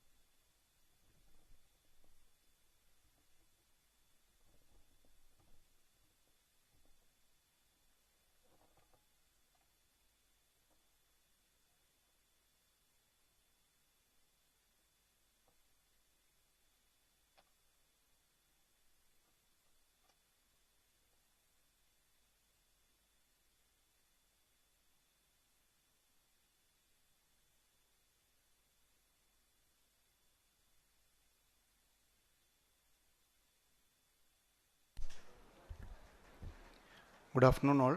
I am Dr. Bijoy, Joint Director, State Health Operations, representing State Health Agency, Kerala. And in the next 15 minutes, I will be briefing the major healthcare activities implemented through the State Health Agency since its inception in July 2020. This is our organogram, which is headed by the Executive Director. Actually, we are fortunate to have our State Mission Director, NHM, Dr. Ratan Kelkar IAS, as our Executive Director. He is currently here with us today. Under him, there are 3 joint directors, each one for operations, medical, and finance and administrations.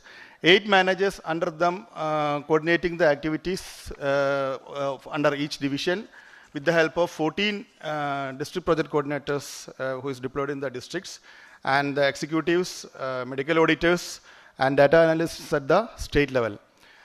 Regarding the district implementation unit, we have appointed district project coordinators in all 14 districts across Kerala, and now we are planning to expand the strength of the district project coordinator, expand the strength of the district implementation unit.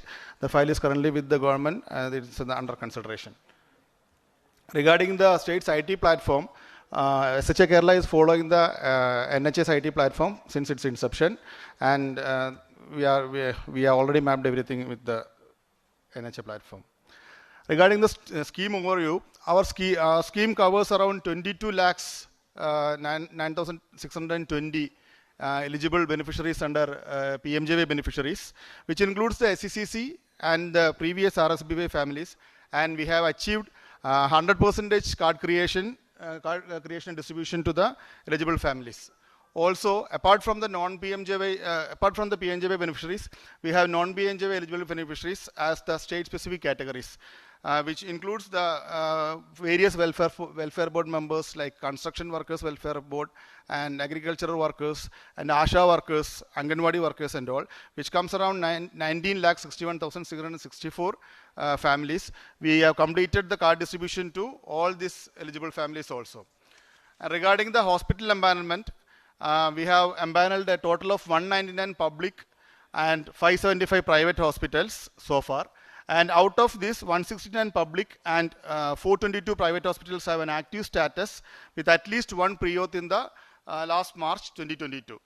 The reduction in the active status of the public hospital is mainly due to the pandemic scenario, where the 30 public hospitals which were earlier running the ABPMJY scheme now is converted to exclusively for managing the COVID management. We are expecting them to, we will revamp them with the system very soon. Whereas in private sector, we have done an exclusive drive in the time of COVID pandemic for managing the COVID surge in Kerala. We have empaneled around 148 hospitals exclusively for managing COVID treatment. Now, as the caseload is down, we stopped the referrals to that private hospitals, so that is there is reduction in that active status.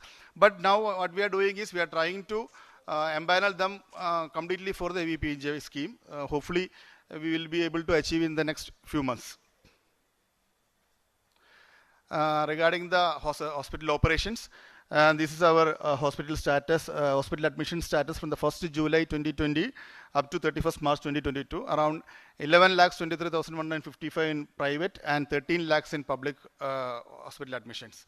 Regarding the claim payment, we have an average stat of 71 days and a 23% overdue for the claim payments. As our strategy in payment involves paying the claims based on the availability of funds, where the private hospital claims are cleared on a priority basis and the public hospital claims are addressed as and when the availability of fund. That is our major concern. We will have a submission regarding this also to the NHA. Regarding the incentives provided to the public and private hospitals, we are following the NHA guidelines completely. We are giving 15% to NABH full empanelment. NABH entry cadre we are giving 10, and QAS, PG and DNB we are giving 10% incentive. For aspiration districts, 10% in our state. Wayanad district is the aspiration district. Fund utilization by the public hospital. The public hospital fund utilization are based on the previous government orders issued during the RSBY period. Currently we are following that. Arogya Mitras in public hospitals. Actually in Kerala we are releasing full claimed amount to the hospitals, and the EHCPs are recruited by the public hospital itself. Then hospital for hospitals empanelment through the HEM portal, as per the NHA guidelines, we are doing the hospital empanelments. Regarding the health benefit package, currently we are following HBP 2.1 in state of Kerala, which includes 86 state-specific packages, which is already mapped with the NHA IT platform. It consists of around 1,667 procedures, which comes under 26 specialities. There is some overlapping between the secondary and tertiary procedure mapping, because it is due to that there is some difference in the figures. Around the 909 secondary procedures and tertiary procedure is 1,300. Regarding the portability services, we are extending our services to other state beneficiaries also through the portability services with an inward portability of 526 and an outward portability of 726.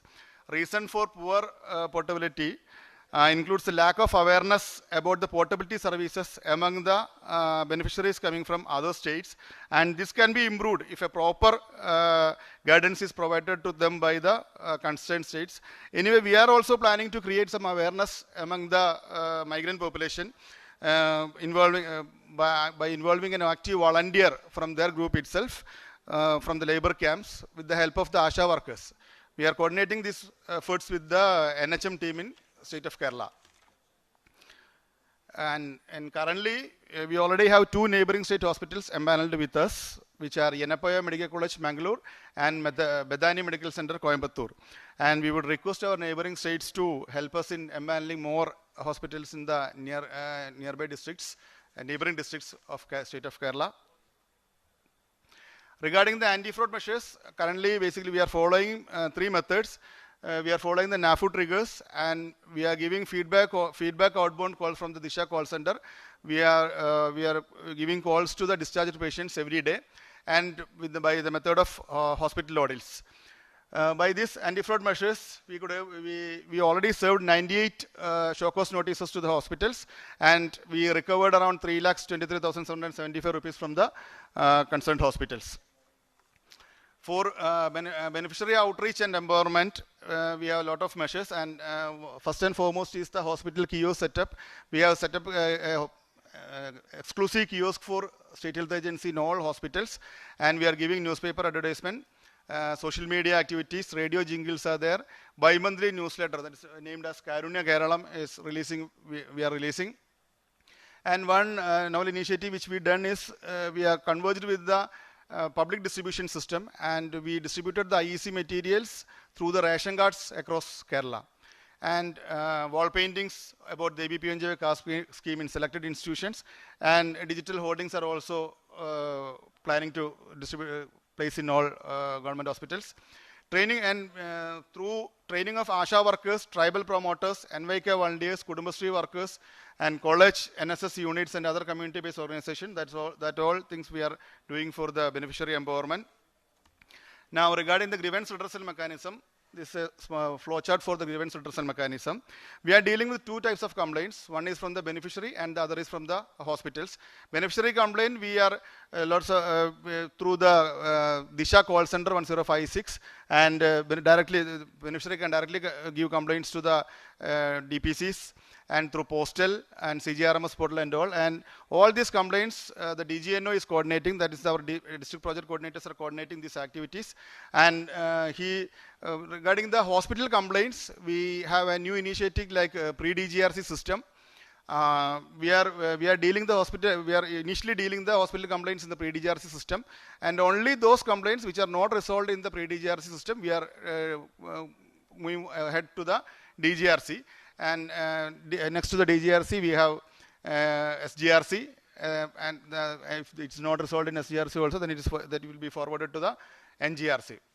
Other modes of grievance redressal mechanism is Honorable Prime Minister's grievance redressal mechanism is there, CM portal is there, and call center outsourced to a currently centralized call center in the NHM, and toll-free number is 1056/104. Pre-DRC mechanism I already explained. These are the main key initiatives or main key initiatives. We have a dedicated kiosk in all EHCPs for beneficiary empowerment as well as for easy delivery of the scheme services, which includes new card creation for the beneficiaries. This kiosk is established in all empaneled hospitals, including private and public. And we are releasing a bi-monthly newsletter, Karunya Keralam. And EHCP Connect, it is an initiative by the SHA Kerala. This is a bi-weekly meeting which are held both private and public hospitals separately, where we listen to their grievances, and also we utilize this platform for conveying the updated information from the SHA and NHA. And as I already mentioned, convergence with the public distribution system for empowering ABPNJ beneficiaries. Then one of the major initiatives in the last year was the integration of the KBS, Karunya Benevolent Fund, which is a state-sponsored scheme which was run mainly by the revenue coming from lottery, Karunya lottery, and we integrated successfully this to the NHA ecosystem. Now this year we got a opportunity to integrate the Arogya Kiranam, which is a scheme supported by the state government for under 18 kids. So hopefully this year we will come to NHA for integrating this scheme also. These are some initiatives, wall painting across over the hospital boundaries. And the second one is the IEC activity through the civil supplies department. We stick the IEC materials in the ration shops. This is regarding our achievements. We started operations in July 2021. We got around 8 awards during this period. In Arogyamandhan 2, we got 1 award for the SHA kiosk as the best practice for beneficiary empowerment. And in Arogyamandhan 3, we got 3 awards for state with the highest hospitalization rate and the public hospital with the highest number of free treatment. And for the PMAM award is also awarded to Kerala. And Healthcare Excellence Award in Elite Healthcare Transformation Summit in 2020 for KBF integration. Then for the same, 4th Digital Transformation Award by Sri Adhikari Brothers Enterprises Governance Now Award for SHA Kerala. Indie Global Healthcare Summit March 22, Excellence Award for integrating KBF with ABP-UNJY. Now regarding the challenges, the main operational challenges which we face is of course the fund crunch. As this is one of the main submission to NHA. The NHA is providing fund-based, that is the insurance structure is currently following, and you fix the premium as 1,050 and you are giving around 60% of that amount. We heard that it is increased to 1,500. The state is now running in the assurance mode, so 100% actual expenditure is provided from the our side. So we expect NHA to support us by providing at least 60% of the actual expenditure. So this is our humble submission, because last year Kerala's this PMJY budget was exceeded 1,447 crores. So which we get NHA is only 138 crores. So this is our humble submission. The another operational challenge, that is, as you all know, the IT system issues. Yesterday night also there is some changes in the TMS flow, which created a lot of issues in our empaneled hospitals. So we already submitted that issues with the NHA. Then regarding the policy issues, we have a submission also. Kerala being one of the top performing states, we request more representation in the policy making bodies of NHA. That is our humble request. Then this is also just a request, financial assistance for the entire enrolled beneficiaries, irrespective of the state or central. That means for about 41 lakhs beneficiaries. Next is roadmap for effective convergence with ABP-UNJY. Health benefit package, we are waiting for the HPP 3.0 to launch. We will take approval from the government and we'll implement that. We'll include more state-specific packages also. IT platform, SHA Kerala is using NHA IT platform for card creation. Any updations in that, we will follow that. Hospital empanelment, we are planning to empanel more hospitals, no, not in the number. We are trying to empanel more major hospitals into the ecosystem. We'll maintain the quality of care also. District implementation unit, as I already said, we are already appointed 14 DPCs, and the file is in the consultation with the government for expanding these district implementation units. Strategy for Ayushman card saturation. In Kerala, around 41.75 families are already taken the card. If any beneficiary or family who doesn't have a card can create the ABP-UNJY card from the hospital kiosk during the treatment time. All the empaneled hospitals have a kiosk facility for this activity. For the other activities regarding the Ayushman card saturation, the file is currently in consultation with the government. We are waiting for the government directions to carry out that. Now, regarding the suggestions for the scheme improvement, first one is that NFSA data integration with the PMJY IT system. As the SECC dataset is not updated since 2011, we suggest an integration with the NFSA, which is updated on a regular basis, which will improve the quality of our system. So that is one suggestion. And exclusive IT infrastructure for the PMJY partnering states. What we mean is Kerala have more beneficiaries and cases in the IT system. Number of users are more in Kerala. In order to handle the user request and to improve the performance of the IT system, state-specific instance of software, more bandwidth and long load balance settings may be provided to the beneficiary states. IT system revamping in order to reduce the complexity of the EHCPs. Now we are getting a lot of complaints from the EHCPs to reduce the complexity of the IT system during the pre-auth and the claim initiation process. They are telling that same documents need to be uploaded multiple times. So And multiple document upload provision may be provided to the hospitals on a single click. That is our request. Next suggestion is flexibility in payment mechanism. As I already mentioned, for avoiding that issues with the private hospitals and all, we are releasing the fund to the hospitals as and when we are getting the grant from the government. So if we get a control over the selection of hospital or scheme, it will be better for us to handle the issues in state of Kerala. And empanelment of specific specialty from a multi-specialty hospital. This facility is actually not open for the Kerala state. If it is open for state of Kerala also, it will be much beneficial for us. This one suggestion. Thank you. This is from my side. I will hand over the mic to Vinod sir. Yeah, thanks, Dr. Bijoy. So I am Vinod from eHealth Kerala project. I am the technical manager for the project. My project director is Safullah sir is there online. So he has asked me to continue with the details of the eHealth project and the integration with ABDM. So, okay, so currently, even though we started with eHealth Kerala, now we have converted to a state digital health mission, which has actually major 4 components. So, out of which one is the eHealth project, obviously. So, I'll be taking through the main aspects of eHealth project and then onto the ABDM integration. So as you all know, any HMS has one concept, which is the one person, one EMR, one EMR. We also try to achieve the one patient, one EMR concept, which obviously is one of the targets of ABDM also, as I would think.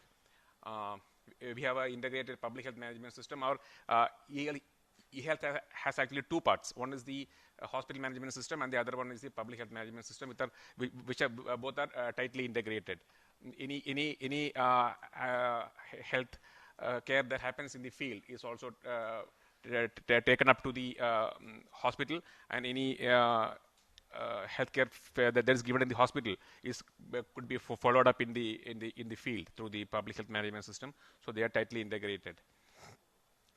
We have a centralized statewide digital health records through the eHealth HMS system. We have to achieve connectivity and the eHealth in about 1,280 hospitals, out of which we have currently reached about 386, and we are progressing each month.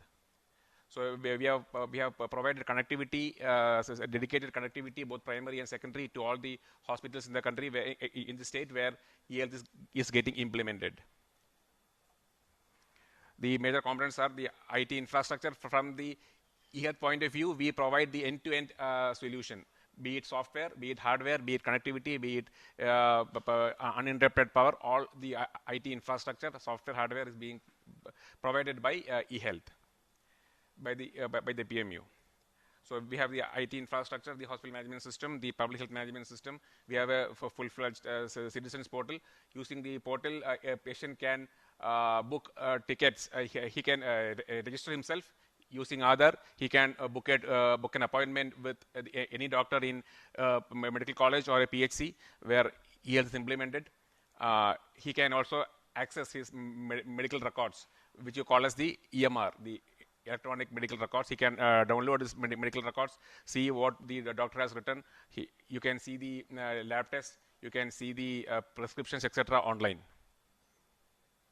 There are also add-on portals for it. And we also have a data analytics team, which is looking into the analytics of data, of health data.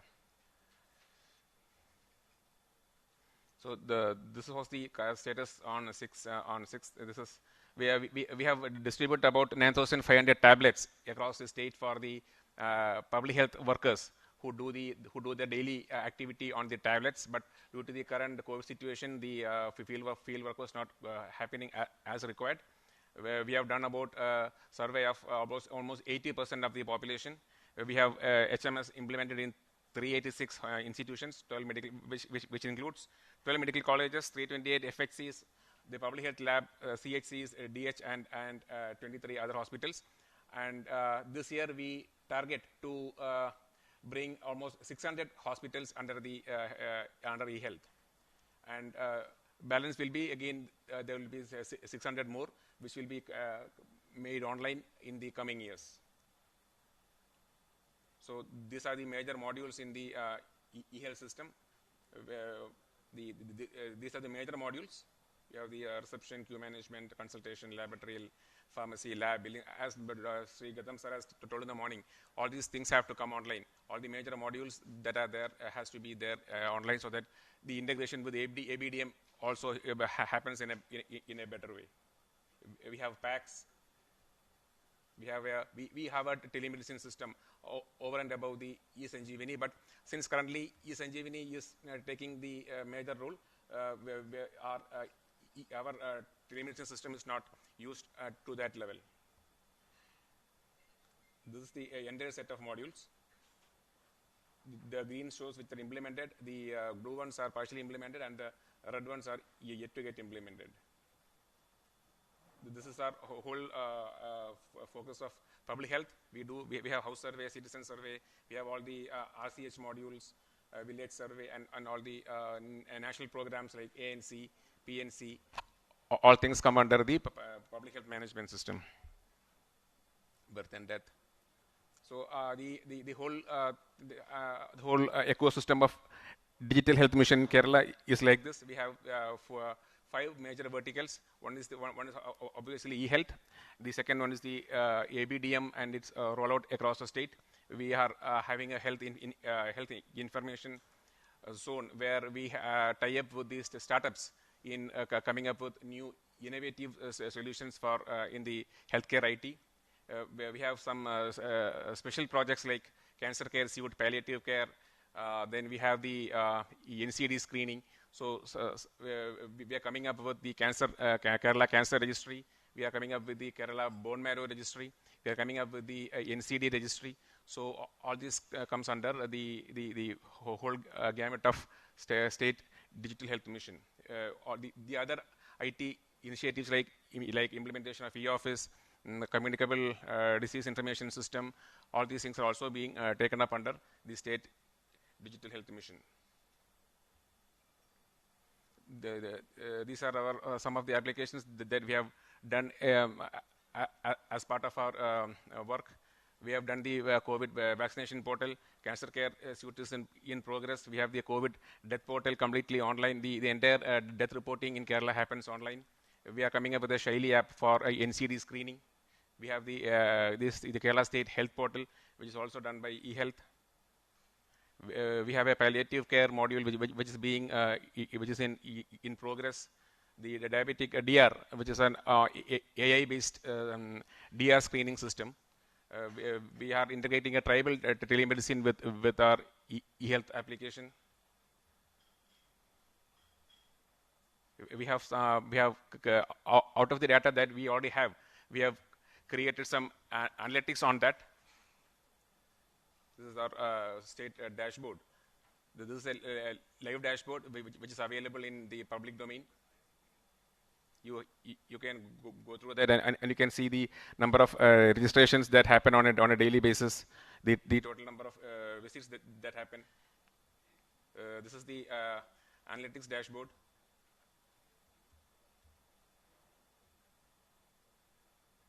See the number of registrations that happen on a daily basis. The member registrations. This is the COVID death portal that we have developed. Yeah, sure. So these are some of the pictures that we have done. So for as far as ABDM integration is concerned, we have just started. We have appointed the state mission director, which is the project director for health, Sri Muhammad Bhai Safirullah. Currently, eHealth is functioning as the agency for state rollout, but in the coming days, government orders have to be released so that the complete HFR, HPR, and the other posts like what do you call the verifiers and approvers are to be there in place. It is not yet done. These are our targets. The GOs have to be released by June 30th. The recruitment process have to be completed by June 30. And currently we are in the process of integrating ABDM with eHealth. We have almost achieved the first milestone. It is in it's being sent for the approval of the high-level technical committee of ABDM. Once it is approved, it will be live in the e-health platform, and moving forward, we will be proceeding with the milestone 2 and milestone 3 also. 1,28,00,000 ABA generated in this state.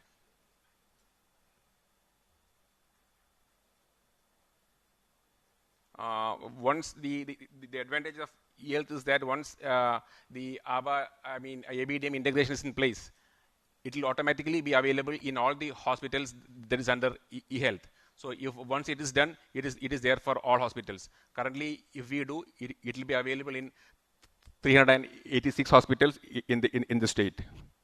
So there is no need of integrating separate integrations for each hospital. Since e-health is used across the state, one integration will be applicable for all the hospitals from PHC up to medical colleges. The major issue that we face in integration is that the frequent changes in the APIs that comes on a daily basis. We started with version 2, but currently we are doing in version 1 due to some issues, and there are some policy issues because we have a concept of permanent UHID and temporary UHID. So that doesn't fit into the overall focus of ABDM. So for permanent UHID, we use Aadhaar, but for the temporary UHID, we don't have Aadhaar. Even a person without an ID can come and take a temporary UHID and get his health care. But in the purview of ABDM, you need to have either any one of the IDs or even a mobile number. So, but for us, our policy, we started it 5 years before. So there we don't has a mandate for having a ID. So that whole thing doesn't fit into the requirements of ABDM. So there are some technical issues. So this is all about Kerala ABDM integration.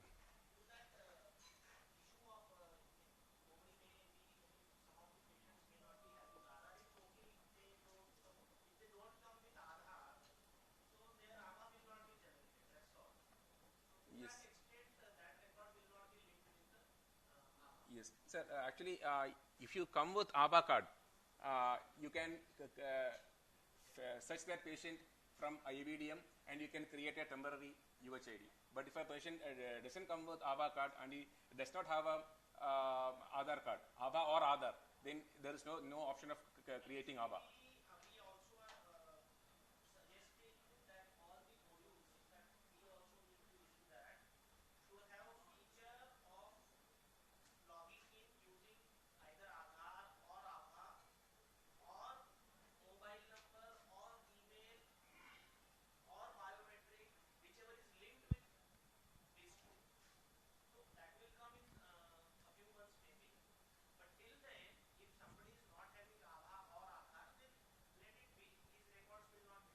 Yeah, fine. So thanks.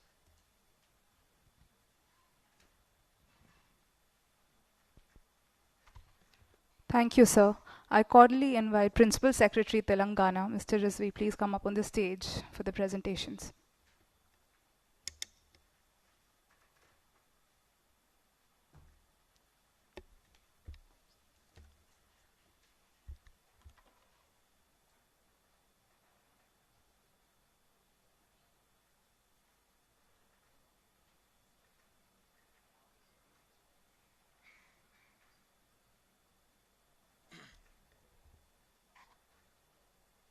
Good afternoon, everyone. I have a brief presentation on the implementation of the Ayushman Bharat PMJ Arogyashri in Telangana. As many of you know, the Arogyashri scheme was actually launched in the then undivided state of Andhra Pradesh in 2007. But only in May 2021, this scheme was converged with the Ayushman Bharat PMJ. So, one of the most important, I think in my personal assessment, one of the most important benefits of convergence of Arogyashri with PMJ Ayushman Bharat was not the financial assistance, as R.S. Sharma sir was saying in the morning. It is the opportunity to learn, because PMJ Ayushman Bharat is being implemented in the entire country. So many states are doing, and different states, they have rich experience. And it also, apart from learning or cross-learning from different states, it also helps us to, in the process of convergence, helps us to start critically looking at various things that, had become part of the routine for us. So it has helped us also to revamp our program and take critical look at different inputs. So that way, I think it was a very, very, good change for the state. It led us to increase the coverage of the family from 2 lakh rupees per annum, which was the state government's package, to 5 lakh rupees. And today we are having 1,672 packages. Since 2014, when Telangana was created, carved out of Andhra Pradesh, we have had more than 20 lakh pre-authorizations, more than 11 lakh patients have benefited, and more than 5,600 crore rupees worth of pre-authorizations.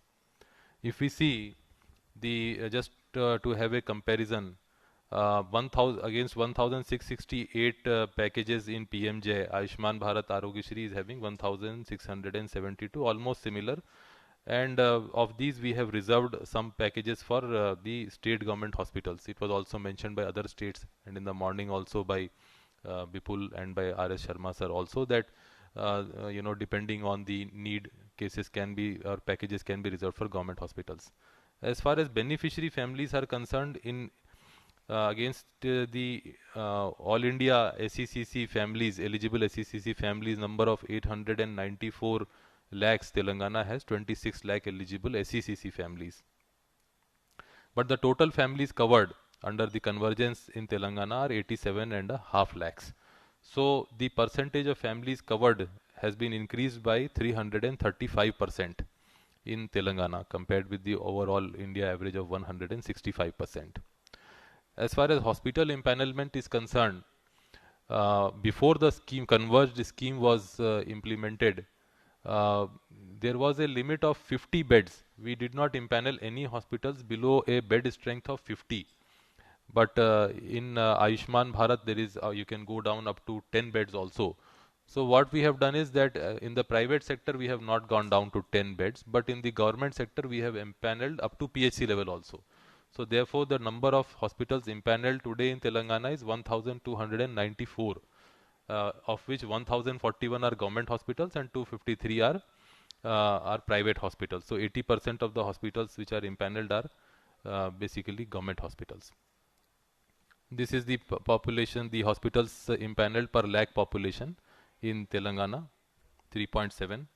But if we see the active population, the active hospitals share in Telangana, government hospitals 56% are active, and in private sector 95% are active. So it basically shows that the private sector hospitals which have been selected are actually interested in this, and more importantly, beneficiaries are interested in going there.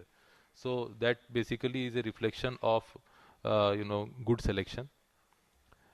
Number of pre-authorizations that have happened since September 2018, because we are just we have taken that date because we have the corresponding data for the All India level under the PMJ Ayushman Bharat. So against the All India figure of 312 lakh, Telangana has done 11.6 lakh pre-authorizations, which is around 7.25%. Telangana's population, for perspective sake, is only 3% of India's population. So 3% of India's population with 7.25% of the pre-authorizations. This fact was also mentioned in the morning by officials of the NHA that the southern states are generally doing better in terms of the pre-authorization. This is another important slide which gives a breakup of percentage by count of secondary and tertiary procedures. If you will see in Telangana, the percentage of tertiary procedures is 76% against the All India figure of 30%. So this is a matter of satisfaction. We are still working on it. We would like to improve further, but basically it means that people, particularly this, we are careful about this in the private sector hospitals, so that We ensure that people only go to the private hospitals for availing of those services where there are supply side constraints in the government hospitals. The 76% by count is also reflected in the amount, 79% by amount in tertiary procedures. Average claim size, if we see, in Telangana, the government sector average claim size is 19,629 and private hospital average claim is 24,407, which basically means that private hospitals are more efficient by 24% in taking the claims. Whereas all India, it was pointed out in the presentation by Vipul in the morning, 9,463 and 15,695. So the 65% higher. Private claim, average claim side is 65% higher. In Telangana, it is 24%. But I think our government hospitals need to be further strengthened so that they can come on par with private hospitals. We are working on that. If we see the disease burden analysis of Arogyasri since 2014 when Telangana was created, heart-related diseases are the highest, 1,174 crore worth of pre-auth amount, followed closely by kidney-related, basically dialysis services, then orthopedics, long bone fractures, etc., 870 crores, and then cancers. And after that, you have brain and all the rest of the diseases put together. So these four on the top, these are the biggest packages in terms of amount. So we have been thinking about how to strengthen government hospitals in these areas. So whatever data is generated, we would like to use it to shape policy, as Radha Krishna sir was also saying in the morning. So what are the interventions that we have carried out based on the disease burden analysis? One is that we have started these decentralized dialysis units in government hospitals in PPP mode. So with this intervention, the number of patients who are undergoing dialysis in government hospitals has significantly improved. Today, 55%, when we started, most of the patients were going to private sector hospitals for their dialysis, and now the trend has shifted. And this has just been the last 2-3 years only. It has become 55-45.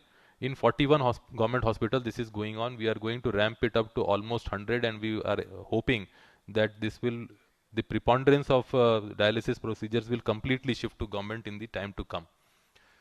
More importantly, in government hospitals, we are ensuring that the single-use dialyzers are used, and many times private hospitals don't have that kind of thing. Similarly, you would have noticed in the previous slide that orthopedic is also a very big chunk of claims that go. So we are trying to strengthen the orthopedic wings of our departments, like giving C-arm machines, etc., to ensure more and more procedures happen in those hospitals. Heart also we are establishing 4 new cath labs, and then you must have seen cancer, if you recall from the previous slide, decentralized chemotherapy also we are planning, so that these can also be encouraged in government hospitals rather than going to private hospitals.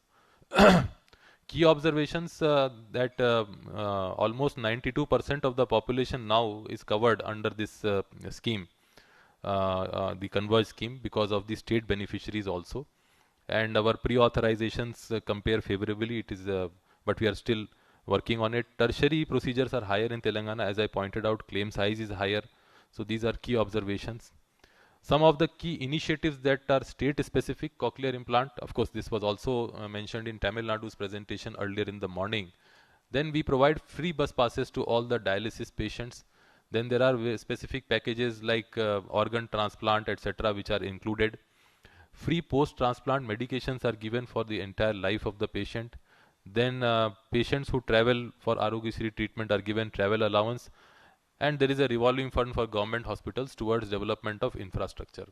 Some of the issues that may be considered by the NHA going ahead is, perhaps considering that National Food Security Cards database can be used. It will be more efficient in identification of beneficiaries, and also more number of beneficiaries can be brought under the ambit of this scheme. Then another one is, of course, this is a feedback from the medical community in our state, that C-section, many packages are there for cesarean, but there are not packages available for normal delivery. So sometimes this may work as a adverse incentive in pushing the doctors into favoring cesarean section. So if we can have some money for normal also, and in fact for normal deliveries, maybe a higher percentage can be given for the team, because actually it requires more effort. They have to wait longer. They have to just wait and watch. Planning is difficult. So maybe that can be considered. So these were some of the points I wanted to make. Thank you.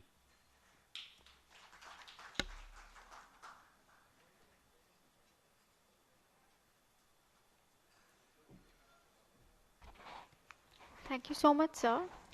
May I now call upon Mr. Amit Satija, Health Secretary, Lakshadweep. Welcome, sir.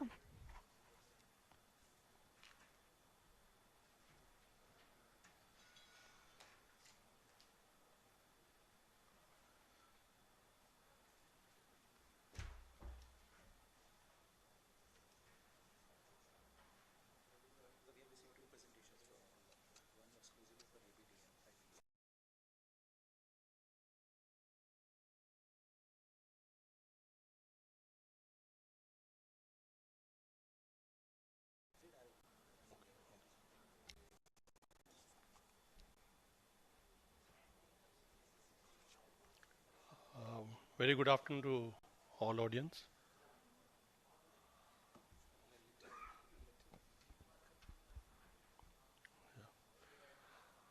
Additional CEO, Deputy CEO, NHA, senior officials of NHA, state government officials, Secretary Health, CEOs, many doctors present here, and my colleagues. Before going into the presentation of Lakshadweep, I would like to give a little brief about Lakshadweep because many of you would not be little familiar about how the island territory is. You might have heard about two island territories, one in the Bay of Bengal, Andaman and Nicobar, and the other side is in Arabian Sea, it's Lakshadweep. So whenever we have to draw a map, we just put some dots there. So actually there are a group of 36 islands. Out of 36 islands, 10 are inhabited. 17 uninhabited, 6 are submerged banks that you can't see from your eyes, 3 coral reefs. Total area is 32 square kilometer. Out of those 10 inhabited islands, the smallest being an island called Bitra, which is just 0.1 square kilometer with a population of approximately 250. So we run there one first aid center.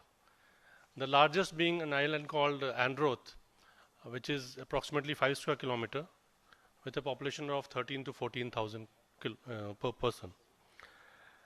Now, these 10 islands, though they look very small, the challenges and issues are totally different because they lie scattered in an area of around 200 to 400 kilometers from mainland.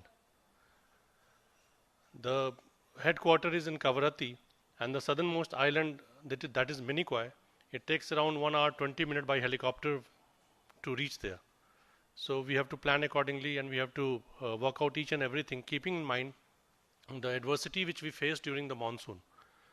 For the 5 months of monsoon, approximately between May to October, November, we are almost cut off from the mainland. Only few ships are all weather ships, and all the planning, logistical planning, we have to do in advance. To top it, these islands are very beautiful because they are coral islands, but the beauty comes with a challenge and a cost. That is, the coral islands are very shallow, and all the ships which are available in the market, they cannot directly go and berth on the jetty. So either you have to have a shallow draft ship, or you have to unload or do disembarkation and embarkation in the open sea, which is a very challenging job because the passengers or the material has to be unloaded in the open sea from the ship to the boat during the movement, and from boat the person will come to the jetty. Our healthcare system has also been designed accordingly. So we have one district hospital in Kavaratti. There is one specialty hospital in Agatti, which is the main point of contact. There is a runway there. We have only one flight which connects us from Kochi. In addition to that, there is one sub-district hospital and 3 CHCs and 3 PHCs. We have specialists available in 5 islands, Kavaratti and 4 other islands. Basic facilities are there, machines are there. The biggest problem is critical care treatment, because it will be easy to take us the patient to the critical care level, maybe on ventilator, etc. but it's very difficult to take him out because of in case he needs any other further critical treatment. So normal mode is evacuation. So when the person is about to reach that stage, we evacuate the patient to mainland, that is first point of contact, that is Kochi, Ernakulam. We have a robust relationship with hospitals there, and they are all aware of the kind of requirement we have there. We normally evacuate around 300 to 400 patients every year. We do it through Pawan Hans helicopters. In addition to the locational challenge, we also face issues like maintenance of equipments, etc. Because once an equipment goes out of order, for example, a CT scan or normal machine like X-ray machine, it's a challenge to call somebody to visit those places because his 5 to 7 days go waste in just checking one machine. So normally companies are reluctant to provide those kind of services. In addition to that, the island, whatever we are discussing, all the platforms are based on internet or cloud-based. We are yet to get OFC cable facility, which is expected next year by the end, maybe by September or so. After that, we should be able to, I think, come on the same platform where the other states and UTs are.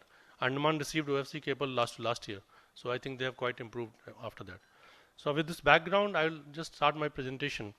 We subsumed our local scheme, that is Dweep Suraksha scheme, in PMJY last year in July 2021. And this Ayushman Bharat Digital Mission was started in the territory as a pilot scheme along with other UTs in August 2020. This is the structure, Secretary Health, and Director is Member Secretary, and there is a small structure in the UT.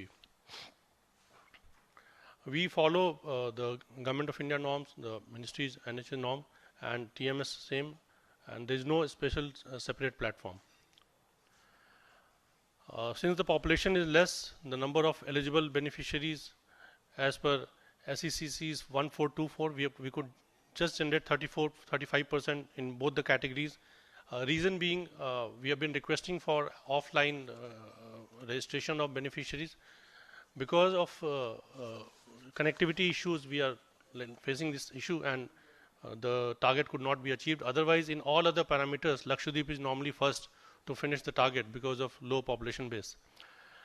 Empaneled hospitals are 5, all are government hospitals, active hospitals 2. The hospital admissions are quite less right now. It started, and we are facing little issue with the hospitals in Ernakulam. We are in touch with Kerala team, and we are sorting all the issues out. I think we should be able to improve the kind of performance we are seeing here. We have two PMAM are available from ISA. As per the advice given, maybe we'll try to shift it to the government.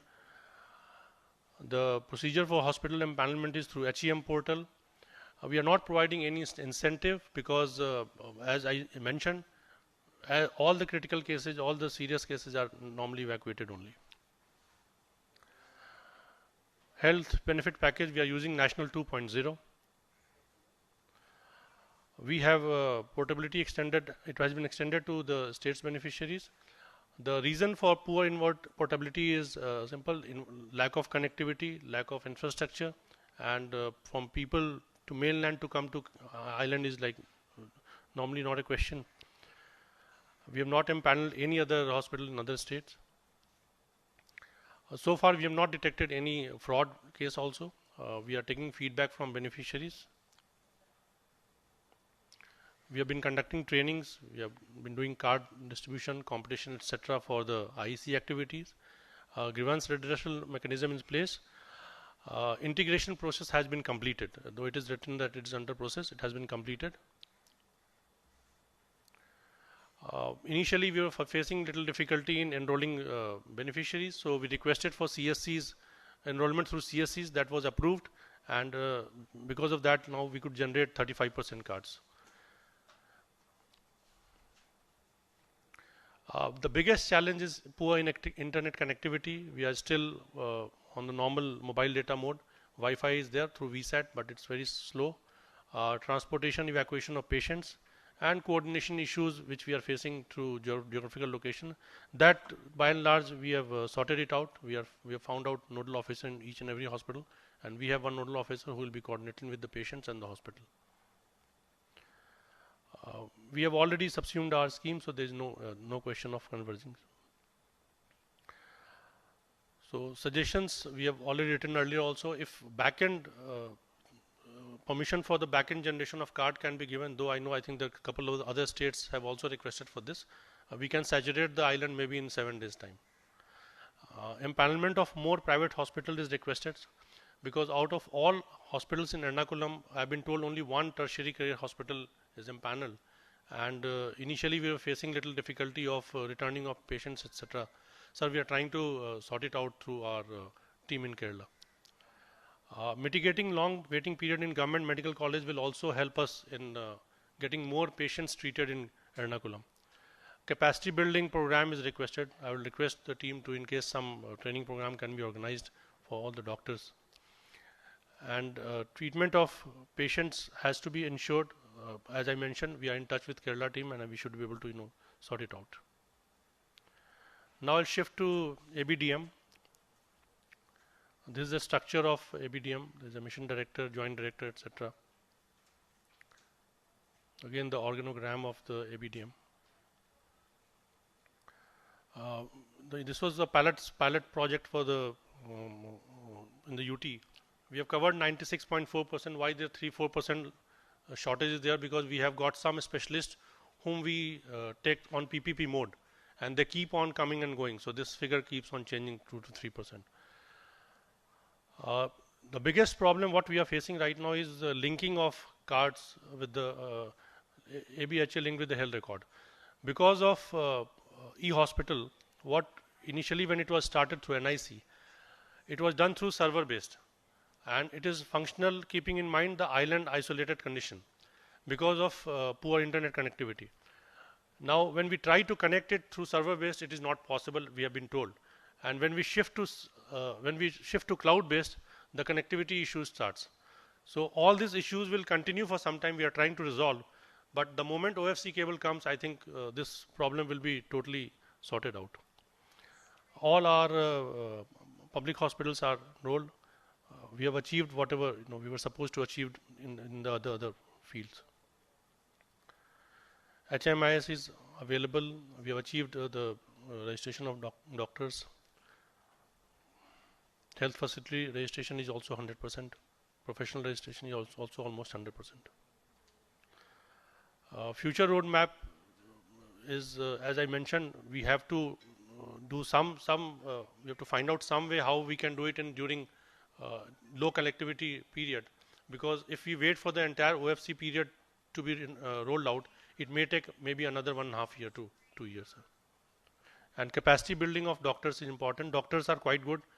They have accepted, they have started issuing, at least in Kavarati headquarters where we are based, they have adopted the HMIS system properly. I don't want to repeat it again. These are some of the photographs of capacity building program. Thank you, sir.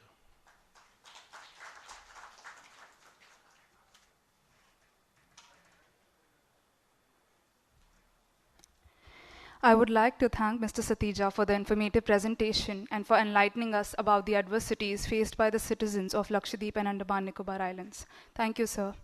Before we begin with our next presentation, I'd like to inform you that we'll be having a group photograph right after the presentation is over, in between the tea break. I now request Mr. Uday Kumar, Principal Secretary, Puducherry, to go forth with the presentation. I also request everyone to kindly fill the feedback form. Thank you.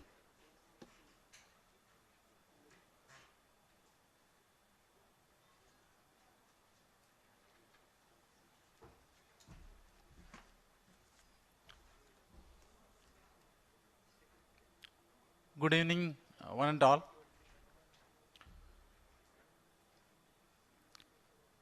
Just like other states, we Puducherry also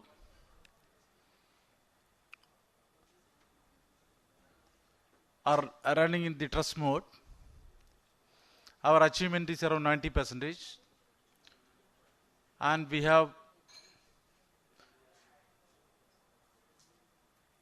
seek the cooperation of from the central government to give us more funds so that we could effectively run the program. Our project director, Dr. Ananda Lakshmi, is with us. She actually runs the program thoroughly, therefore I would request her to make a detailed presentation. Thanks a lot.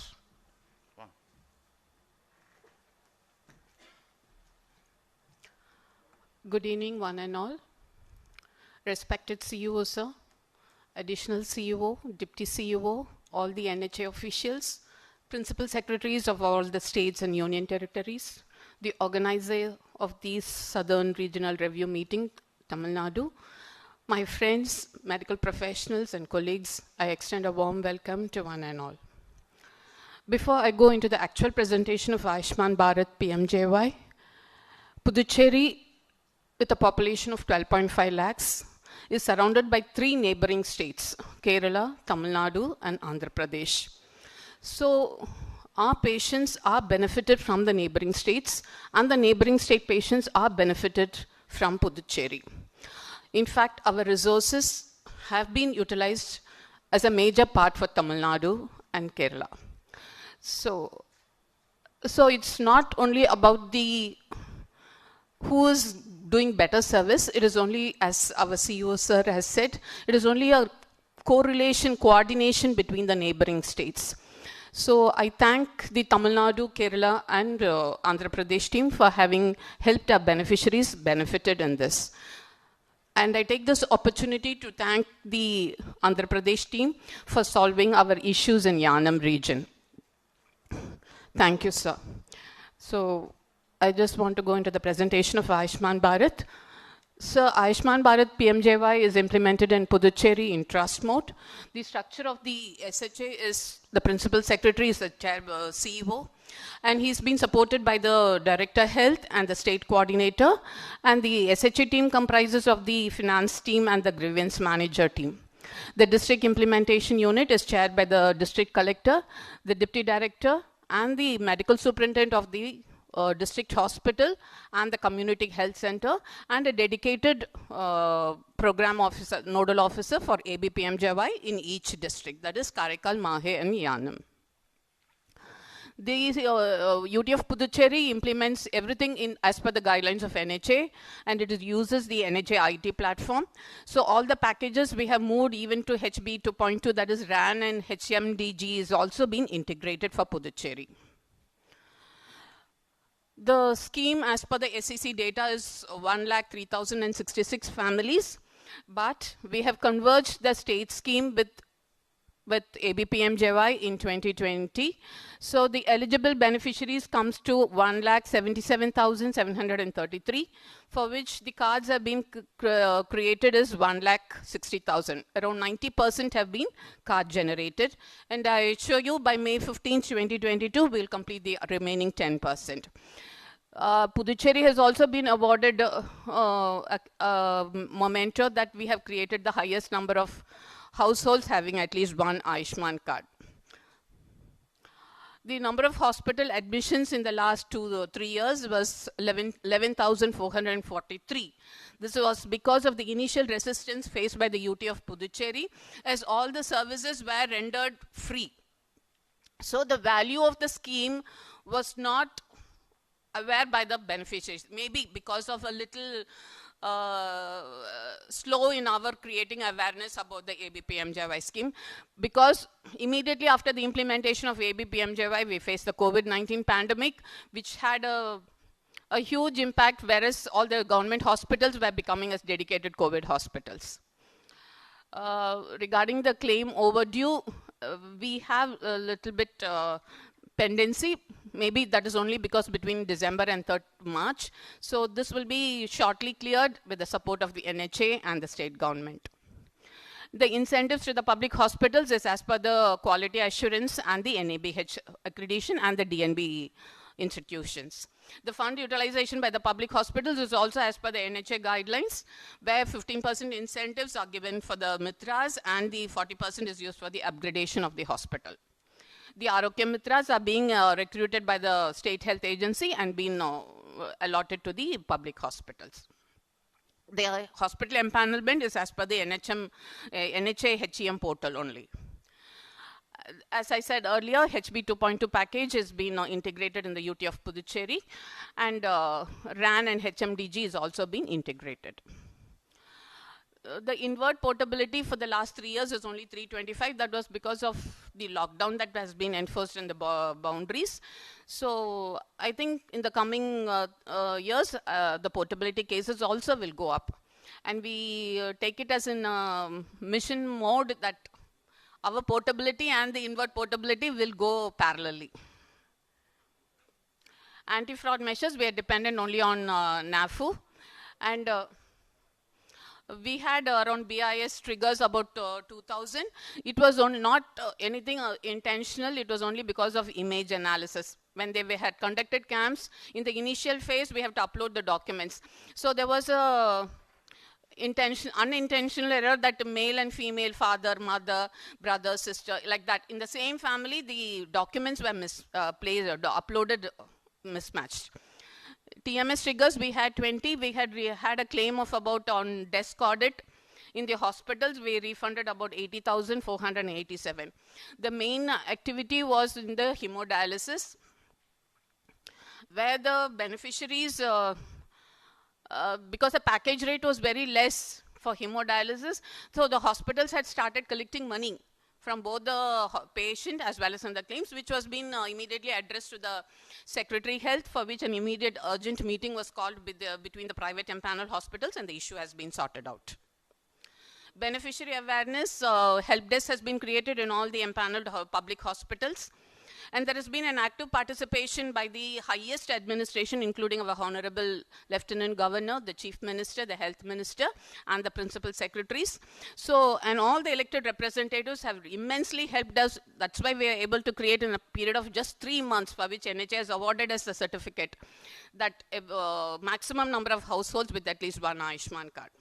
The grievance addressal mechanism is put in position.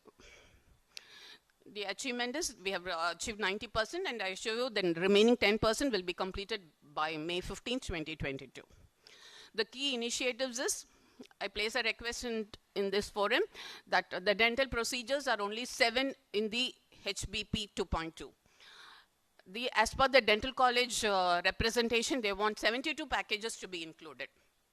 Because UT of Puducherry has just got a single government dental college where all the procedures are being done, and they are not able to raise the claim because those packages are not being included. So I place my request to the NHA to include these 72 procedures. And then there's one more thing, that there is a disparity in the package rates between the oromaxillofacial surgery and the same procedure being done in the surgical and ENT packages, for which we have given a representation to NHA. I request you, sir, to solve this issue for us.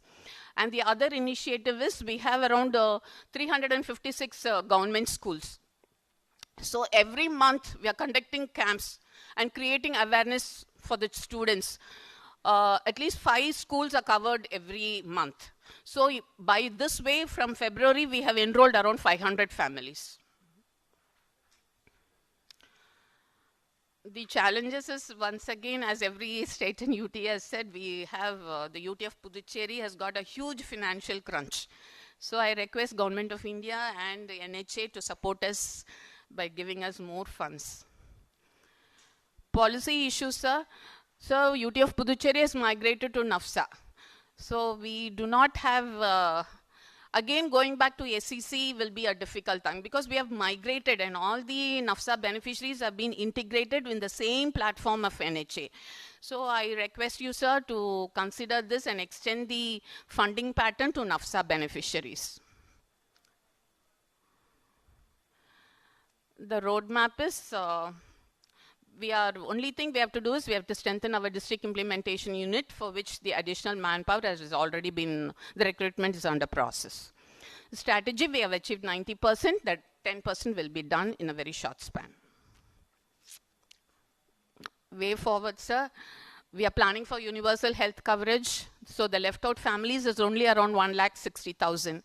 So once again, I request NHA to support us, to give us either of these options to fulfill all the beneficiaries to be under the health insurance scheme under ABPMJY. Thank you, sir. Now moving to Ayushman Bharat Digital Mission. Our mission director is the nodal officer for ABDM. He's been supported by two nodal officers, one for health facility and one for health professional registry. Actually, ABDM was taken as a pilot study in UT in 2020 along with the other UTs. And we have enrolled 7,31,535 individuals have been created health IDs. All the public hospitals, 100% have been brought under health facility registry. And doctors also, all the government doctors have been brought under health professional registry.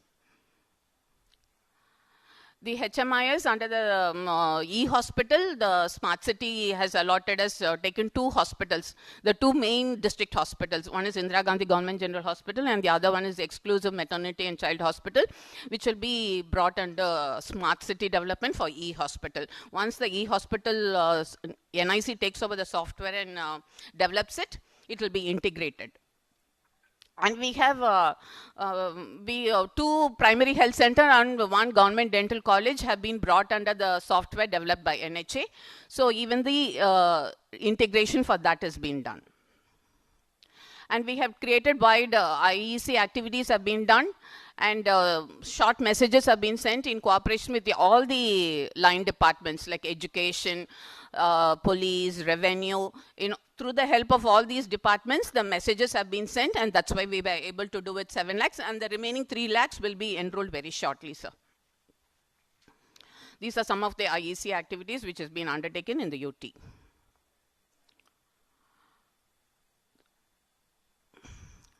The future roadmap is to achieve 100% registration in this health facilities only because of the private hospitals. We have placed a request that under the Clinical Establishment Act, we are not able to bring the private hospitals under thing. So we are asking the NHA to send a circular to National Medical Commission so that they can send all the instructions to the private hospitals so that it will be easy for the state and UTs to enroll those health facilities. Thank you, sir.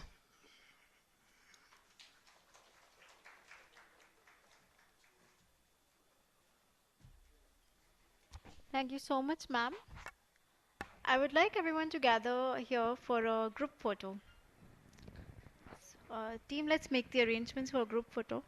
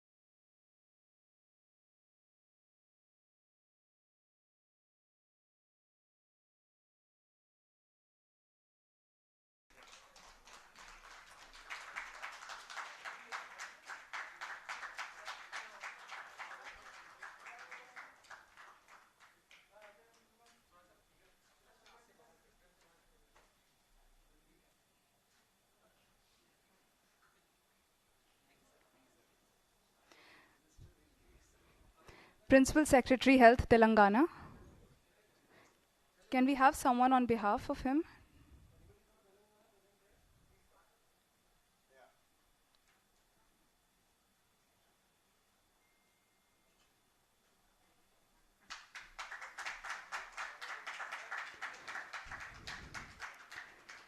CEO SHA Kerala.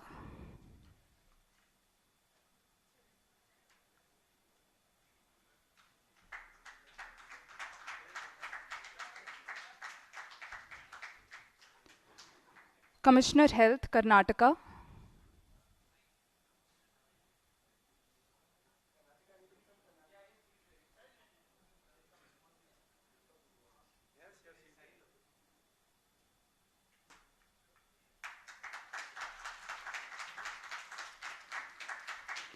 Secretary Health Lakshadweep.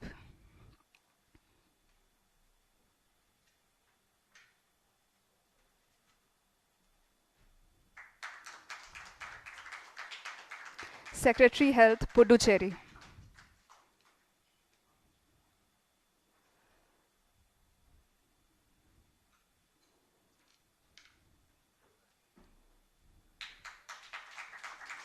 CEO SHA Andhra Pradesh.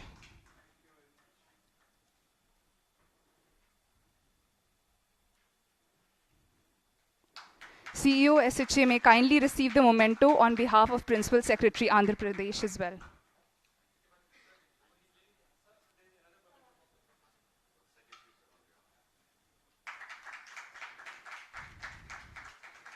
Director Health and Family Welfare Andhra Pradesh.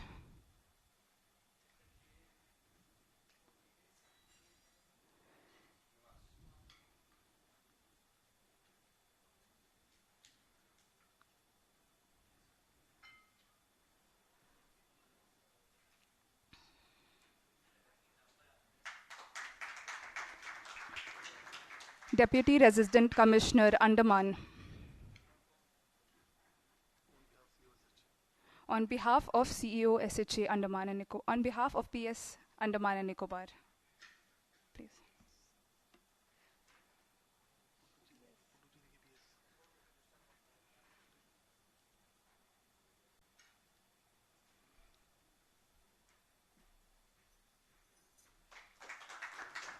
Principal Secretary Puducherry.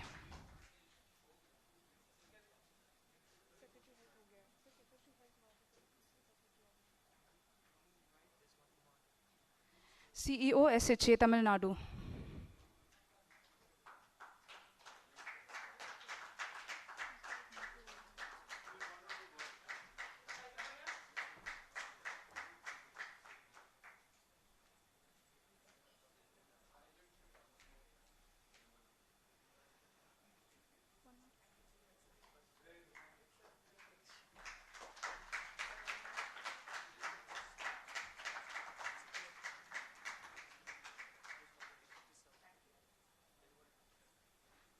Thank you, sir.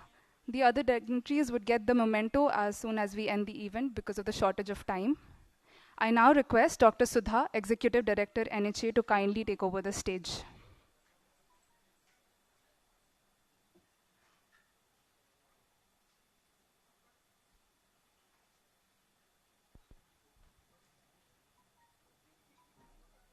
Very good afternoon to everyone present here. Today we have a pleasant moment to launch some of the new initiatives of NHA that goes live today.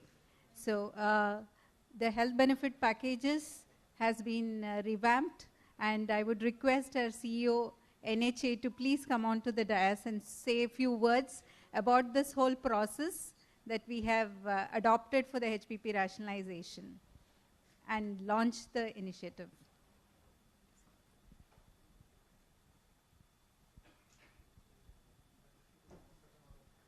Well, thank you, Dr. Sudha. I think, as I mentioned in my intervention today morning, one of the ideas, one of the reasons I think, is that the hospitals, especially the private ones, do not accept our packages. Is the fact that they always complain that the packages are undervalued. They are highly undervalued, and therefore they are not, we will not join Ayushman Bharat. Now, some of them have realized that because of the volume, even the low value packages, even if they do not give them sufficient profit, they can still manage that, because ultimately we provide volume, and we actually kind of compensate for the capacity which is underutilized in these hospitals. So in a way they accept. However, I think it's important that we have very rational rates. We should not have any irrational type of rates. So I think we had done a very, very extensive consultation with all these stakeholders. And I would compliment Dr. Sudha and Dr. Sankar Prinja for actually having achieved this particular system and rate. Many of the packages which were unspecified have also been brought into this, so that it becomes a comprehensive list. The point which I made about the flexibility to the states on these packages, that was in terms of rates, number one.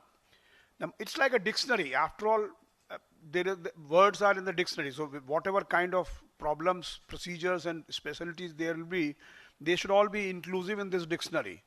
So anybody, any state also, if they want to have a different kind of system, they should at least adopt everything in the dictionary, and then maybe they can have a colloquial words, or they can have their own local problems also included. So that is the kind of thing which we are asking. A, accept this dictionary as it is, and B, you are free to change the value of treatments in this dictionary, number one. And number two, you are also free to add something to the dictionary. That's the whole idea. And then we will have a transaction system. I also want to announce at this World Health Day that we are revamping the entire transaction management system, and we are creating what is called a health claims exchange.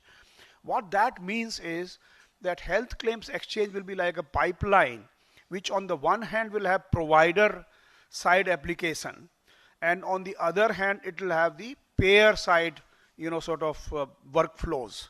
So what it does is it is like CoWIN. In CoWIN we provided APIs. Through these APIs, multiple applications were able to be connected and plugged to CoWIN. Today we have 100 plus applications working and connected with CoWIN, starting from Max Healthcare to Infosys to Make My Trip to Paytm, to everybody, even if they are not health players, tech players, other kinds of players, they have integrated everything with CoWIN. So a person, Arogya Setu is one example. You can just go on to Arogya Setu, book your vaccination.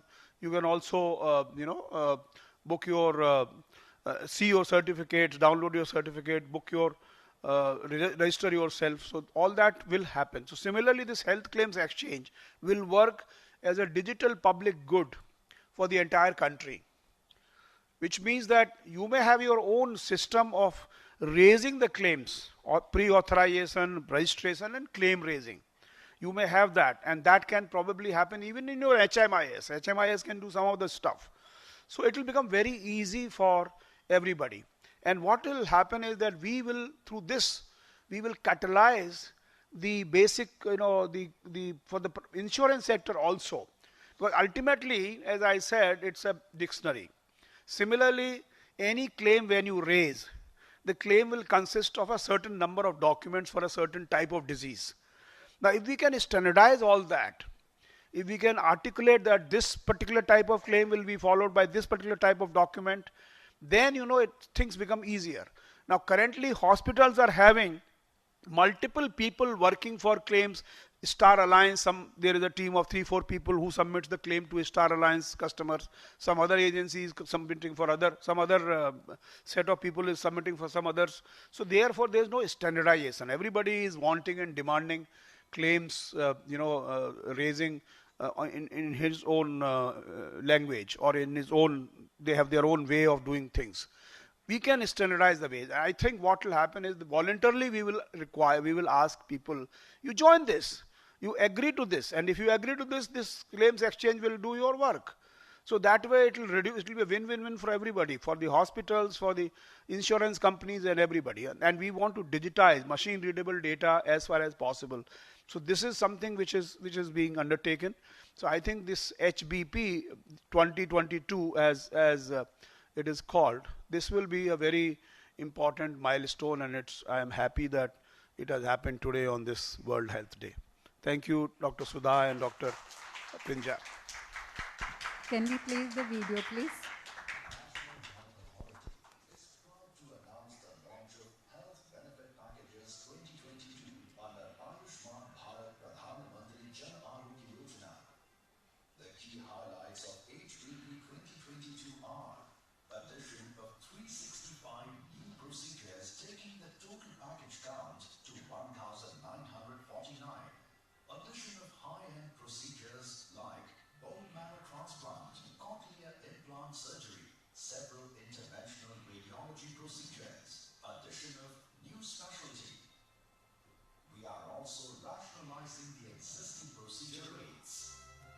HBP 2022 also introduces differential pricing based on type of city and type of procedure.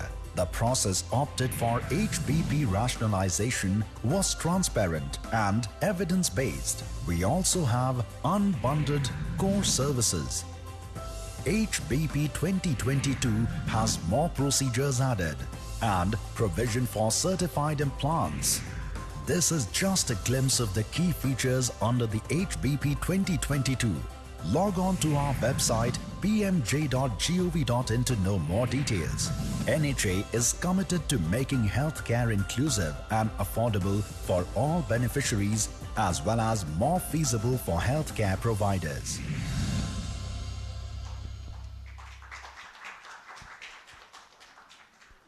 Thank you, sir.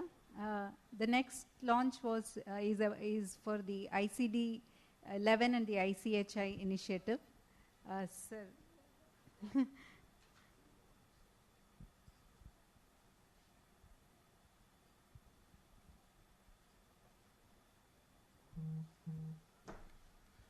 Well, this is also an attempt to standardize the language, and once the standardization takes place, one of the benefits of standardization is that the information processing systems, they become much more efficient, they become much better.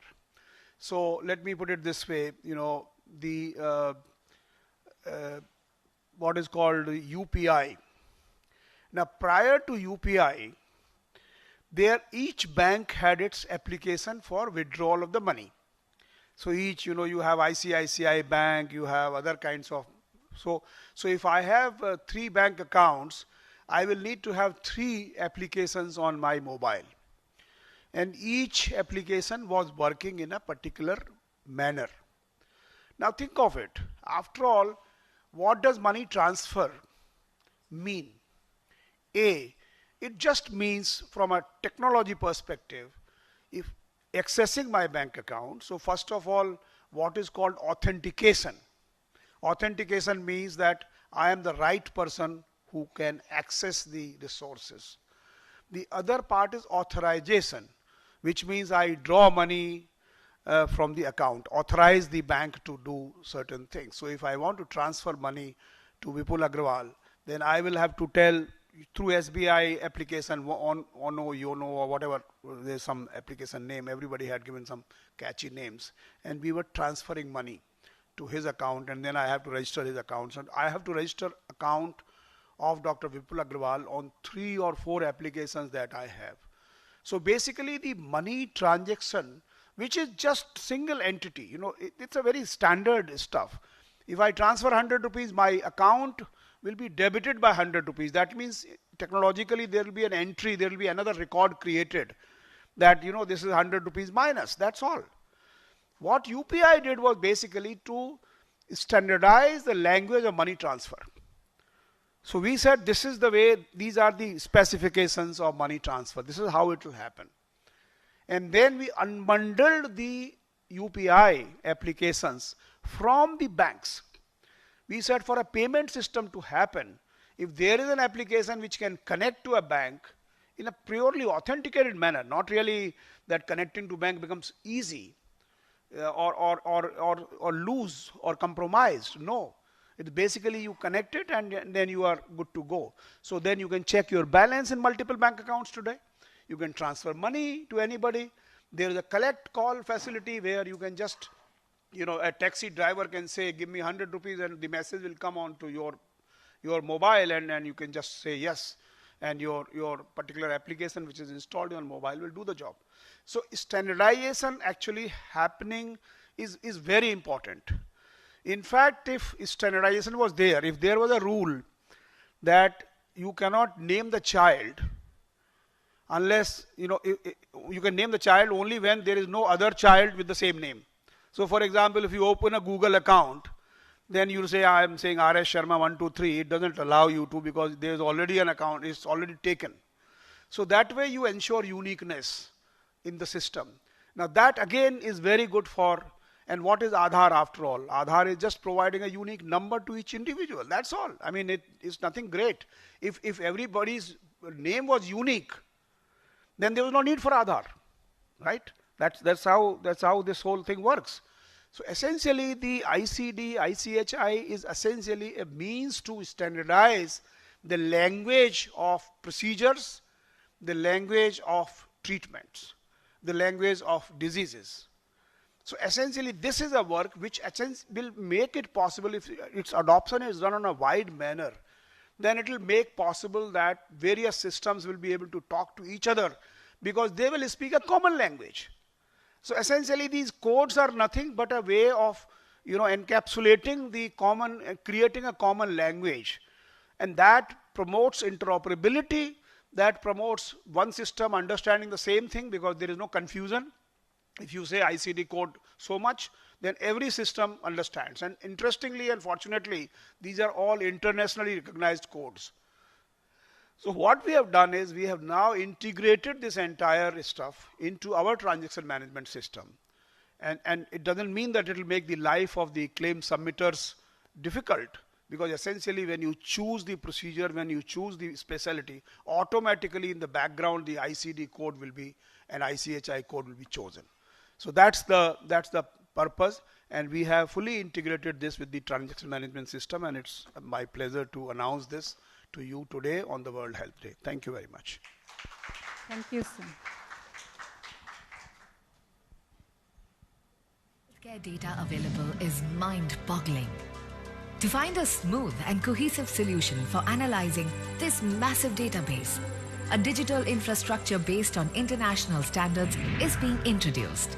In this direction, National Health Authority is proud to announce the integration of ICD-11 and ICHI with health benefit packages in transaction management system. The new version ICD-11 is extremely user-friendly with up-to-date scientific knowledge and refined and straightforward coding. With this, we will have standardized nomenclature, better mortality and morbidity statistics, ultimately providing a rich source of evidence on the burden of disease and mortality in India.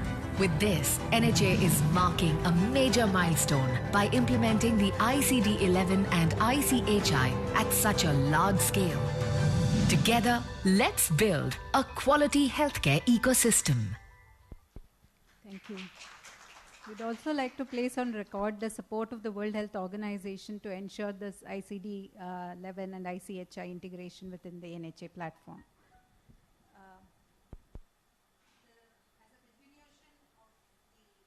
As a continuation of the ICD and ICD-11 progress, we are also launching the initiative on the advanced provider payment mechanism. Mostly we have been paying hospitals on a very flat rate, but now we want to ensure that we have more scientific basis for the payment systems for the hospitals. For this, we are launching a simulation pilot, and Kerala was one of the forerunner states who gave the concurrence, and today we have the CEO SHA Kerala, Dr. Ratan Kelkar sir, amongst us, and I would request sir to come onto the stage and launch the DRG pilot, which we would be initiating in 5 states. Good evening, everyone. At the outset, let me congratulate and also thank NHA for coming out with these initiatives. These were some of the things which we in Kerala SHA was looking forward to. The reason being, after attaining a little bit of a saturation in the implementation of PMJ, we need to look at how do we take it forward in terms of making it more professional, making it more efficient, and also ensuring that the various stakeholders' requirements are addressed. And to that extent, all the initiatives which are getting launched today, be it the ICD-11, be it the DRG, these are very, very important for meeting the requirements of various stakeholders of the ecosystem of PMJ. Now, DRG is going to definitely help in a very efficient payment mechanism to the EHCPs. But I'm looking at not only from that perspective, I'm looking at from a perspective of getting more data in terms of comorbidities, because now we've already transitioned into a system of non-communicable disease. The entire country is in that phase. And this kind of DRG would lead to a mechanism wherein you get a lot of data about the comorbid conditions existing in various states. So my request to NHA is to have a dedicated team which will do an analysis of this data, because you have an ecosystem wherein you're getting so much of data pertaining to the communicable diseases, non-communicable disease of all the states. And if you can have a team which can analyze this data and give a feedback to the states about the disease burden, or probably the kind of information that you have, it will be very, very useful. We at the state, through our state warehouse, we are trying to do that using a dedicated team. But from the pan-India perspective, if there is some team at NHA, I think it will be very useful, because going forward, through the DRGs, payment is not just what we are looking at. We are looking at analyzing the disease burden and also giving feedback to the state so that they improve their systems efficiently as well. And Kerala is extremely happy to be part of the this initiative, and we hope that this pilot will happen smoothly, and this pilot will get converted into a better rollout for the entire country, which will definitely be very, very useful for the scheme and for all the stakeholders involved. And I'm extremely thankful to NHA for inviting me here to launch this. And I take this opportunity on behalf of all of you, and I declare it launched. Thank you. Thank you, sir. Authority announces a revolutionary pilot launch of diagnosis-related group under Ayushman Bharat Pradhan Mantri Jan Arogya Yojana in 5 states on pilot basis. DRG is an advanced provider payment system that is based on patient classification data, resource intensity requirement, and reimbursement to the hospitals. Implementation of DRG will make payments more evidence-based by integrating patient-level costing information into the TMS to define cost weights for pricing. The payment reforms will incentivize all stakeholders of the ecosystem by providing the right care through rationalizing consumables, number of tests or procedures, and length of stay. Together, let's strive to create a better and stronger healthcare provider payment system. Thank you. As a part of World Health Day, 7th April today, I think from morning there's already some activities I can see around. But along with that, I request now the CEO Tamil Nadu, Uma ma'am, to please come on stage to launch some of the initiatives that NHA would like to run during this World Health Day this month. Good evening, everybody. First of all, I thank NHA for having given us this opportunity.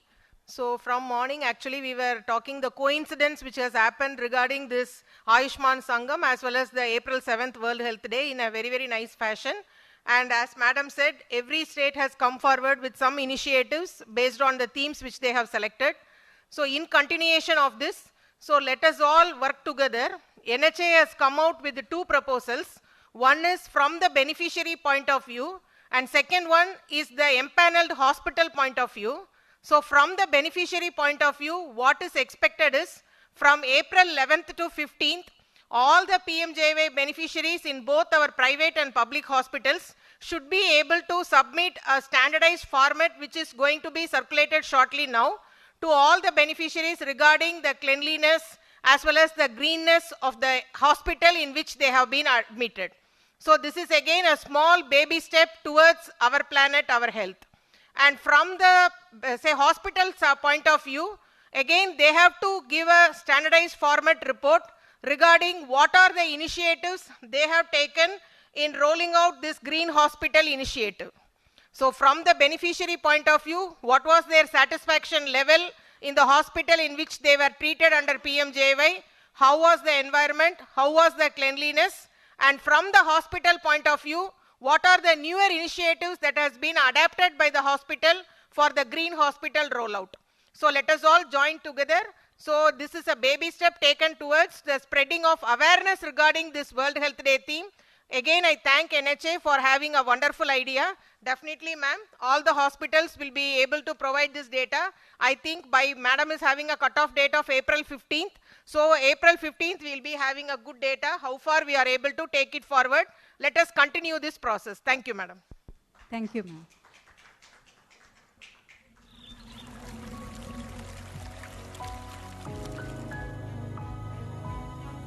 Health of the environment reflects on the well-being of us humans, and hospitals, being the flag bearers of health and wellness, should also bear the responsibility of keeping the environment healthy.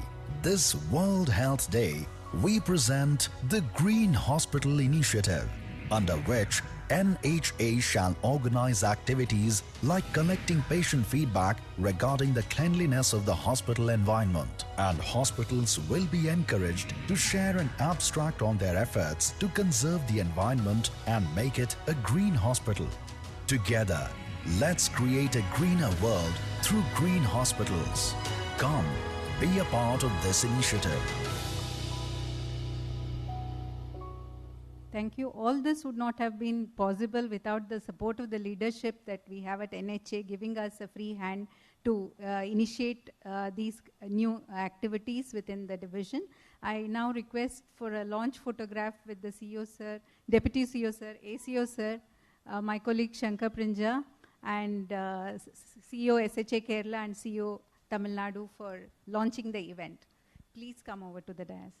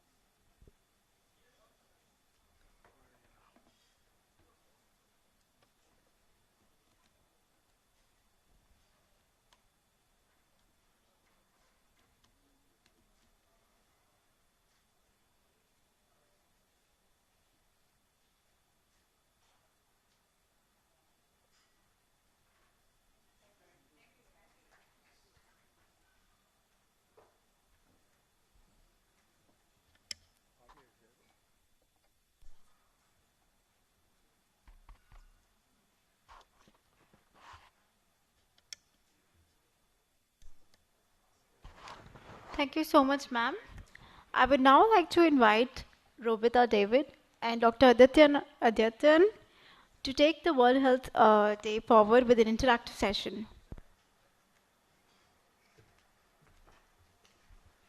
Good evening, everyone, again.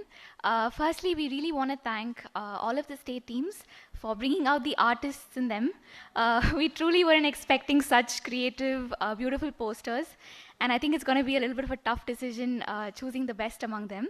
So just as we're wrapping up today, we just wanted to have a very brief interactive session to interact and engage with all of the technical expertise that is present under one roof today. So I'm just going to request all of you to please, on your phones, to go to www.menti.com and to enter this code. So I'll just give a couple of seconds. So it's menti.com, the website.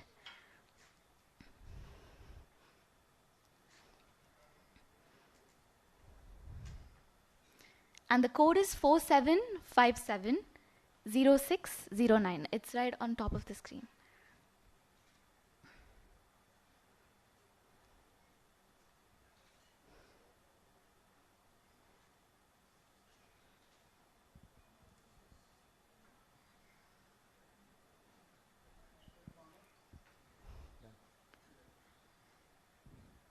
can I just get a quick show of hands for those of you who managed to get onto the website? Started even answering. Oh, okay, nice. It's just an icebreaker question to see how many of you have to stay back and visit Mahabalipuram.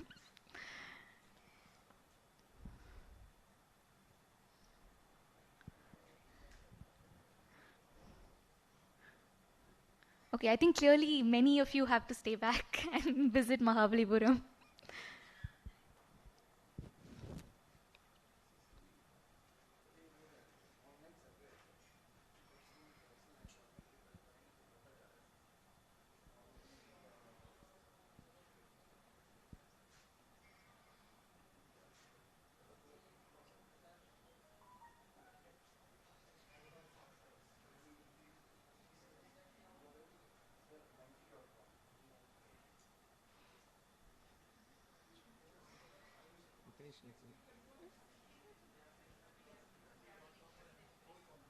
Sir, shall we go to the next question, sir?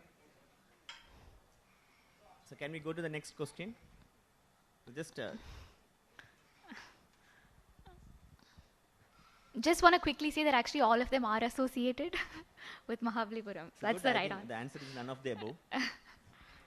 So we are very curious who are the two people who has put Ayushman Sangam South Regional Review.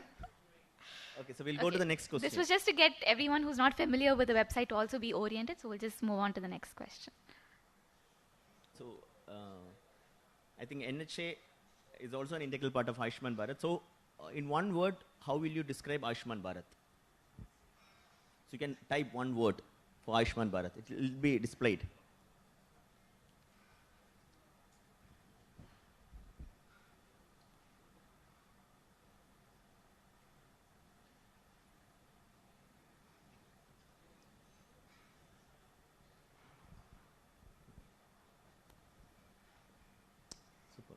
UHC Health Visionary Pathbreaking HFA, since it is launched today. Precious, Infra, Save, Wellness, United, Innovative, Healthcare, India. Great. Access to health.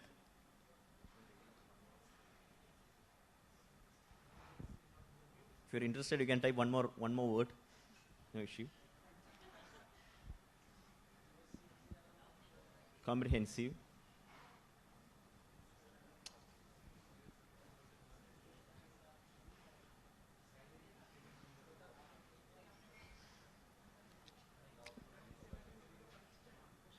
Great. Primary healthcare is missing, I think. But okay, comprehensive is there. It's in bits and pieces. So we'll go to the next question. So according to you, which of the two arms under Ayushman Bharat? So all of you will be knowing. So one is Health and Wellness Center. Other one will be the PMJY. So according to you, it's a personal question. And according to you, which of the two arms under Ayushman Bharat do you think is most important? And you can even give a balanced answer. Good. Health and Wellness Center 413.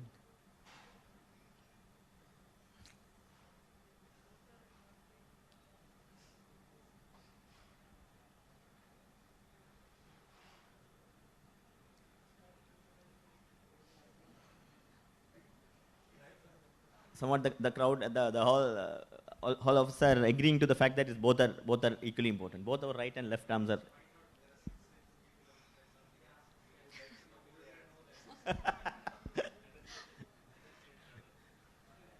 So there are 6 NHM people who came. It is anonymous for a reason, sir. Yeah, NHM Tamil Nadu, mostly. So, next question.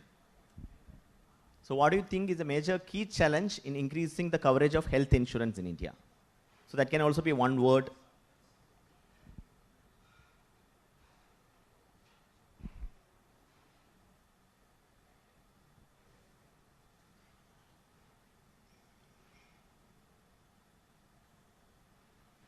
Paisa, fund is coming. Like 1, 2, 3. Awareness, lack of awareness, poverty, inclusiveness. political will, fund fraud analysis, priority insurance should not be the target of UHC, should be linking SEC data, poor public hospital infra, lack of personal money, fund and lack of awareness, rural health infrastructure, budget, good technology platform, traditionally lack of culture of insurance, awareness, government initiative, increase in demand, awareness. So commonly budget, awareness is coming as a predominant answer. So there's really no challenge. There is really no challenge. Great. Lack of coordinated approach, ill health, increase in demand, fragmented approach. So awareness, I think, and awareness and budget are the major two things. Major two key challenges which is coming. Raise health budget to 10% of GDP. Even NHB is telling only 7. So 10. Very good, very good. Okay, we'll go to the next question. Can Ayushman Bharat digital mission be seen as an opportunity to unify and strengthen digital health interventions across the state? Yes, yes, yes. Oh, no, maybe.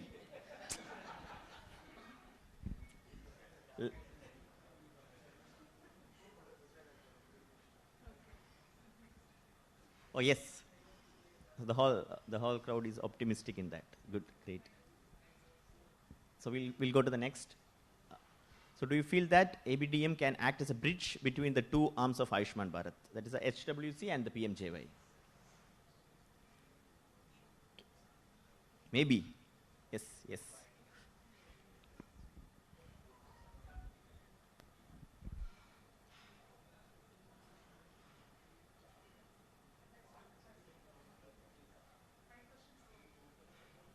Great. Good that no one is telling no. So according to you, what is the single most challenging factor impacting the effective implementation of ABDM? One challenge if you want to tell.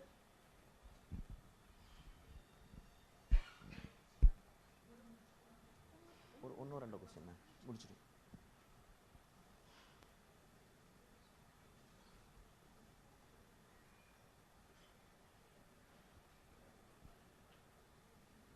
User acceptance, legacy systems, data integration, transparency, digital divide, doctors and technology steep learning curve, adoption by the doctors, adoption, awareness among people, ecosystem is not ready, reluctance of service providers to go digital, fear of change.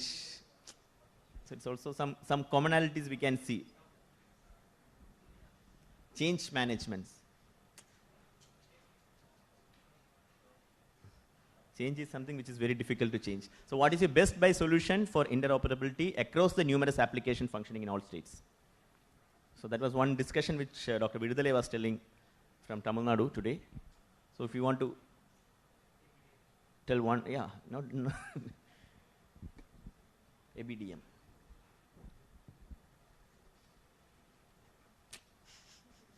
A lot of NHA people are answering. Good. ABHA, ABDM. So it's a have more workshops from NHA at Mahabalipuram or not?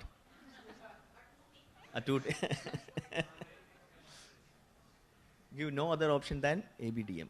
ABHA, ABDM.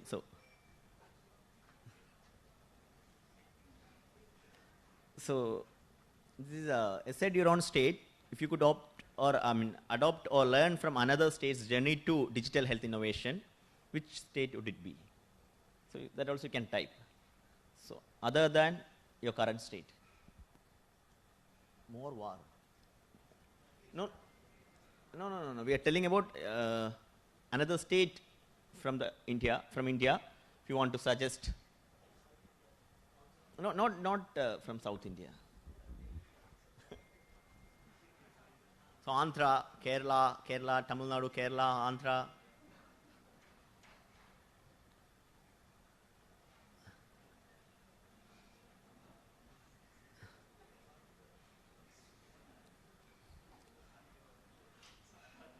Andhra, Karnataka, Kerala, Tamil Nadu, Chandigarh. So one from north. Last. Last.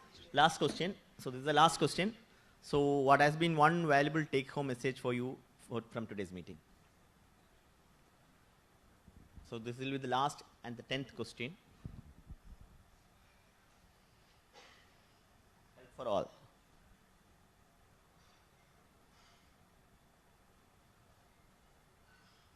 We need to learn from each other.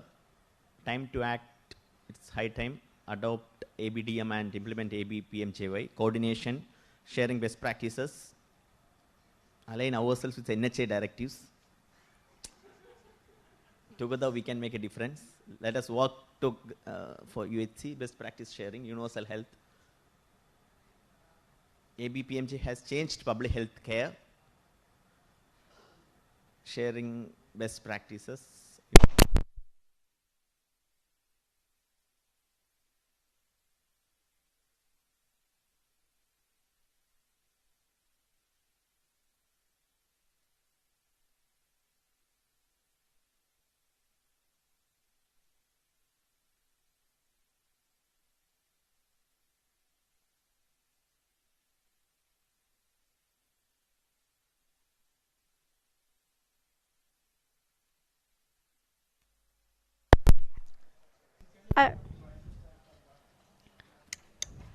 I would not now like to move on to the session with the leadership for universal health coverage, and I would like to call upon Dr. Sebastian to lead this session. Welcome, sir.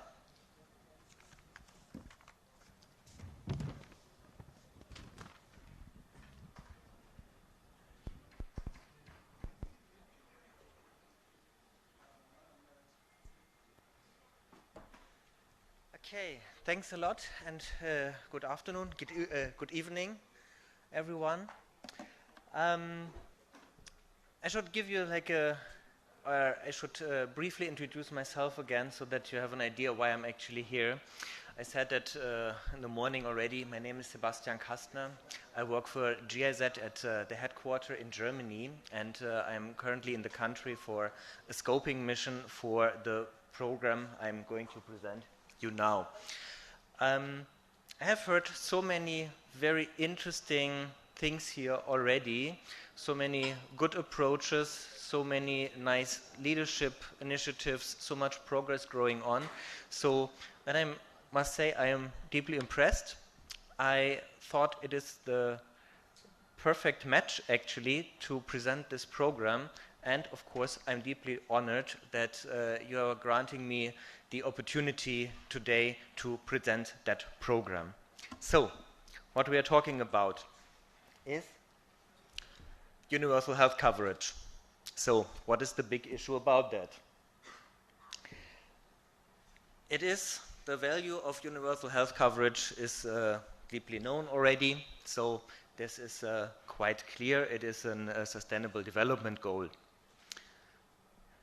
The technical solutions for universal health coverage are also well known, so this is not the thing. But the big obstacle is the political progress, actually. The point is that there are usually many different stakeholders on the stage who have to work together, but they have often different interests and different agendas. And so the point is how to unite them all together behind the common vision of UHC. Question is, can I have a microphone so then I can walk around? That would be a bit easier.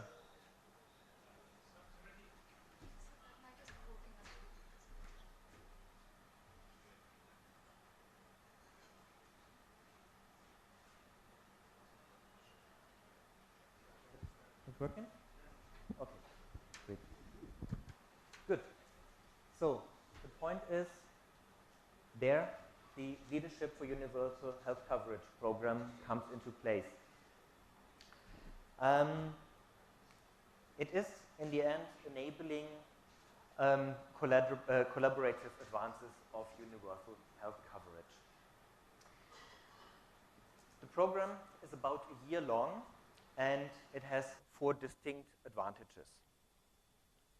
So the one thing is that it develops the collaborative skills of senior decision makers. Second point is that it creates national multi-stakeholder teams. It initiates practical collective action in the participating countries, and it provides ongoing support later on through coaches in the countries. You have an overview here of those countries which have already participated in the L4UHC program. This is divided into 2 pillars. One is in Africa, and one pillar is in Asia.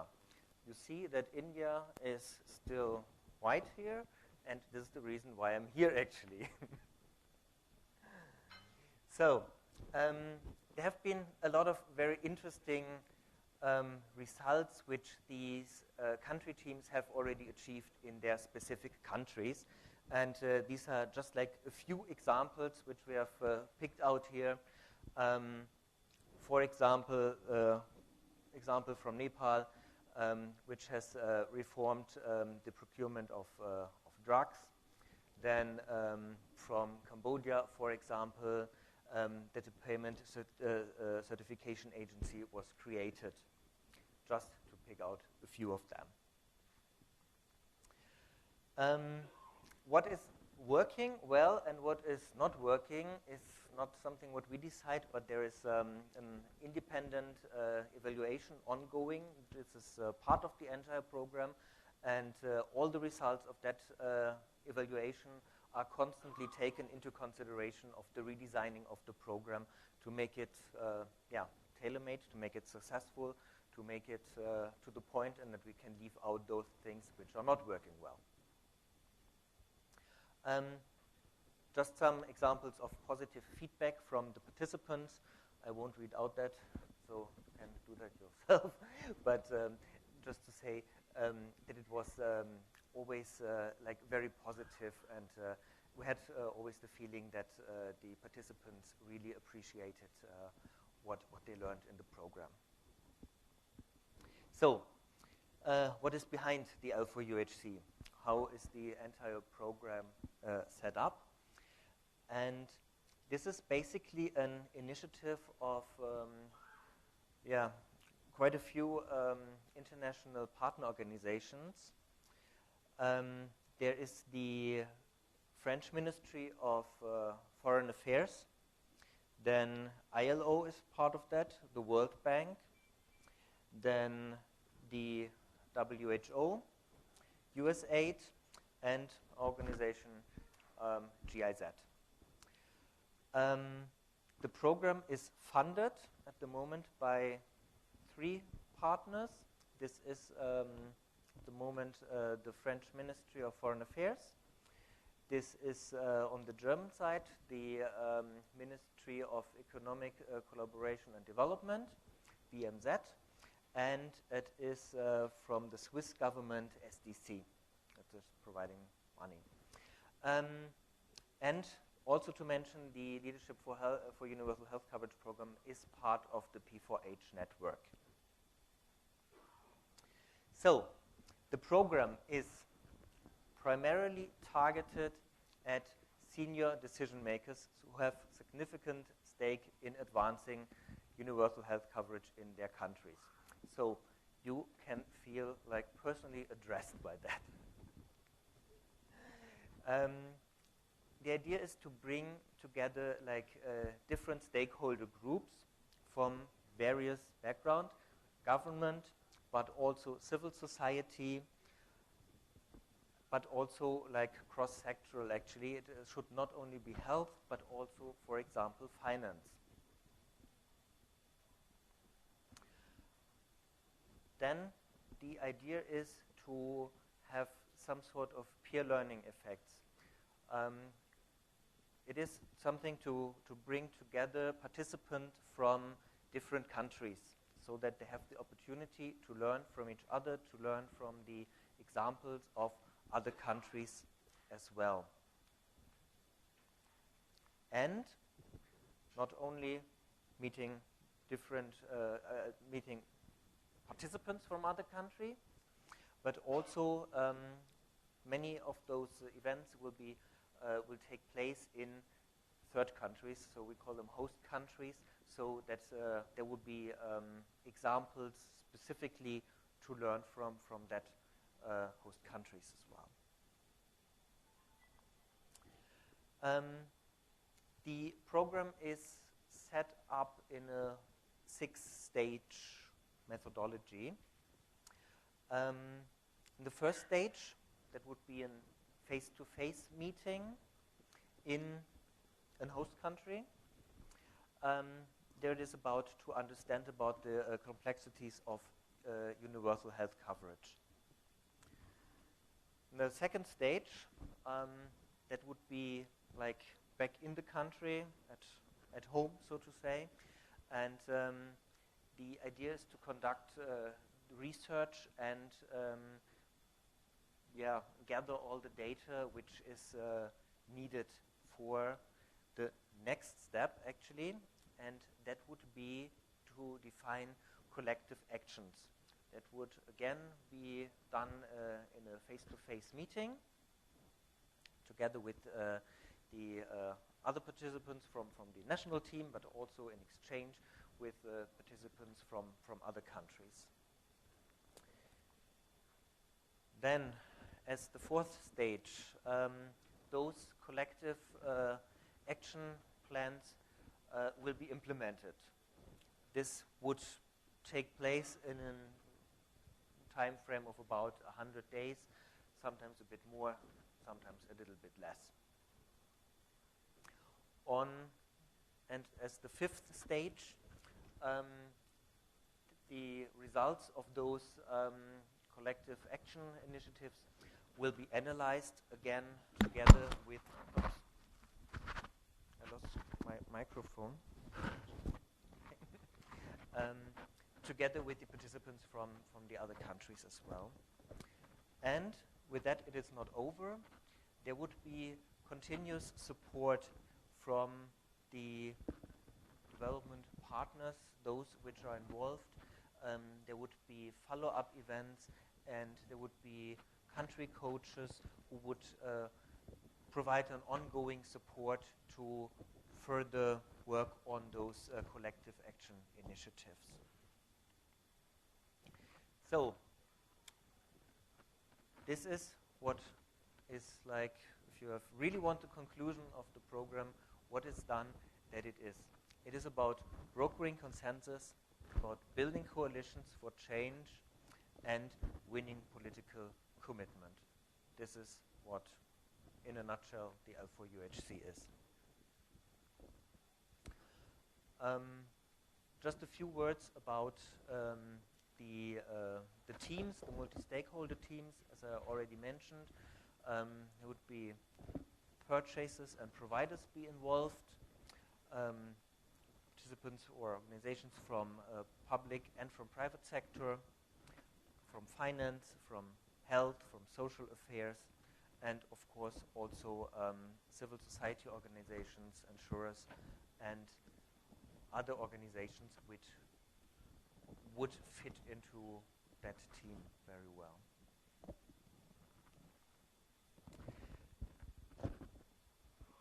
Each team will develop those collective action initiatives, and it is not done with that initiative. It is just a catalyst for more substantial changes. It is something that, if things are moving, then make use of the momentum and push things forward even more if possible. And this is exactly the point when we say this helps building the capacity for change on a national level. Already mentioned that the L4UHC is supporting the process during the actual program, during this ongoing cycle, but also further on in the future. And so far, more than 30 of those collective action initiatives have already been launched by those 14 partner countries which have been participating in the country already. So, and now we're having a look to the future. This is what we are working on right now. This is like based on those results of the evaluation and the learning processes. Like also we have gone through the idea is to further strengthen the program's impact. Then also meeting the arising demand for the for UHC in other countries which have not participated yet. There will be one thing in Africa, but especially now here also in Asia. And that would be also something what we're working right now on would be to develop additional services and special tailor-made approaches so that we would be able to offer like a program like specifically for the demands of all those countries who are interested in the program actually. This has of course some implications like due to the COVID pandemic that it was not always possible to work in the standard format like in the cycle which I have just presented, but to adapt to the circumstances and do whatever is possible whenever it is possible. So far from my side presentation, I am very open, like if you have questions, so come forward and I will be around here for today and tomorrow as well, so you can always approach me, and if you want to know more about the program, I am happy to answer all your questions. Thanks a lot.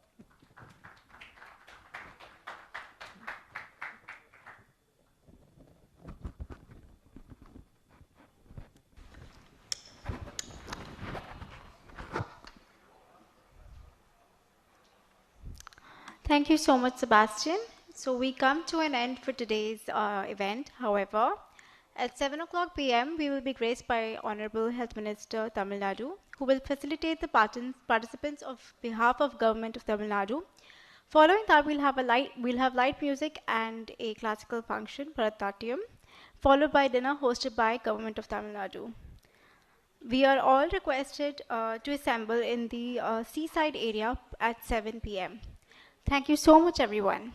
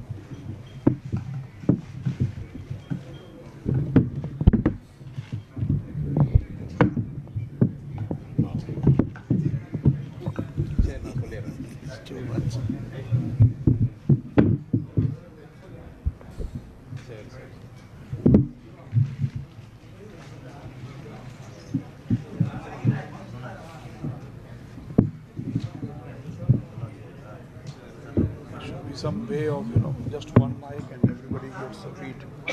So many mics. That's how it should be. Yes, friends, can we begin now?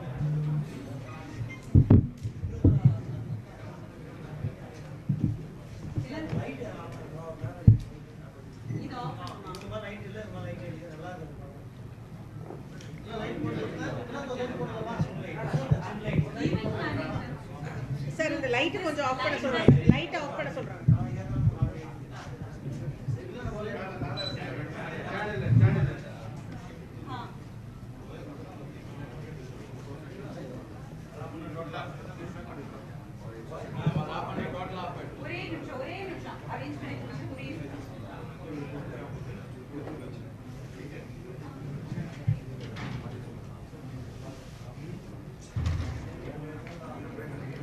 Now let's start, friends. Huh?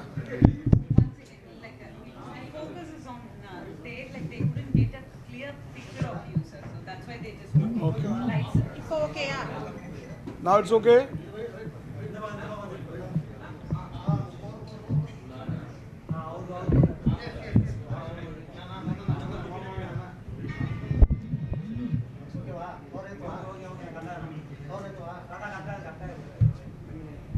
Is it okay now?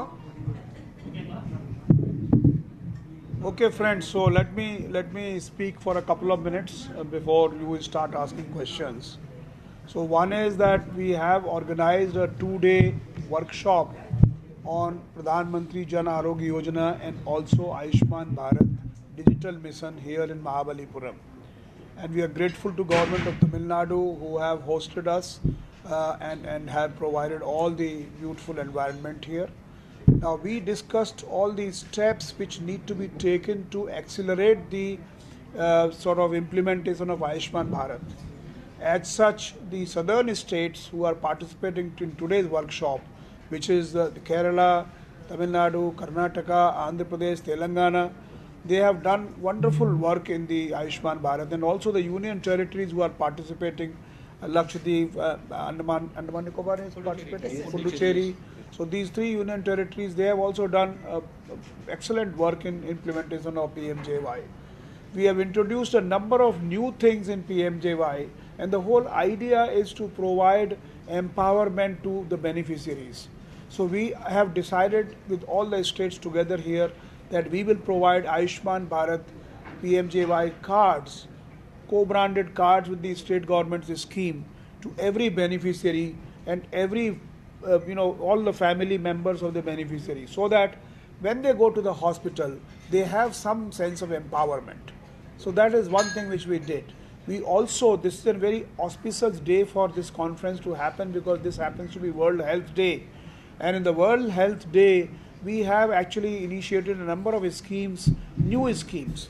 One of them is basically new package which has been announced of the Ayushman Bharat coverage, the rates, which is actually very attractive and very rationalized.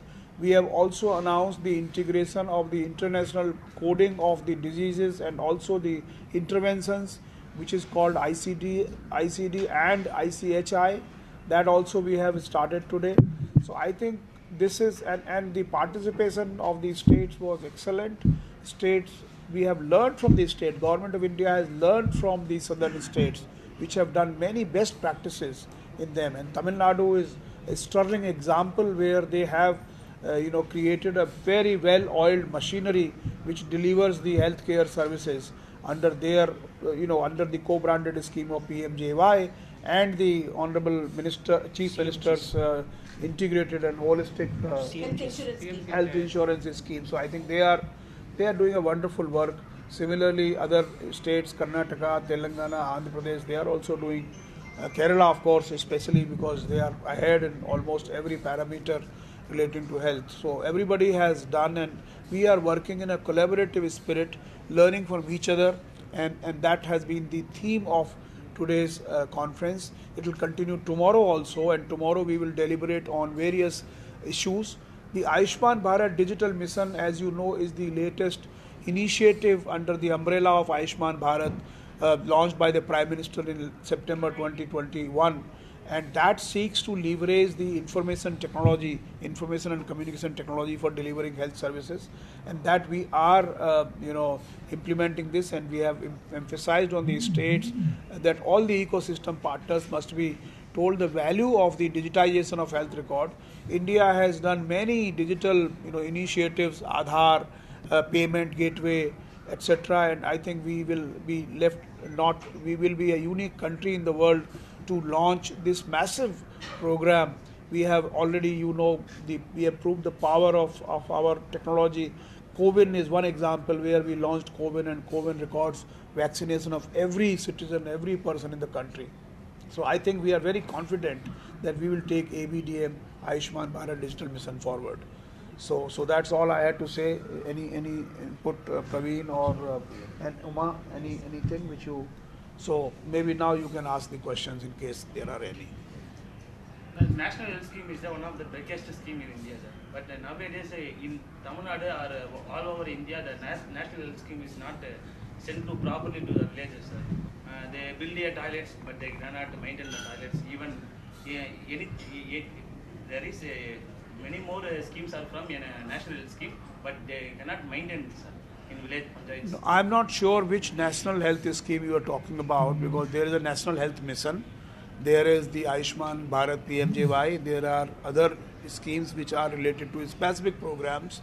I can only answer the questions relating to the Ayushman Bharat PMJY and also the Ayushman Bharat Digital Mission. Rest of the issues I will not be able to answer because I'm not really dealing with those programs. Any other questions? Otherwise, we can close this. So is this possible to health insurance scheme in Tamil Nadu is going better, sir? It's possible to as a central government it's take over all over India to give a schemes, health mission schemes. This is what we have done, in the sense that we have been promoting the state government, giving them absolute flexibility as to whichever mode of implementation they want to choose, they can choose. So Tamil Nadu, for example, has chosen what is called the insurance model. There are many states, I think Kerala has got the trust model. Trust model, yes, sir. So trust model means that you have a corpus of fund, and when a person gets sick and their bill is raised, that bill is paid from that corpus. So that is a trust mode. Both the modes are working in the country. Some states are in trust mode, some states are in this thing.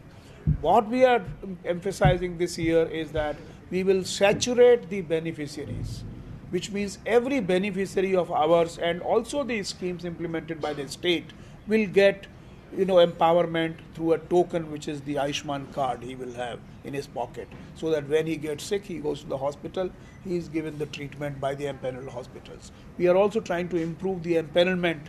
We are also trying to extend the empanelment coverage. Well, thank you, friends. Thank you for your time.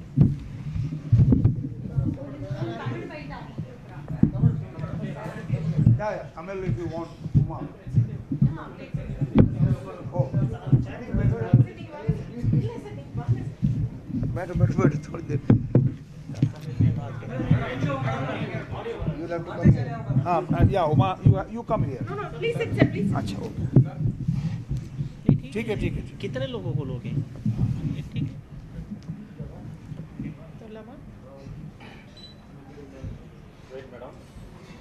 Start பண்ணலாமா? Okay.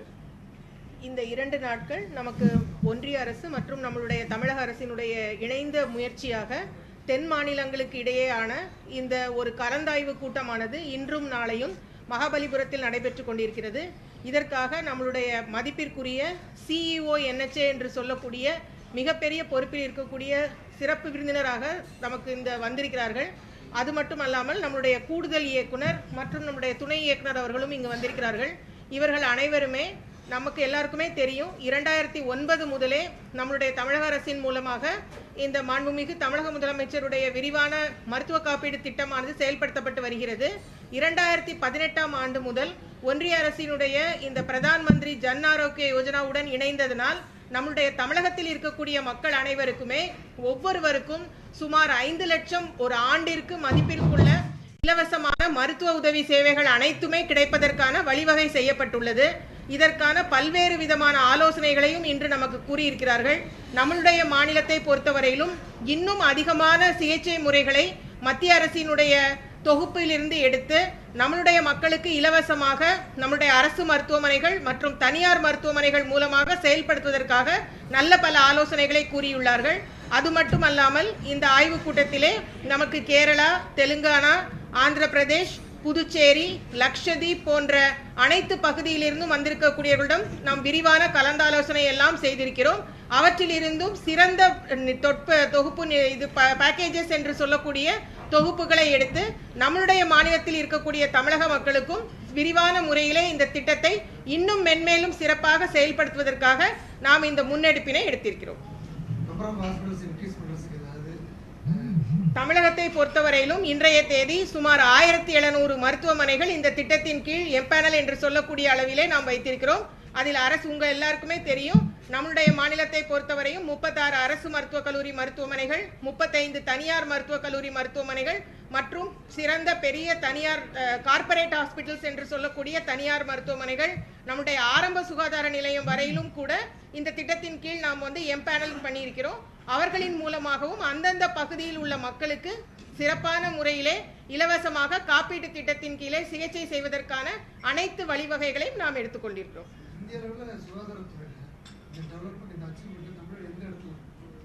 தமிழகத்தை பொறுத்தவரை உங்க எல்லாருக்குமே தெரியும், 2009ஆம் ஆண்டு முதலே நம்முடைய முத்தமிழ் அறிஞர் மாண்புமிகு தமிழக முதலமைச்சர் கலைஞர் அவர்கள் இருக்கும் பொழுது சுமார் 1 லட்சம் வரையிலும் ஆண்டொன்றுக்கு ஒரு குடும்பத்திற்கான தொகுப்பு நிதி இருந்தது.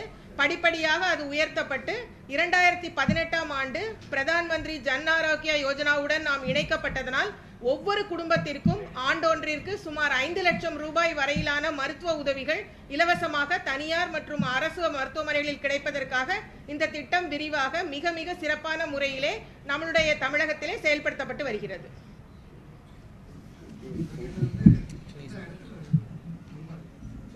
ஃபர்ஸ்ட் இதுல என்ன டவுட் உங்களுக்கு? இவ்ளோ 2009ல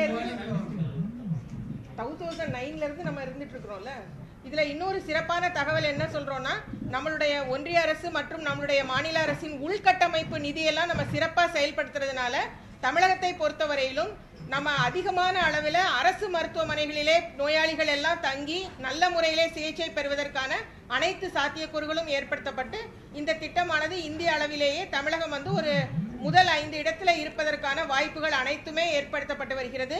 தற்போதும் நம்முடைய மாண்புமிகு சுகாதாரத்துறை அமைச்சர் அவர்களுடைய நேரடி கண் பார்வையின் கீழே இந்த திட்டம் இன்னும் சிறப்பாக செயல்படுத்தப்பட்டு வருகிறது. Thank you very much.